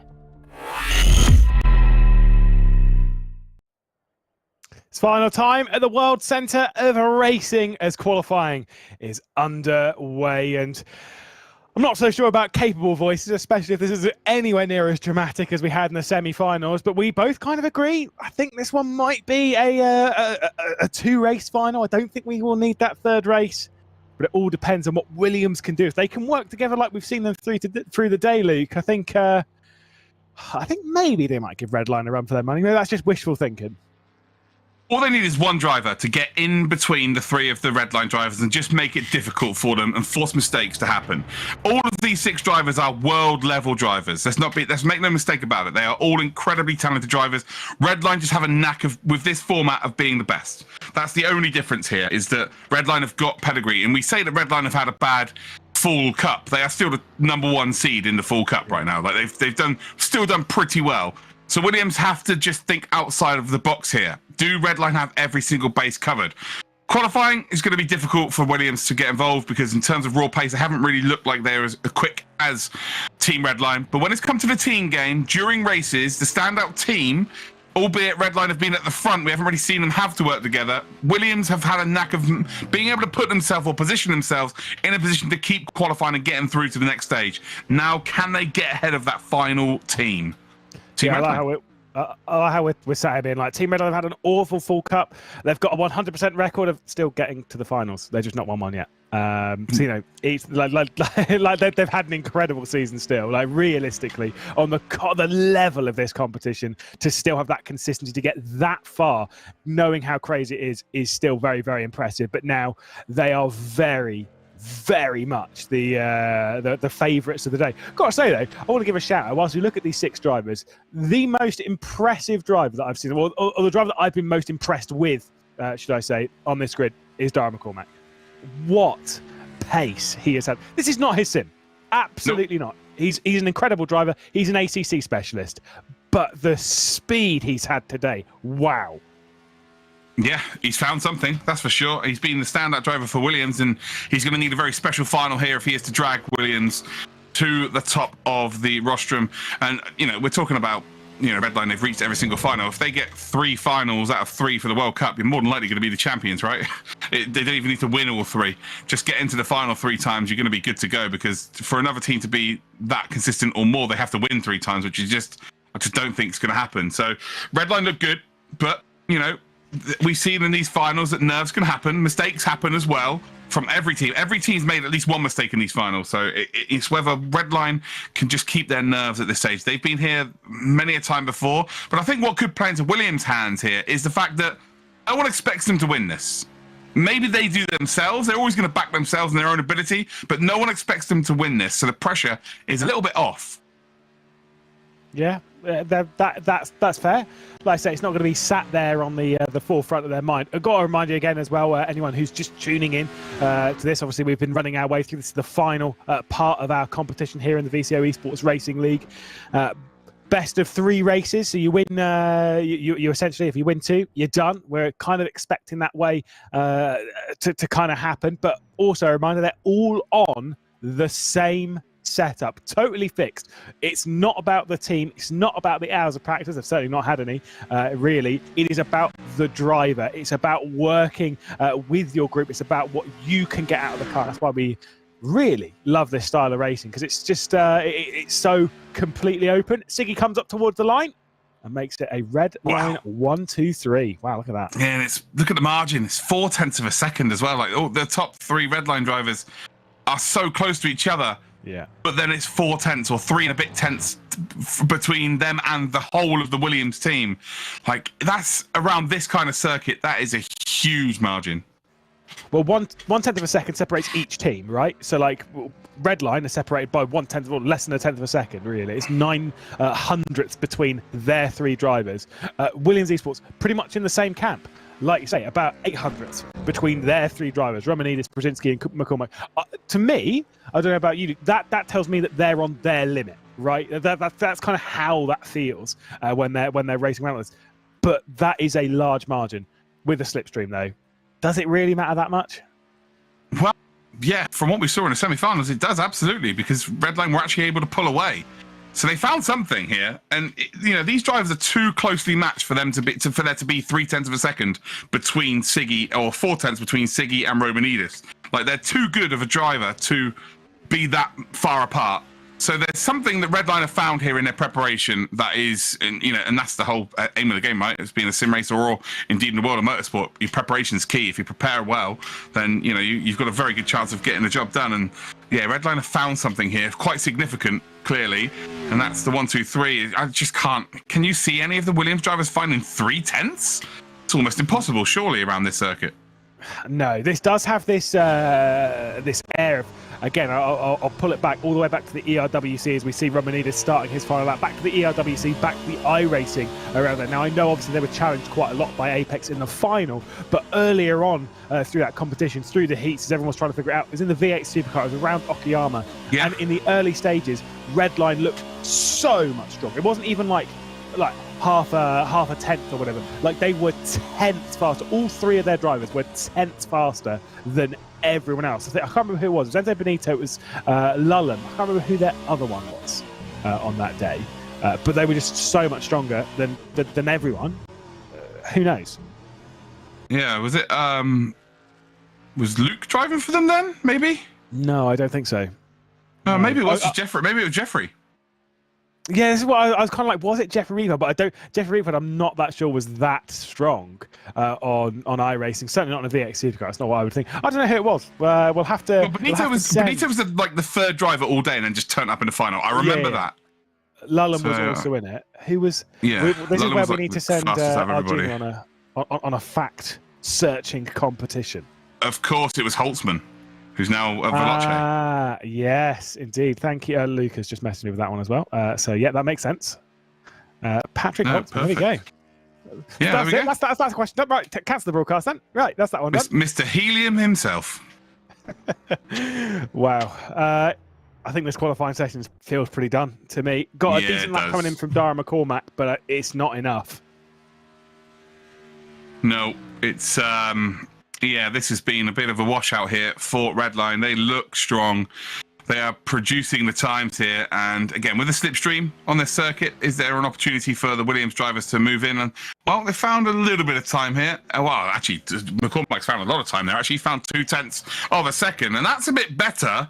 And in the race, you can make up that time with the slipstreamers. Can McCormack get involved with those Redline drivers? That's the big question here. You know they're going to provide a roadblock here. You know that they're going to be working together the best they possibly can. So it becomes very, very difficult. As that is a very interesting slide there across the Daytona infield. And perfect. Of course, he's going to make it on the going the right way round at the end of that. Kevin Siggy, what can he not do? Yeah, I mean, already celebrating the race victory almost. Actually, no, to be fair, I have had, like, I heard an interview with Kevin Siggy once. This was, actually, it might have been you that might have asked him the question. It was back on Formula E at the Race at Home Challenge. Might not have been, but either way, it was at, I think, at Monaco. And he was asked the question, what are you expecting? He had pole position. He was asked the question, what do you think is going to happen in the race? And he just flat out went, yeah, I think I'm going to win. I'm like, the outright bravery just to be like, I think I'm going to win. Cool. That was me. You're right. So confident. I thought it was you. Yeah. But also I don't expect anything less from him, because he does have that arrogance, but it's not a negative arrogance at all as well. He's a lovely chap, actually. Very similarly, like we mentioned, Tim Heineman was very uptight and maybe not as relaxed as he is these days a couple of years ago. But now he's just relaxed. He's smiling there. Didn't think Kevin Siggy could smile a few years ago. So yeah, it's really nice to see. He's really enjoying himself. He actually will be racing in the DTM Trophy next year in like full season, real life racing. So he's kind of just everything's clicking for him right now. And well, one more journey here, 2 races, potentially 3, to see who is our champion on the rFactor leg of the Fall Cup. I'm super excited to see Kevin Siggy racing DTM Trophy. Really, really am. I mean, he's such a talented driver. And like I say, I mean, sure, there is that arrogance that's a part of it. Fair enough. But it's, I don't know, it's confidence above all else. Like, he knows how good he is. And it's not coming out of nowhere. He's not as if he's kind of someone who's sort of battling for like 8th or 9th in a regular basis on a pretty competitive grid, thinking like, I am the hottest thing in sim racing.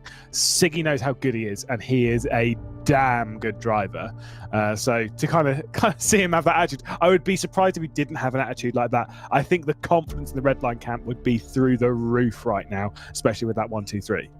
Yeah, well, the fact that he managed to beat Moritz Lohner on Moritz Lohner's favourite sim race room, and then do the sighting event and be only a couple of tenths off of Moritz, who'd had a full season and a couple of races already in the season under his belt. That shows how much pace Kevin's going to have when it comes to the real world. And Moritz has had 4 podiums in the DTM Trophy. Like, he's no slouch. He's a good driver. So yeah, Kevin Siggy's going to have a huge 12 months next year for sure. Well, he's having a huge 12 months this year as well, because everything he touches seems to be turning to gold. Yeah, all right. Like you say, let's talk about Williams. Let's give Williams the credit where they deserve. Of course, Romanidis has been at the very top level of sim racing for a long time. Brzezinski very similarly. Dara McCormack a little bit newer to this, but an absolute superstar in the making. So young, but taking the ACC world by storm. Probably pound for pound the best driver on ACC at the moment in terms of raw pace. And he's come across to rFactor 2, and he's looking like the rFactor 2 specialist on the team. Yet he's got very limited time under his belt. So come give him 2 more weeks under his belt when we get to the Masters, albeit with iRacing, when we get to the World Cup, Dara McCormack could be a huge factor in Williams potentially being challenging for the World Cup title. Well, this is the big thing with an event like this, right? Is that, let's be honest, Dara McCormack might have never really tried rFactor 2 until an event like this, right? Where you're kind of like, you're forced to almost take on a different platform. And it's kind of time this. I didn't know what to expect from Dara McCormack and event like this, and now I'm sat here being like, I want to see him, taking part in the Le Mans Virtual Series. Of course, his teammates in Brzezinski and Romanidis do take part in that championship. Now I'm like, I want to see Dara McCormack in that. I want to see how good. Like, he's so fast. I would have put him as 3rd driver for them today at the start of this. That's how surprised I am. Yeah, 100%. And he's come in there, and his way he drives is very much got leadership qualities as well. He's driving as a leader. You can see the moves he's making are all calculated. He's trying to figure stuff out with his team. And then, to be fair, Brzezinski and Romanidis, they're the two drivers who work together to drag the team up from the quarterfinals, right? So there is every reason to suggest that there's still an opening here for Williams. This is probably the easiest one to predict in terms of what we've seen so far today. Williams effectively don't have much of a chance of beating Redline here, but with individual performances, there is every chance that they could make it very, very difficult. If they make it difficult, mistakes come in, and then there's a chance of them winning it. Apex have done it twice now, where they've put Redline under pressure. They probably had no right to be winning the event, and they've won the event. So can Williams be another team that can do that as well? I think on the inside of the final row is obviously Brzezinski there. I think he's going to go super aggressive down the team. We're seeing it from Dara McCormack. If he can get to the inside going down to that first corner, he will 100% send it. If not, he's going to try and stick it around the outside and then drop it down the inside of the international horseshoe. This is the thing, is that Redline are sat there 1, 2, and 3 right now, knowing that those 3 white and blue cars behind are going to go 100% on the attack, at least for the first 5 corners. Outside that, they might then lock up with Slipstream and try and then kind of work together as a trio that way. But I think the most dangerous part for Redline is straight away knowing the aggression of those 3. I will say one thing. Thank you to Williams for putting different coloured numbers on the cars, which makes our job a lot easier. Redline, they're all the same, so that's good fun. Yeah. Yeah, right. I do like I say, you've got to make something different on each other's cars. Redline, I've said before, how he had it in the first. The only way I can throw shade at them today, to be fair. It's the only way I can throw shade at Redline today. Well, ERWC, we had them. I don't know what the ruling is on it. I don't know if it's fine. But ERWC, we had them all 3, at least at Bathurst, all 3 in different colours. We had the yellow, we had the red, we had the purple, which is like, it was just so easy to pick them apart between the 3 drivers. But still, either way, we'll come out of NASCAR Turn 4 and get ourselves ready for the first of the final races here at the World Centre of Racing, the VCO Esports Racing League, round 3 of the Fall Cup. It's Kevin Siggy on pole position, Jeffrey Rietveld alongside, and straight away we're under racing. Redline have got Williams napping. They're not going to be able to go aggressive down into the first corner. Potentially Brzezinski might well just stick something in. He's going to look straight to the inside of Enzo Benito. He's going to look for it. Romanidis, though, almost into the side of his teammate. Dara McCormack drops from 4th all the way back down the order. Williams Esports have got themselves between them. It's Kevin Siggy who's checked out, but this is a big moment for Williams, who are really trying to march their way forward. Brilliant stuff from Williams here. They had to make it mixy. They are absolutely making it mixy. Kevin Siggy checking out, though. That is the big factor here, but they won't be too worried about that. Williams will want to just try and indeed get to 2nd and 3rd, and then they can work together. Darren McCormack, who's been the quicker driver of the Williams Esports team here, is not necessarily the worst thing in the world, him being near the back. He can kind of manage the situation of the 2 Redline cars coming back through the pack here. Williams are making this very interesting indeed on that one. Remember, it's the lowest. It's the lowest points that wins the race, and it's the lowest points of the 2 drivers. Kevin Siggy will get 1 point. Brzezinski will get 2. Romanidis 3. Benito 4. McCormack 5. Rietveld 6. And it means that if McCormack gets ahead of Benito, because it would be 1st and 5th, that would be 6 points. 2nd and 3rd for Williams would play 5, meaning that Williams can genuinely win this race without winning the race. They don't need to go and beat Siggy. They can play this one out tactically. McCormack, they're having to deal with a lot of pressure from Jeffrey Rietveld as they skip over the chicane at the bus stop. Tell you what, one thing here, McCormack, if he takes Rietveld out of this equation, full stop, Williams will go ahead and win this, because right now, Enzo Benito's behind the Williams car, but look at this. Whoa. Look at this, he gets out the top side here, and if he does indeed, lose the slipstream, then he just becomes, he's just hitting a big brick wall of air. As Dara McCormack goes through and takes everybody out, but Williams Esports need to basically take the 3rd Redline car out of the equation and then let the 2 Williams cars work together to try and chase down Siggy and get the race victory. Although, as you can see here, it is McCormack now in 2nd. Benito's actually made it back up to 3rd spot. But yeah, this is fascinating here. And again, I could be talking out of my bottom here, but I think if one of the Williams cars can, and I don't mean by apps like, taking them out per se, but slowing them down so they lose the slipstream and it becomes a battle for 5th and 6th, Williams will have an opportunity here to win this race and take leg 1. Yeah, this is a super race thus far. It's Redline Williams, Redline Williams, Redline Williams down the order. It's Michael Romanidis trying to get into the side, into the rear, into the 5th position. Jeffrey Rietveld is presently holding. Redline swing back to take advantage at the moment, but still plenty of time left in this race. It's an 8-minute race. I don't know how many laps that'll end up being. Something around the laps of 5 laps rather throughout this race. Siggy's 1 second clear of Dara McCormack. And you know that Enzo Benito, if he gets a chance to make a move, he'll go for it because he doesn't want there to be a chance for McCormack to close in whilst big defensive moves from Brzezinski behind.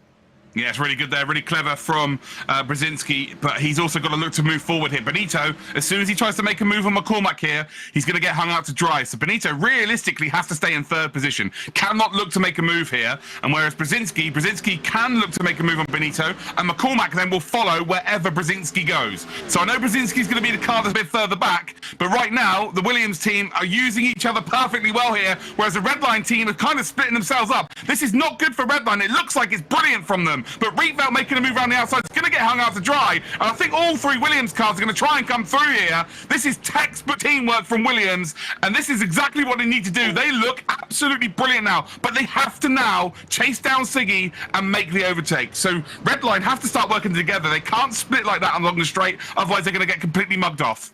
Yeah, this is why I was saying in the semi-finals that potentially Redline would want to take on R8G in this race rather than Williams, because Williams has shown that they work so well together throughout the day. But here's Enzo Benito straight to the outside, dropping a little bit on the rear end with Jeffrey Rietveld. Michael Romanidis still trying to find his way through. Benito all the way around at the West Horseshoe to keep himself ahead of the 53 at the moment. McCormack and Brzezinski at the head of this field, at the head of the 2nd place battle. Meanwhile, Siggy's checked out 1.5 seconds. It looks like victory is almost assured for him. Knowing how confident he is, that makes sense. But everywhere behind, I'm not sure which way it'll swing. It's certainly open. Williams can absolutely take the first of the finals.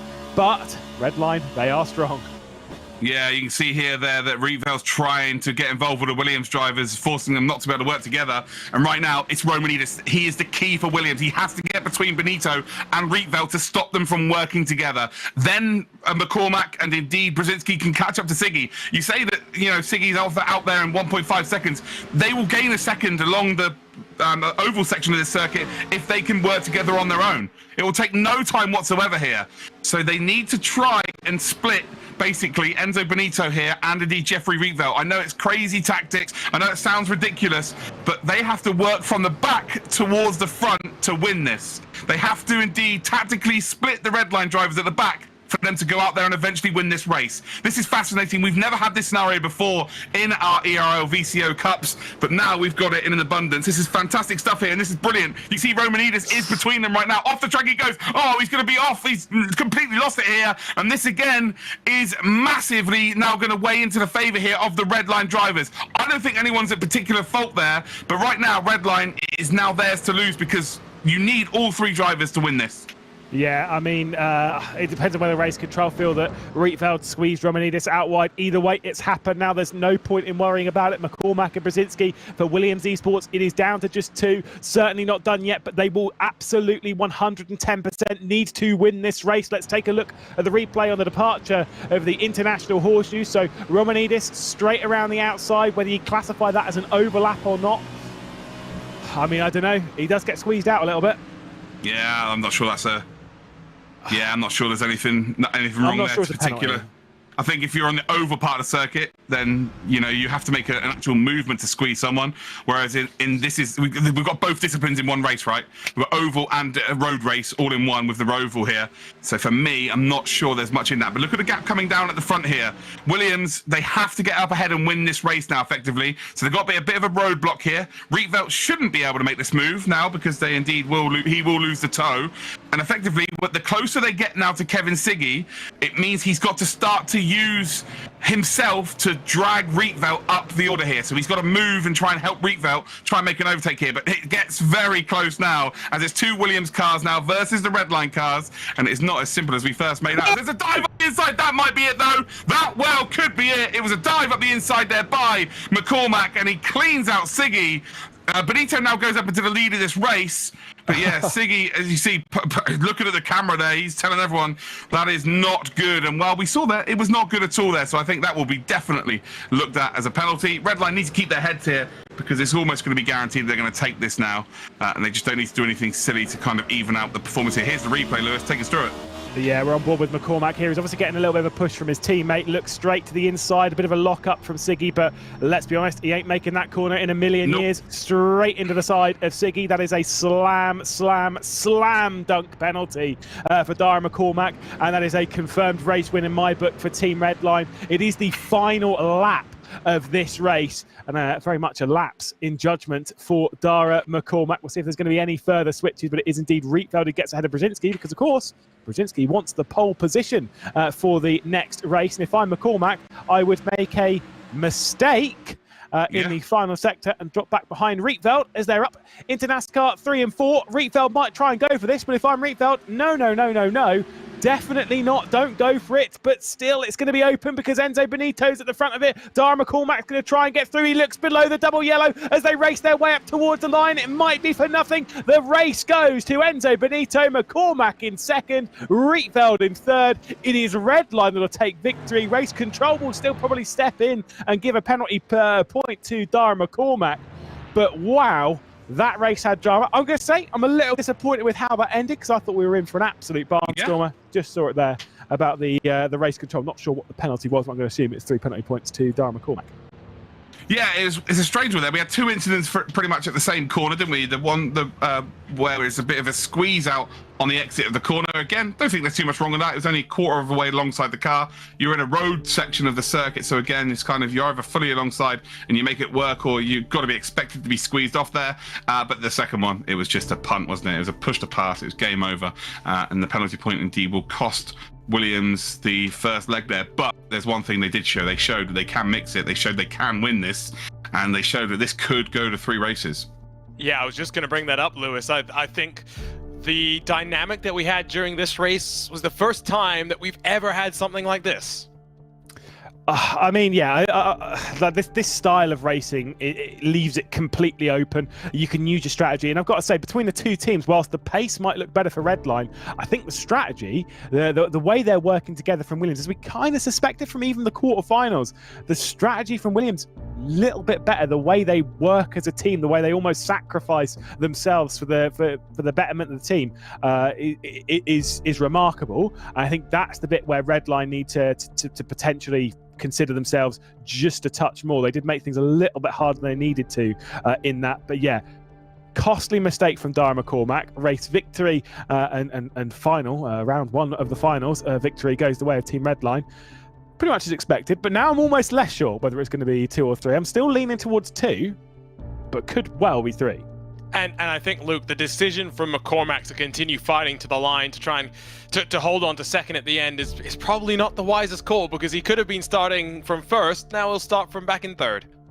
Yeah, it's inexperience, I think, that one there. It's just something you don't really expect. You just, as soon as you know that's a guaranteed penalty, right? As soon as you have that contact. And to be fair, McCormack got hit from behind, but still, it's from his teammate. It's going to be a penalty. It's a snooker game kind of action, really.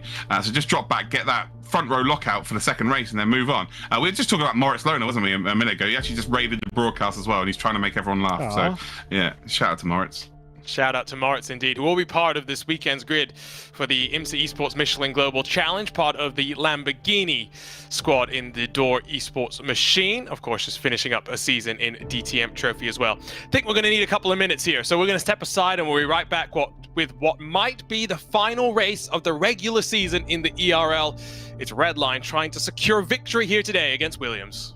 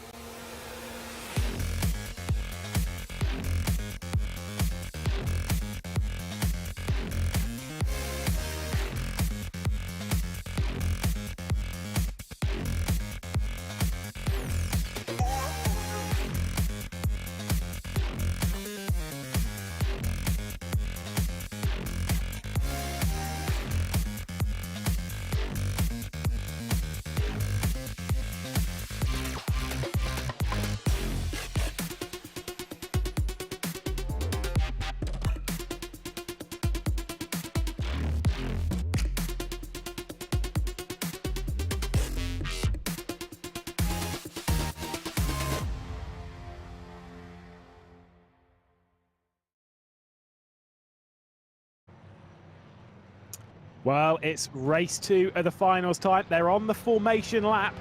We'll see who's going to come out on top. Redline taking the victory in the first race. Williams Esports with the work to do. This is going to be a fantastic and thrilling race, I have no doubt. Lewis McLean alongside Luke Crane. I don't know what to expect in this one. Well, anything, I think, is probably the best answer. Yeah, what we saw in the first race was just, I don't know, inexperience more than anything. Redline took full advantage of that, and I think that Redline were actually on the ropes for once. Kevin Siggy, fully aware that he was on camera, by the way. Love that. Yeah. I absolutely adore that, by the way. Looking at the camera going, hey, look at that dumb move. Like, I'm not saying it was a dumb move, but I could read what his mouth was saying.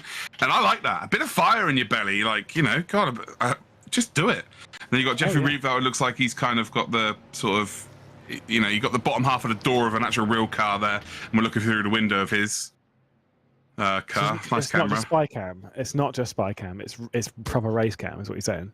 Oh, just move. Oh, I don't know. Yeah, I have no idea what's going on. I don't know what to expect here. I mean, okay, right. We've had our discussions. Now that we've seen the first, the finals, we're seeing them on the formation lap. We're seeing the order they're in. Is this going to 2, or are we going to need the 3rd?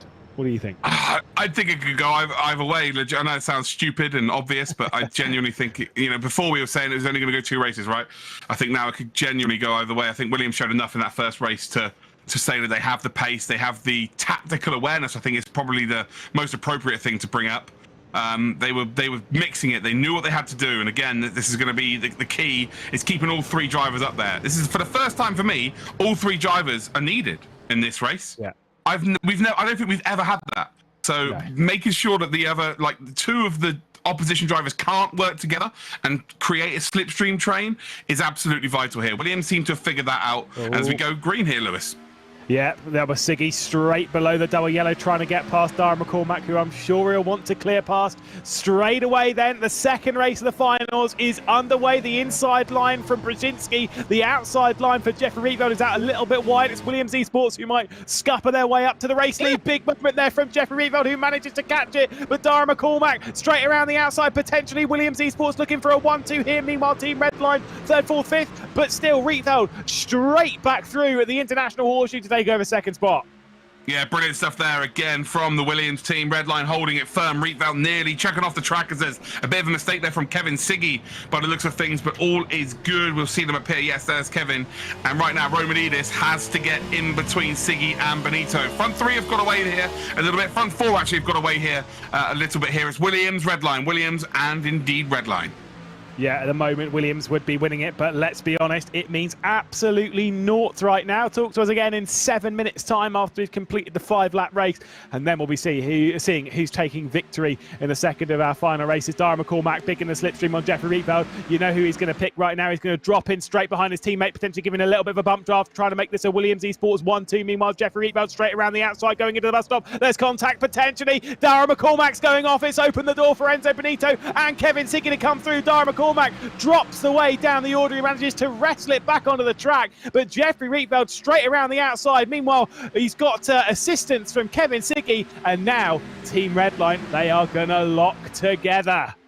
Yeah, this is all they need to do here. They need to just work together. You know that the Williams driver of Romanidis has not got a second driver to back him up here at all. And what needs to happen right now is Romanidis just needs to basically stop them from being a 3-way train, try and make it really, really tough for them to be able to work together, and hope that McCormack can indeed catch up. But it doesn't matter as Reeveld now heads up into the lead of this race. Brzezinski drops down into 2nd spot. Siggy and Benito, they're just going to hold firm here, make it pretty much a wall so that Romanidis cannot get involved. And this is where Redline are deadly. As soon as you give them a sniff of an opportunity, they take it time and time again. Yeah, it's where, again, we only saw it once. We only saw it from one angle. I'm not trying to be the one that to jump on race control, need to see absolutely everything. But we know they do watch everything in these finals. Whether they have to, if they feel they have to jump in on the instant there between Reeveld and McCormack from the angle that I saw, no, not really. No. But again, race control can see it from any angle, whatever they want. So you know, we're limited to just really the 1 or the 2, or you know, maybe an onboard from the car behind. But still, right now, Reeveld, Siggy, Benito, Redline looking very strong. Brzezinski in the middle of all of it. But I think he's going to be under a lot of pressure up towards the bus stop. Yeah, both drivers were trying to get the toe of the lead car, basically, but not lose any time by going side by side through the bus stop, which is actually impossible. And ultimately, something had to give, and it was unfortunate there, but it was McCormack. Although McCormack, by the way, is slowly starting to rein that in, I must say. So these, again, it's really up to Brzezinski here. Brzezinski just has to make this very difficult for them. So has to try and take the inside line into turn 1 and slow the pack down. They need all 3 drivers here. So again, you're going to see him just send it. He'll absolutely send it here into turn number 1. He has to. And there you go. Just, oh, no, that's a bit too much. Oh dear, that's a send and more. Hits the grass, hits the divot in the ground as well. This will give an opportunity for McCormack to indeed close up, but I feel like that might be investigated, that one. That's a penalty. I have no doubt that is a penalty. Brzezinski, like you said, he had to do it. Siggy's going to try and get around the outside. You're absolutely right. He had to do it. He had to try. He had to send it. He had to try and make something stick. But yeah, he made a bit of a hash brown of that. And speaking of it, see you, Siggy. That's an incredible move there from Brzezinski, by the way. So yeah, we will, I imagine, have penalties in this, but he's just squeezed Siggy onto the curb, and Siggy's got no complaints there. He squeezed him onto the curb there and then just bounced over on the exit, lost all kind of traction. And it's not been the final for Siggy, but that time it was not really anyone's fault. See this once again. Yeah, this is what happened between rFactor. So obviously around the outside of McCormack. Nope. Now the line they take around there, they're literally 2 wheels on the grass all the way over to the left. For me, I'd actually lean on, I think rFactor gave enough room. Yeah, I 100% agree on that one. I don't think there's anything too wrong there. We've got a couple more we're going to be looking at for sure. I love that replay, though. Really did show us exactly. And just the smallest of touches, weight transfer of these cars. These cars are not built to go around corners, right, for the best of times. So any slight contact, you're going to lose all sense of what downforce they do have. And it's just so easily going to be off the circuit. Off you go. Yeah, as we'll see them drag their way up towards the line. You've got Romanidis, who I would argue has been the 3rd driver for Williams all day. That's not no disrespect. He's been plenty fast enough. He now has to do the work to try and rescue something for Williams. If there are no penalties given out, which again we think there probably will be, but whatever. Like at the moment, there have been no penalties. If Romanidis wins this race, Williams win this race. Brzezinski's in 4th, which would be enough because it would be 1st and 4th 5 points, 2nd and 3rd 5 points, and thus on the penalty point countback, that would then swing its way towards Williams. So Romanidis can still do the work for the team, but he's got to take on 2 Team Redline cars around here, and he's only got 2 laps to do them both. It's almost impossible, though, because as soon as he makes a move there on one of them, the lead car's going to move over and give the slipstream to the second car. We see here... Oh, wow. Totally on Siggy. Yeah, Siggy's sort of driven onto the grass there. Not a lot he could do there. And then the bounce of the curb, he's kind of expecting to be left a bit more room, but the bounce of the curb rendered him not in control of the car, and ultimately comes back onto circuit. But yeah, back to what I was talking about with the front 2, is Romanidis has lost a lot of time out of the bus stop chicane here.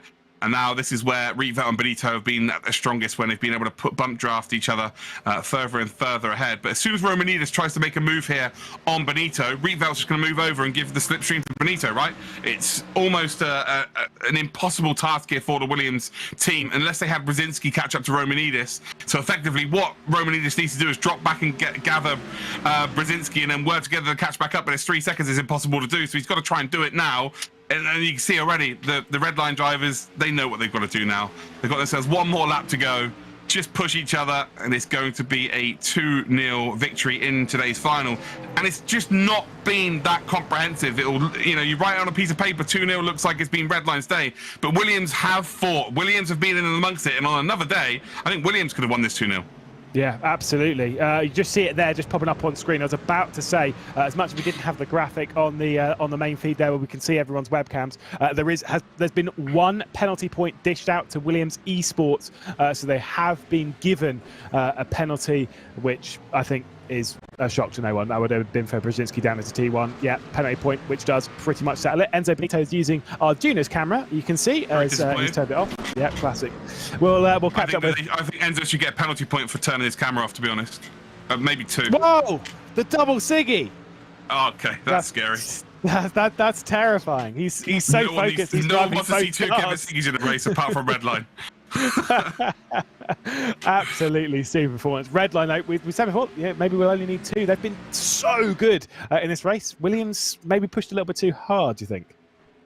Yeah, I don't know, mate. I really don't. I just think it's the nature of the car on a track. Mistakes are going to happen. I'm not sure they were pushing too hard. I just think they've had the rough end of the stick, to be completely honest.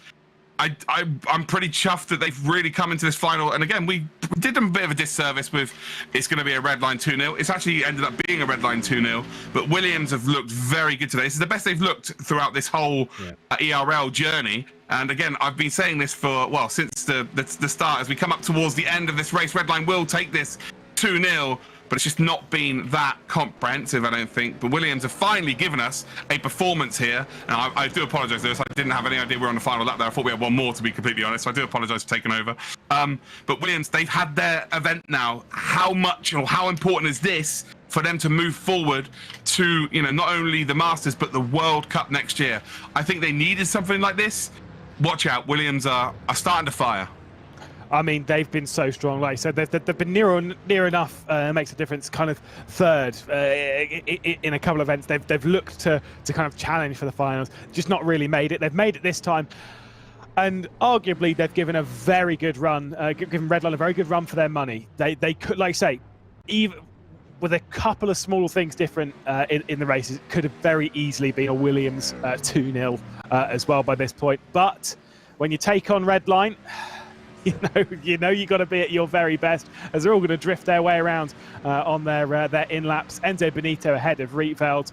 A super performance from Redline, and they've finally done it in the Fall Cup. They've been second in both of the previous finals, but this time they move a position better and they take a victory, and a very well-deserved one as well. We'll catch up with our junior as well, because pretty dramatic, maybe a bit anticlimactic, but still, it's Redline. It's 2-0. We've not seen that for a little while, but it's back to where we expect them. It feels very similar, right, to what we had in round 1 of the Fall Cup, where it was anticlimactic due to race control with the Apex Racing team. But ultimately, Redline end how they've spent most of this year on top. Yes, we've still got the Masters to come, but I mean, ultimately, Luke, they figured this format out the quickest. They've got the most adaptable drivers, and they've continued week in and week out to be consistently at the front. Yeah, even when they're not the fastest, they're perfect with our format. And I think that's something we really need to stress here. Look at Williams in the first race. They had a chance to drop a couple of drivers backwards to potentially have the front row lockout for race number 2, because they knew that they were going to get a penalty. They knew that it was done and dusted, and they didn't take that option. Whereas, you know, if Redline were in the same position, they're absolutely dropping to third and fourth. Like, it's not even a question, it's being done. And yeah, that's the difference. That's the difference with these short format races. You don't have a lot of time to think. And you know, with Williams only making it to, this is their first final, those are things that you only really figure out by actually being there and doing it. So yeah, Redline kind of won with their experience. But I'm telling you now, Williams, they did have a great account of themselves. 2-0, it looks bad on paper, but it wasn't really a 2-0 final, as crazy as that sounds. But yeah, Williams did come here, but yeah, usual service resumed. Team Redline, they tend to win. On top, once again, we will talk to the 3 drivers once more. It seems like we have become rather familiar with them. Enzo Benito will have to deal with Luke Crane's drool dribbling down over the internet. He loves it. He does love it, that's to be fair. And we cannot wait to talk to them and to look forward to the Masters. Don't forget, it's a 3-week gap before we go racing again on the 2nd of November, 7 p.m. CEST. We head to iRacing for our Masters. And Lewis, that is the time that we go the most crazy, the most esports racing of them all, one-on-one throughout the entire day. Yeah, and in the IRO4 track choice is going to be critical on that, and of course everyone at home can vote when the vote opens up to see what track we're going to go racing on. And please think about the race. Please don't just go, oh well, these 2 tracks, I like driving this one the best. Make the decision on which one's going to provide the best racing. We will thank you for it in the commentary booth, because a day like this, the vote here was between Daytona and Portland, and I genuinely would have leaned a little bit more towards Portland. I'm so glad it was Daytona. I'm so glad we were racing these cars, because today I think it's been absolutely brilliant. We got off to a little bit of a slower start, but thankfully when we got going, I mean, what a day. It was worth the wait. I'm disappointed you didn't throw someone under the bus when we're talking about the delay at the start of this one. It did take a while, but... Poor Cameron Roger. Yeah, there you go. Poor Cam Roger. When it came to the car itself, I think all three of us had doubts. A lot of the drivers had doubts as well. And as much as it might have been a frustrating experience to drive, at the very same time, it produced some fantastic fun racing that I'm sure the drivers enjoyed as well, Luke. Yeah, 100%. We've only had positive comments actually in the stream from people who have raced today. The track, I think, was perfect. I would love to have seen an oval, but we had best of both worlds with a roval, with the infield of the Daytona circuit. And it's just been, I don't know, it's just been fun. It's been a really fun broadcast, which is the main thing. Even with delays, it's just been fun. A lot of the drivers were, apart from Siggy in this first race of the final, where through the camera, like he knew exactly what's going on. But I do want to see more of that. Like, they know that they're on stream. Like, if they want to show some emotion, of course there is a limit, but I like that. But it's just been a really good event, and I think we need to learn from this and be a bit more outlandish with our choices of card. Let's not just go for the obvious all the time. Let's go out there and choose. You know, of course, some games are limited with their options, but let's just go out there and just choose some crazy combinations. Some will stick, some won't, but we'll always have the best teams in the world taking part. So the races will always be pretty good regardless. Tell you what, let's begin those post-race interviews. I'll step aside again and I will leave Kevin Siggy with Lewis and Luke. Yeah, as we'll be joined by Mr. Siggy himself. We don't have a camera at the moment of him, Zoom, so actually we will hold fire on that one. I'll keep Arjuna with me here for now. You're not running anywhere, good sir, because otherwise, well, I'll be left with just Luke, and he'll be sat there silent. I don't know what to say about that. So we'll sit here in silence. It's fine.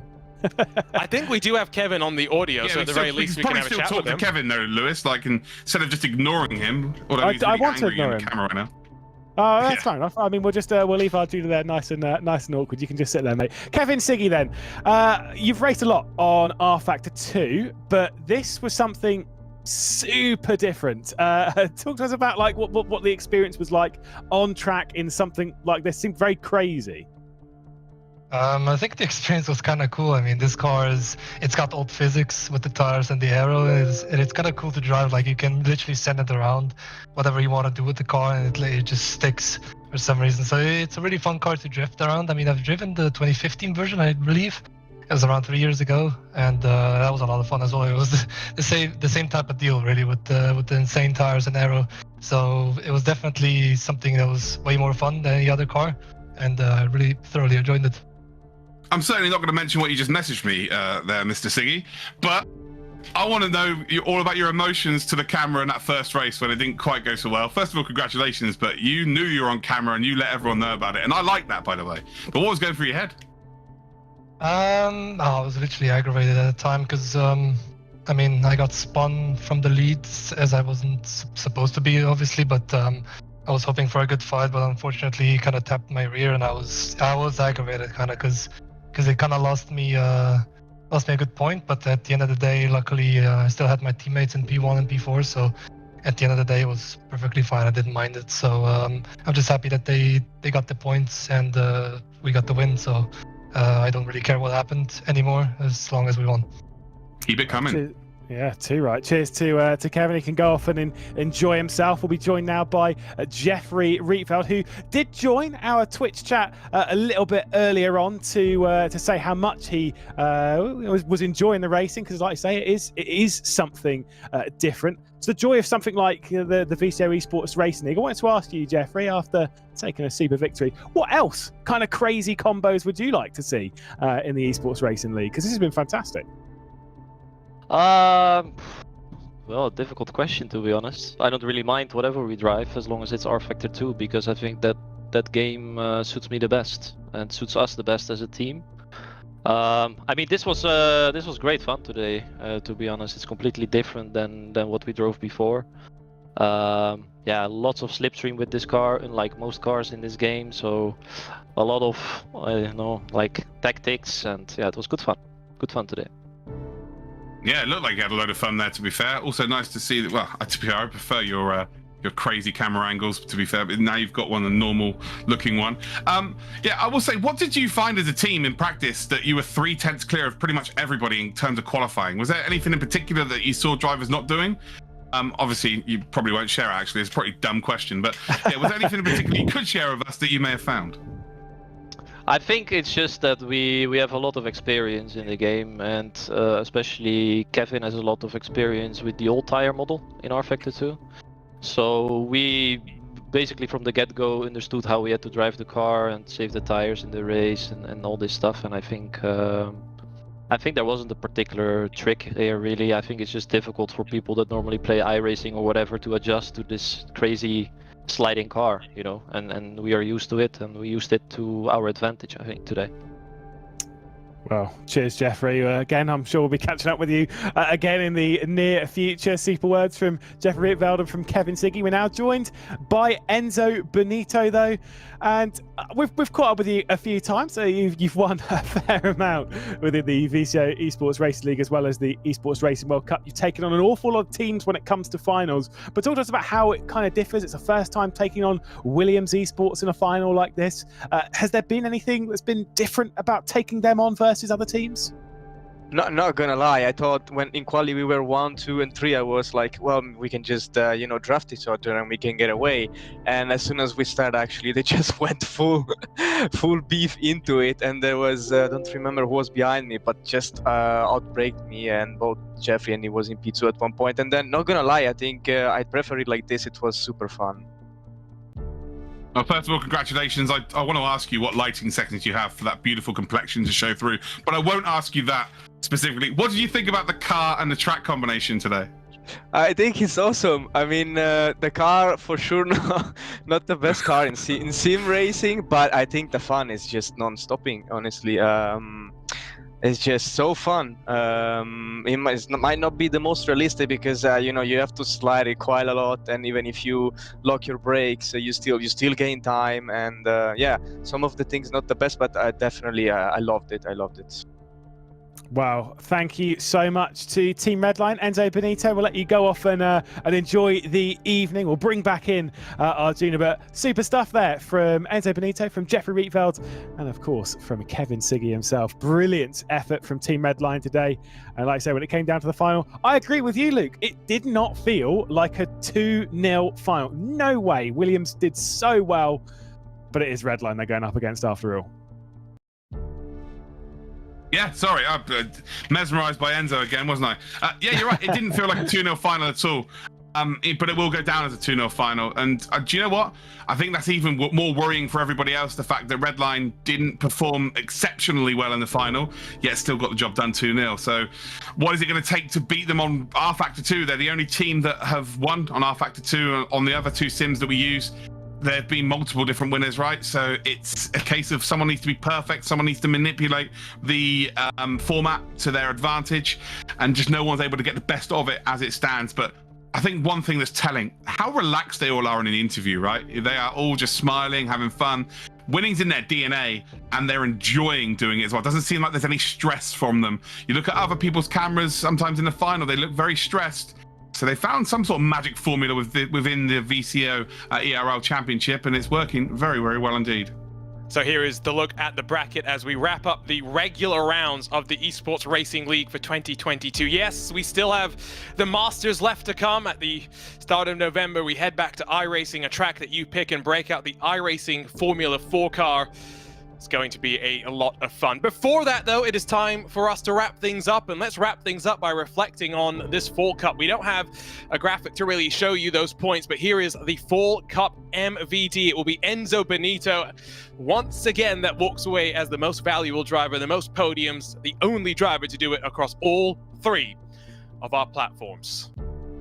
Other than that, though, it is now full focus ahead on the Esports Racing League Fall Cup Masters. 2nd of November, join us at 7 p.m. CEST as we wrap things up, and then we build towards February of 2023 and the Esports Racing World Cup 2. For now, though, it is time to bid you farewell. For Luke Crane and for Lewis McLeod and Mike Yao behind the scenes, thank you so much for joining us. Remember, this weekend, the IMSA Esports Michelin Global Championship kicks off, but we'll be back, the Dream Team, at the start of November to complete this road to the Esports Racing World Cup. We'll see you then. For now, so long and goodbye as Team Redline continues to be dominant.